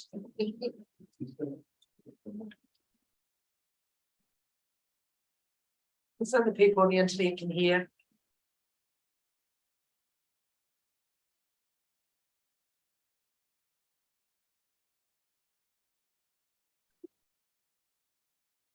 Tēnā koe matua, tēnā koe matua Tiwhine, and ngā mihi ki te hui nei, ngā mihi ki te kopapa o te rau, and ngā mihi ki te chokotara. Ngā mihi, te ora.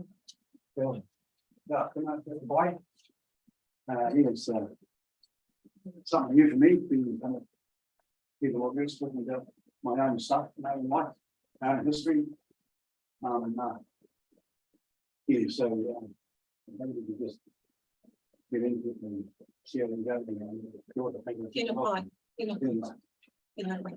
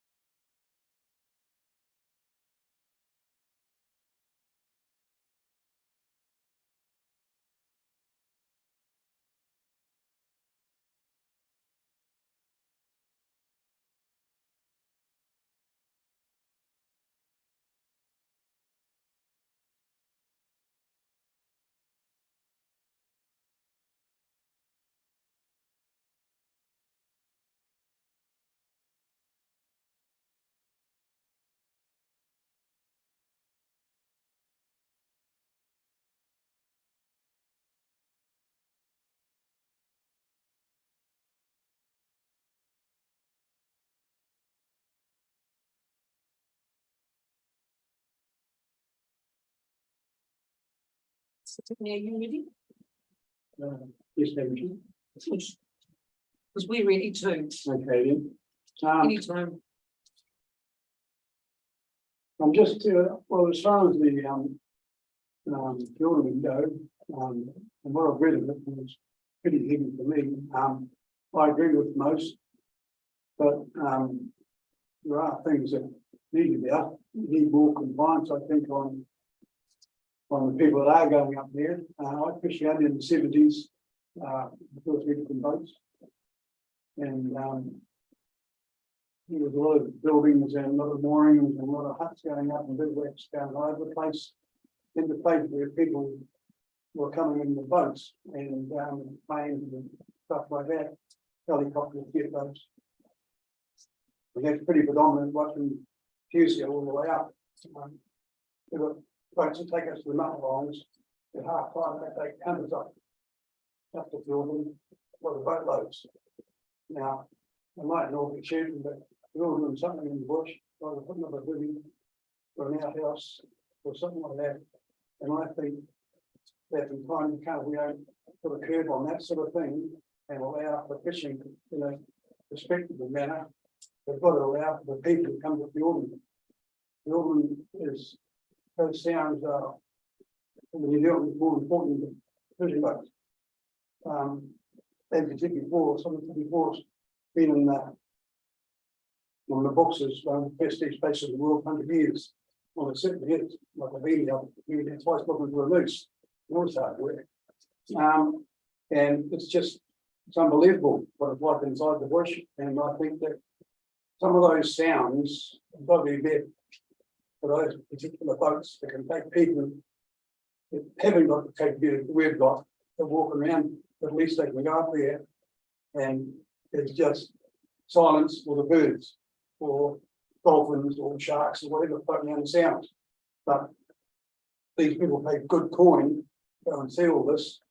And I think that that's something that should look at in the near future, not 4 or 5 years down the track. 4 or 5 years down the track will be worse than what we are now. So I agree with everybody in such a small manner, in such a small thing, this thing we're doing now. And the overall picture, exactly. The overall picture, we need to police it so it is done with relation to the buildings, like fishing and toilets and whatever. I think buildings should be looked after first and then the forest and work together that way. One bloke talked about in the submission, it didn't come up today, that I don't go down the Sea Island, but it's like, well, we are going down there. There's not going on down there now. You got many more boats down there. Enough people to get on the Sea Island, can't use the facilities because it's not big enough. I mean, we're getting those big tourist boats. Well, you start taking boats from here down there, well, it's just going to, I think, of course, more capacity. But as far as I'm concerned, I'd like to still stay involved with Dorman in that respect, for its health and well-being.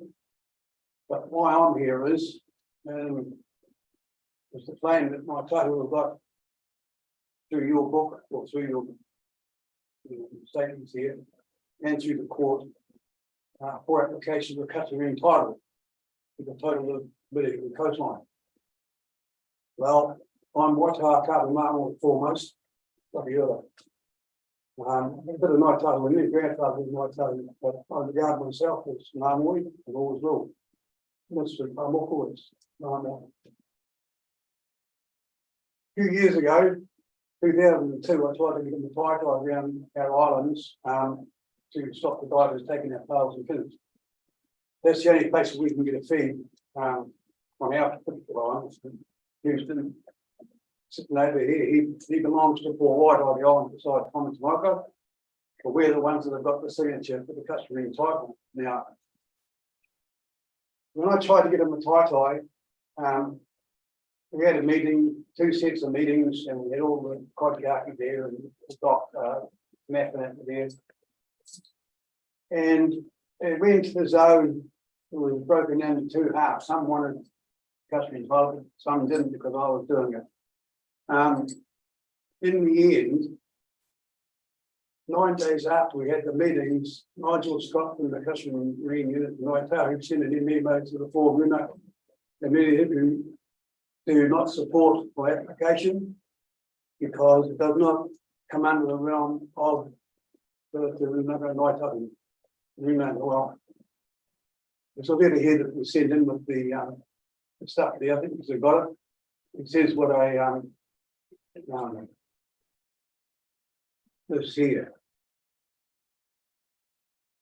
This is a case issue. The South Island Customs Regulation 99 are illegal as regulations cannot and do not overrule the statute. Mana whenua in the statute is interpreted and referred to the hapu and iwi. The runaka is neither the hapu or an iwi. And yet they're using that jurisdiction to do things.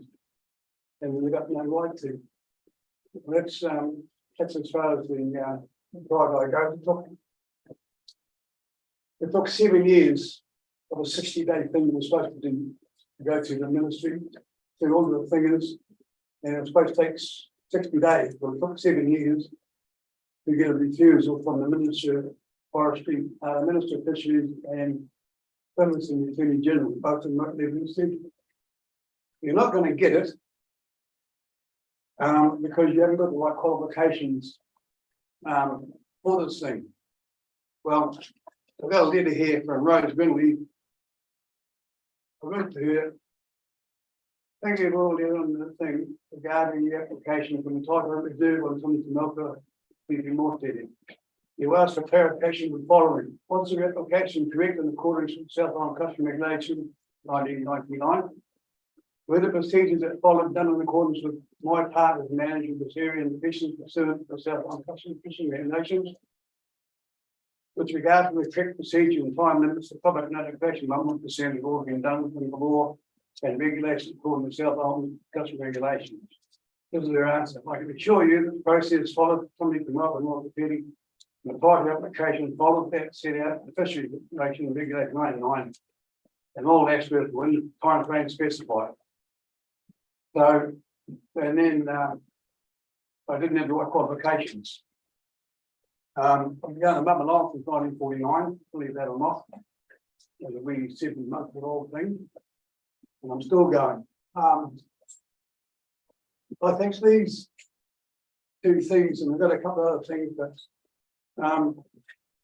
they're detrimental to us as a people. With my token, in the meantime, we've got 31 Mataipai around all the Mutman Islands. Now, they're including our 2 islands. They've overridden the customary title they've got.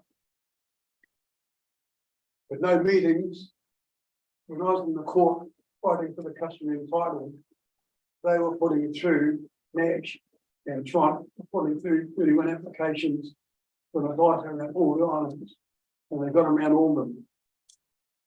So now, if NITO is customary title, then we might as well throw ourselves away because they then will be in charge. And that's what we want all since they got here.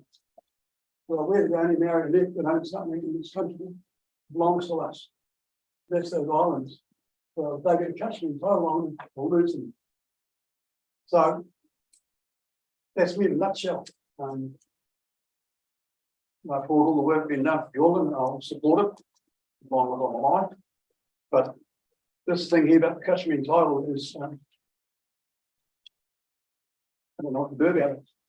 I mean, we're the only place that can talk now because I went to the High Court in Christchurch and I found out, and the lady there came out. She said she gave me the numbers of the claim, which was fair enough.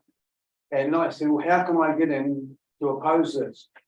Because what they're doing is they're putting them at customary title over one word doc.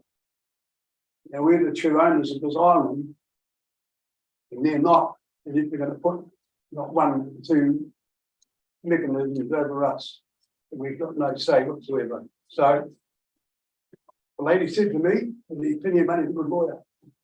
That was me. He would say, I'm not going to get to court unless I go to the public, or if I open my mouth, I'll probably get arrested. So this is where it's at, and I'm hoping that these the people in in the power do listen and read what I've said today. Because I don't need to give up. We've done too much. And personally, to tell you what we've gone through for years, it's turned down.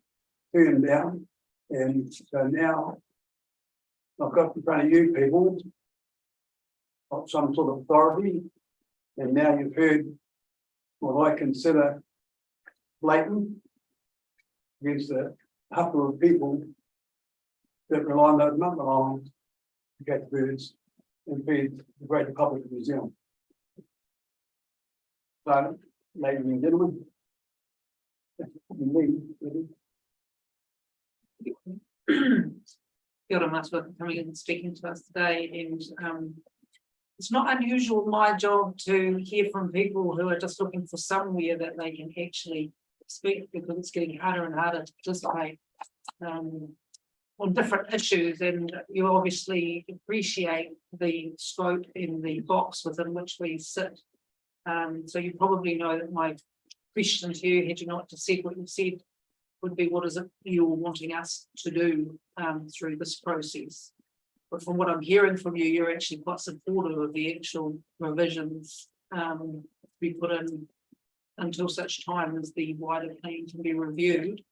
And I'm sure, Sue, you'll take the opportunity to participate through that process as well. They can hurry up. Yeah, well, yeah,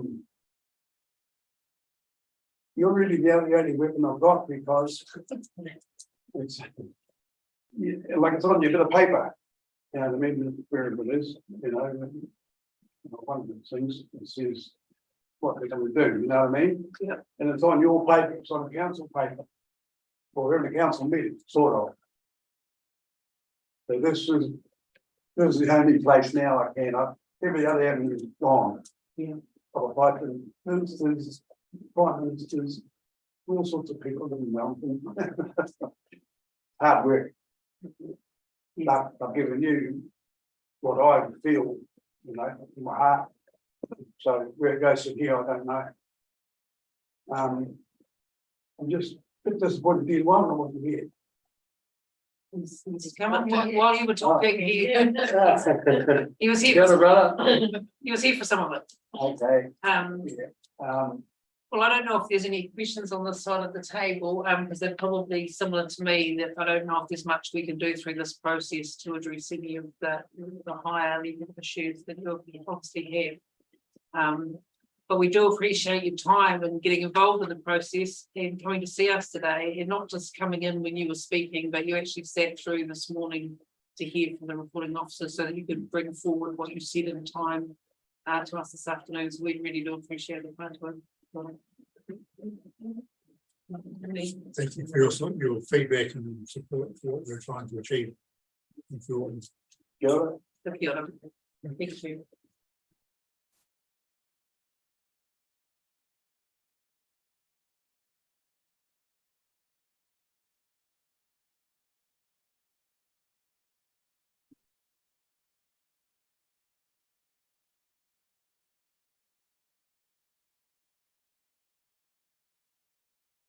Can I just say something just in passing?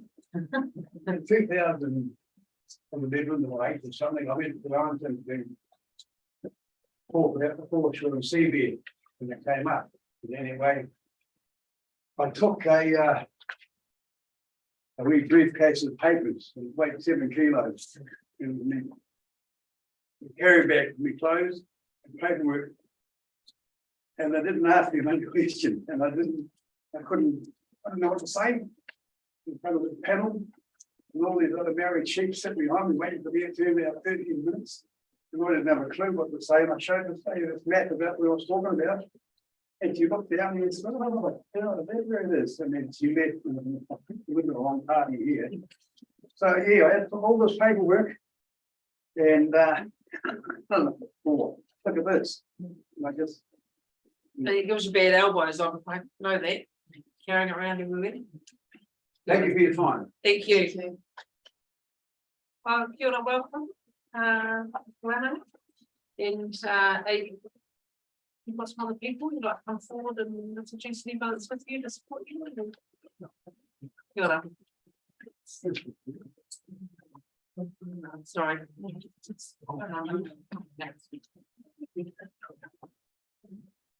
Sorry, Mr. Barnett, I'm just being corrected on the pronunciation here. I'm trying to get it right.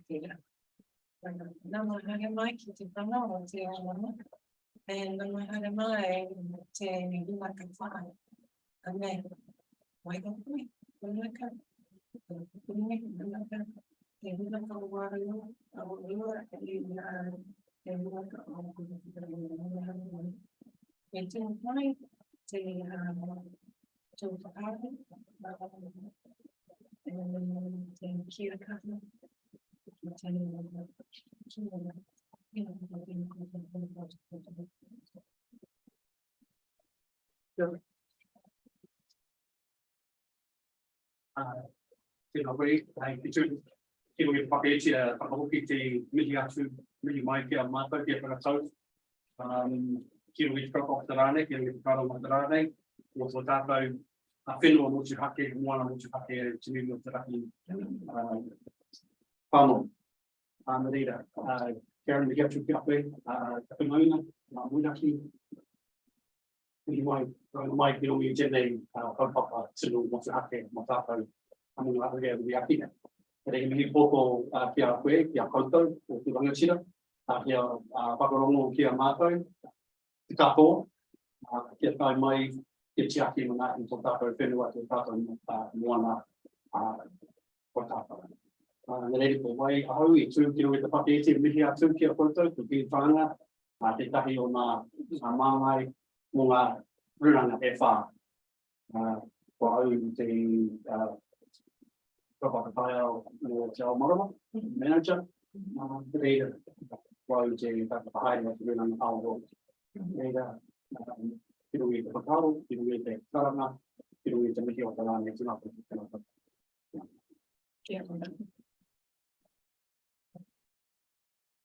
Right, well, welcome, and we obviously have your statement of evidence, which thank you very much for that, and we have pre-read it, but we're happy for you to summarise or hit the 5 points or respond to anything else that might have come up. Actually, forget it. I suppose if we were to say that there's looking at evidence, there's a list of values that we've seen that to base our response to, and our reasons for supporting such a plan change. And the reasons for our submission basically being concerns around the increased number of applications prior to the full review of the regional coastal plan, cumulative effects of surface water activity and potential impacts on EV values and our relationship with and our responsibility as Kaitiaki on that space, which is many of Tūtaraki whānau. And we was just quite supported that the plan change is based on genuine treaty partnership with our partners at Environment Southland. And we're just always conscious of a long-term view to the entire approach, and we believe that this is a good way of protecting that value in terms of waiting for allocation limits established through regional coastal plan review. And just a conclusion, so it is responsibility as Kaitiaki that places are used and enjoyed in a sustainable and effective manner. Te Mimi o Tūtaraki whānau is a place that should be used and enjoyed in a manner that protects its mana and mauri, and for Ngāi Tahu for our rights and interests obtained from over 800 years of use. So no doubt everyone has mentioned its importance in place for everyone that goes and enjoys that place, and it's a case of ensuring that that's done in a manner that protects not just everybody, but the reasons why people want to go there. to enjoy that place. I mean, it does need all of that kind of time to reflect and put plans, provision policies in place that for with our hospitality review is as continues and is done. Places such as moving on to Turaki Farnwell require much consideration in terms of increased human interaction. When we see much of public tourism in Tangaroa throughout our world overwhelmed by visitors seeking to find the special experience. So that's obviously one of those places that we know is so special, and everyone's looking for that experience. The world is getting fuller, and people are looking to go to these special places. So it's just a case of how we, as New Zealanders, ensure that that's the experience that everyone's after is done appropriately. This includes the experience of Manatihi Wana Mārie, which is prestige, excitement, exhilaration, and calmness. And what visitors and users are seeking could indeed be to its future if not managed appropriately.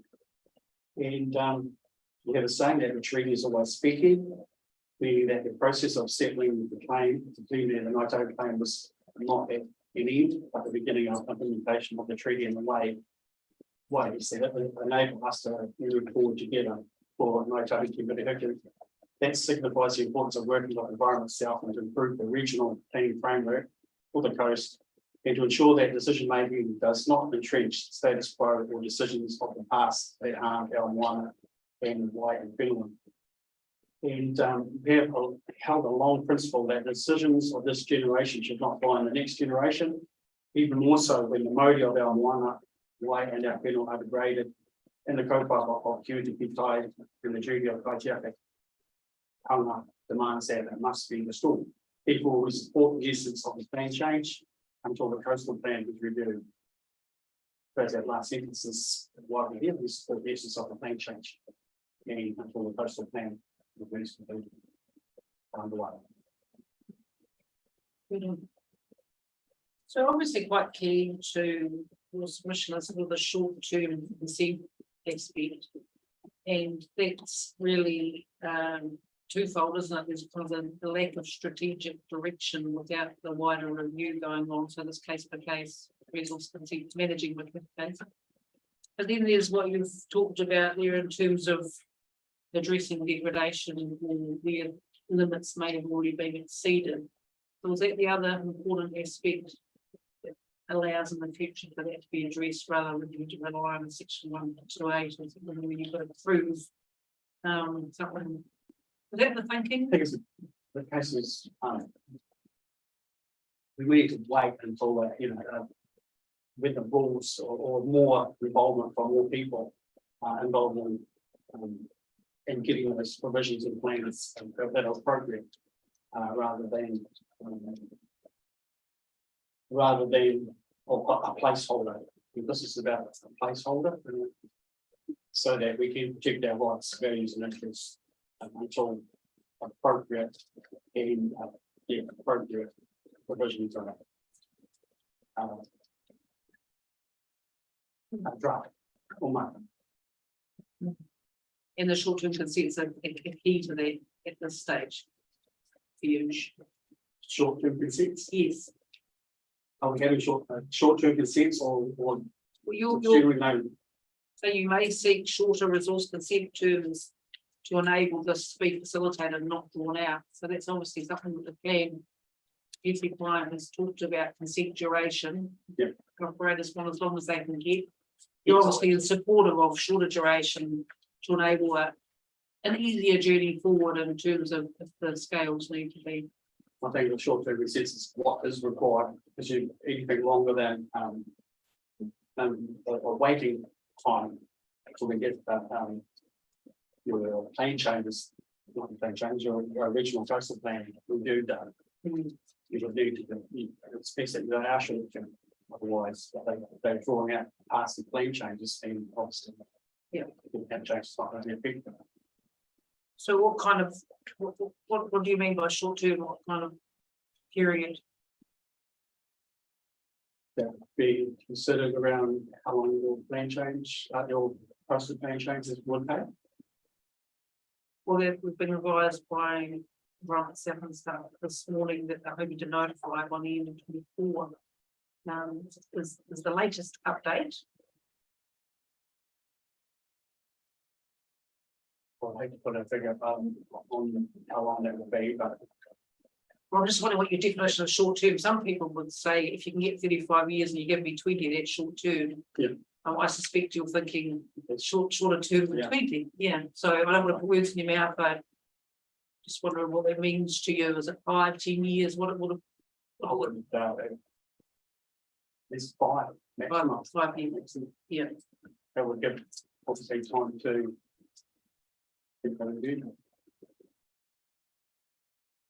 Does that apply to all commercial surface for activity, or would that be if there was somebody that came in and got in through the non-complying activity rule?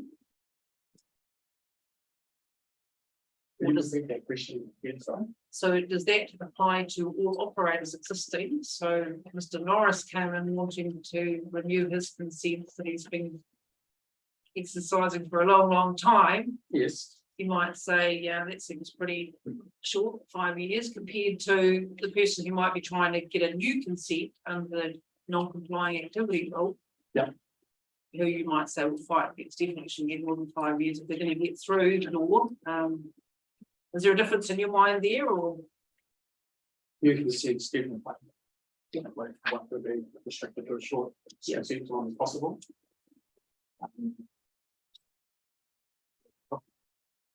In terms of those existing consents that would hopefully be picked up and the plan change.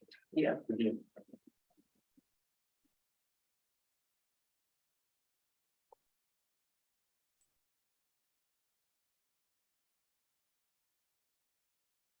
You know, if your submission as a whole really, and I guess you're just saying that in a nutshell, this is one step in the right direction on a journey, very important journey that's hopefully not too far away, beginning. And that's just something that really is that interim step. Support for And I guess in paragraph 59 too, it's just this death by 1,000 cuts, isn't it? You know, the cumulative effects for anybody to try and prove that the one boat coming in is going to have significant adverse effects, or you're really saying hold everything. There's a lot of cumulative effects going on here, and it was, yeah, absolutely. It was just that thought that we were really concerned that leading up to the plane change, it was like we've got to get in, because the plane change we might make a big potential to operate or want to be in that area, even though they would so just that pause that give us time to look at these plane change options, so that our modia, the moment of that place can be protected, which is our absolute responsibility to ensure that we've all got that that visitor experience that we're seeking when we want to go into those ordinance space, those special places for visitors. We all want that experience, but the proliferation of what is too much, we need to understand that. We need to understand what's too many people going into those spaces. So that you, if there is too much, that you won't have that enjoyment, which is solitude, which might be the solitude experience that you're looking for, that the nature experience, connection, that health and well-being experience, and we have to figure out what those numbers are, and we can't. So it's best to hold the line until we understand what those experience with. What's too much, you lose that potential experience that you didn't even see. Basically, the just on what we're saying. Hold the line until we can understand what experience everyone is seeking. What we know that is. I mean, otherwise we might lose it. Yeah, we talked about this morning about the experience that people are seeking again is then quite different to what the environmental bottom lines might be for those ecosystems and ecological, you know, people not necessarily as the perception of that.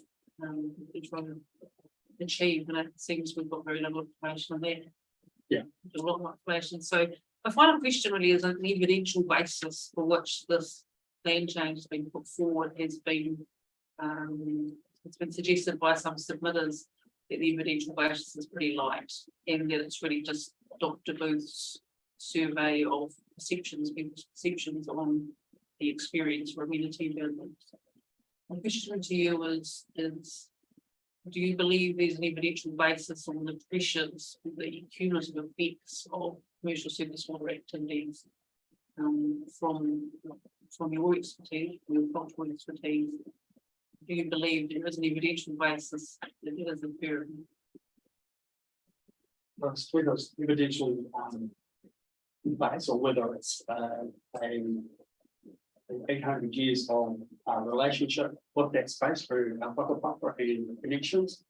And our role is kaitiaki, which is, you know, you must, if you don't know something, well, we know of 800 years experience of what that space looks like, passed down from history and tikanga, and these tikanga and mātauranga that we have, that our role and responsibility, we don't quite know what the future holds in terms of what could be the outcome, like operational use, because people are a little bit concerned that if they don't get them now, then they might not get involved. There's a problem, it's problematic either side of that. It's probably an experience side of and a connection side of it from iwi, coming from Māori, that you've got your responsibilities, that's why you must ensure that your environment, your relationship with the environment is protected. If you don't quite know what's the impact of the impact of activities going to be going forward. So from an iwi perspective, we think there's quite a responsibility. There's enough evidence space for our mātauranga that we hold the line. I'm not sure if that's a short question, but our evidence and the way that we feel about it, that's their feelings of the requirement of it. I guess that's more than a COVID pressure. I mean, I guess some submitters are saying there's been a wee blip here from COVID, and this is a bit of a knee-jerk reaction and things are coming back a bit. Whereas your perception is probably a bit more, there's a bit of a rush going on top of that as well to get in before we've got a new slam. Thank you. Oh, yes, my korano. Thank you very much for coming. I just wanted to ask a couple more, similar to what Commissioner I just asked, because in this room, 800 years is valid.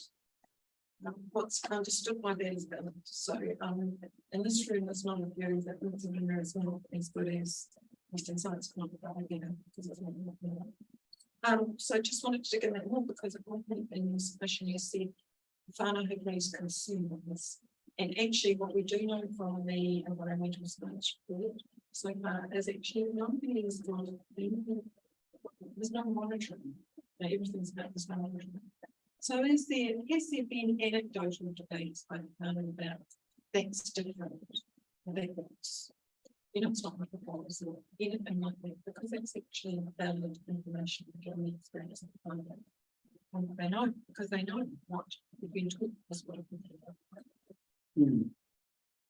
Some of the whānau have been, you know, fished in these places for a number of years, just in their lifetime. So we're hearing from those ones that have been in that area, so they understand the remoteness and the connection and that. And I suppose it's just their understanding of what potentially could happen. So here's what they're saying. Just from what we're hearing is that they would have concerns of their experience or their responsibilities kaitiaki in those spaces. They feel deeply that it's their responsibility. So for them not to undertake their role as kaitiaki and say, look, we don't understand the space quite enough. If you want that space, I understand the space, but what might happen as a result of and increased activity. I think that's, you know, been up there regularly myself and the field taking up into the Reedstone fields on a number of occasions. And even when you're up there, you notice a lot of boats coming in and out. There's one, isn't it? So you're seeing that activity all the time. I've only been up there 7 or 8 times up to the boat fields, but generally there's a lot of activity happening in there.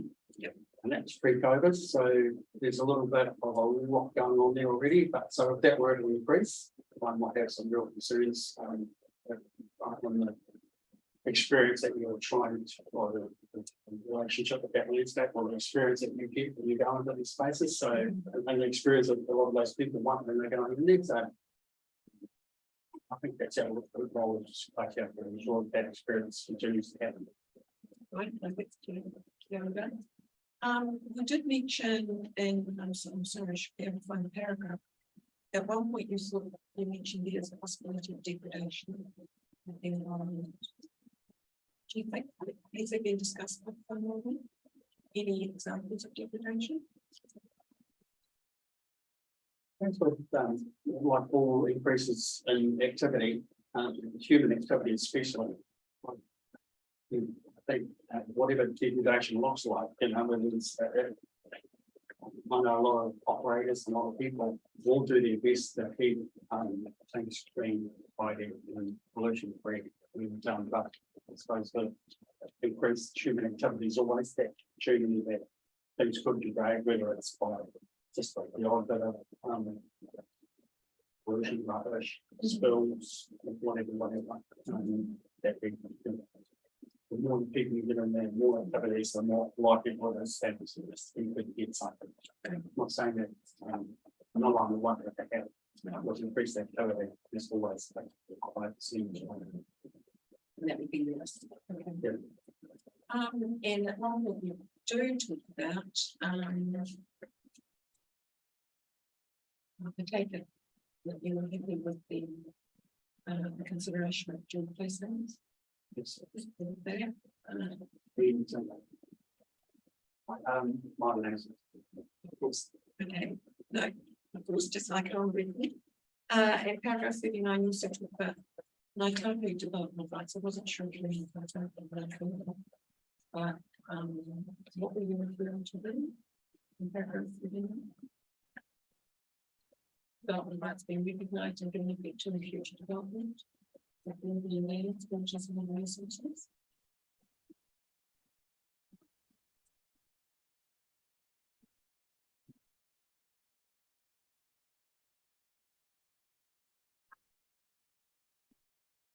I think it's something that whatever rights and interests 800 years ago, someone was always had the ability to use space, whether it's all part of in my totally Mana Whenua, however one might want to put it, had the ability to use space for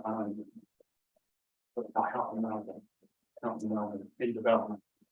So that included people being in Tutaraki farm or fishing and other resource gathering and those sorts of things. So there's always been the use of land and landscape.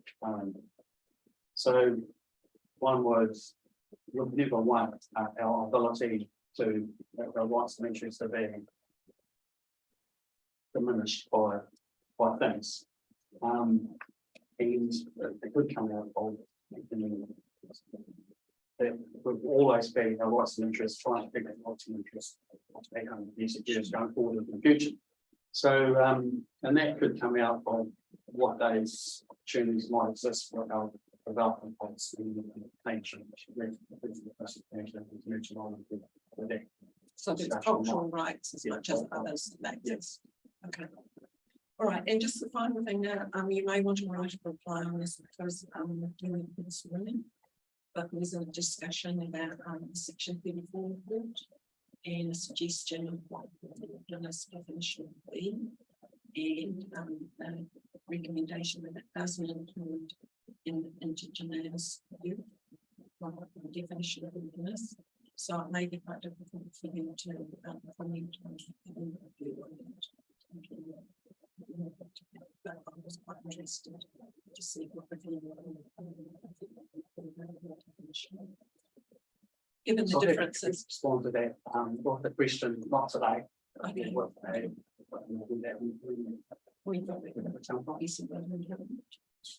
Well, it was in the section 3 report, so maybe. Yeah, well, I think when it came up this morning, I don't think it was a new. She was. In the 42A, yeah, it's in the 42A, so yes, had the opportunity to respond to the,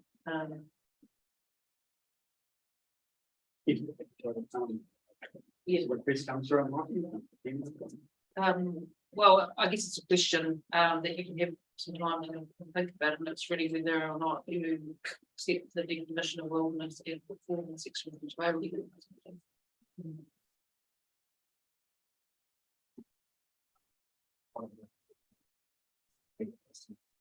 Yes. So perhaps just a confirmation in writing to us that you had considered that and that would be great. Thank you. I suspect you put the,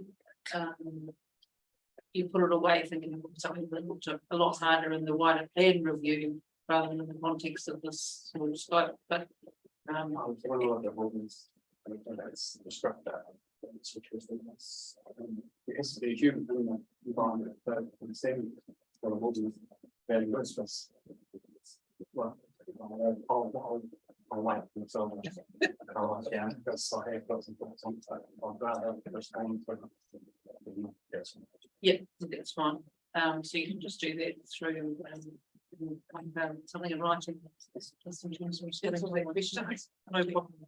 And that's all for me. Thank you very much. Let me hear that. Sure, Dean, thank you. You know, giving us some support and the perspective. We need to consider when you do any considerations. Thank you for that. Well, just two quick things. Well, I think I would be known to put buttons sometimes. Just you talked about appropriate provisions earlier with regards to some of the consultation. But and I don't want to put words in your mouth, but were you also talking about appropriate consultation? Because the RCP has a wider, will involve more wide conversations than just than what we've done with being changed. So I think, yeah, consultation will be a big part, but Yeah, I'm sure so- we've got a really robust, and really robust. Are we good? Yes, and following on from that, then one of the other submitters has suggested that we put a time limit after the plan change of 5 years.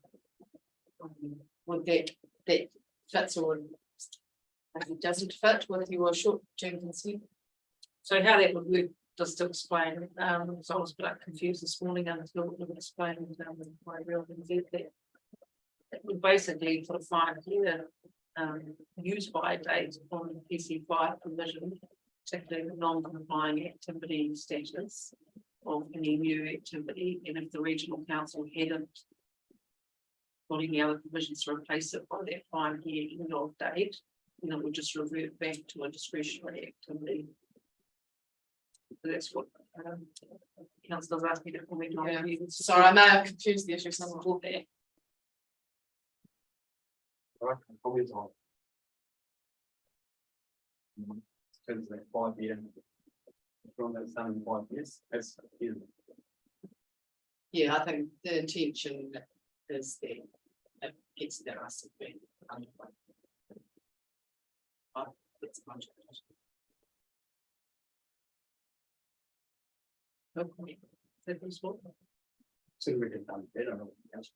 Yeah. That's why it's not. Development. It does, yeah. Well, basically would say that you're putting in a holding the line of a non-compliant activity status. Then at the end of 5 years, if for whatever reason it hadn't got through, then it will just basically revert back to discretionary activity. So would you support that?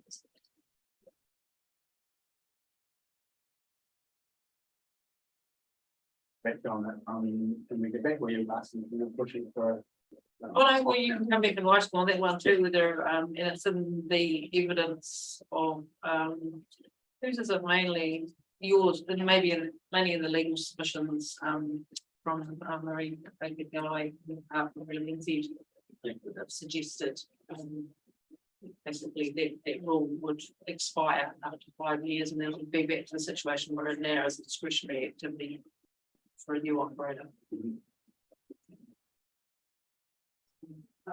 Come back on that. I probably thought it might have been a yes no answer, but Told you what. that's right. Okay, well, thank you very much for your time and coming today, and thank you for the time that you've actually put into your evidence for hearing and the submission that's behind that. So what we appreciate. Well, I mean. And what I might ask is, you are the last speaker today, we would like to close the current here today, so would you like to give us the?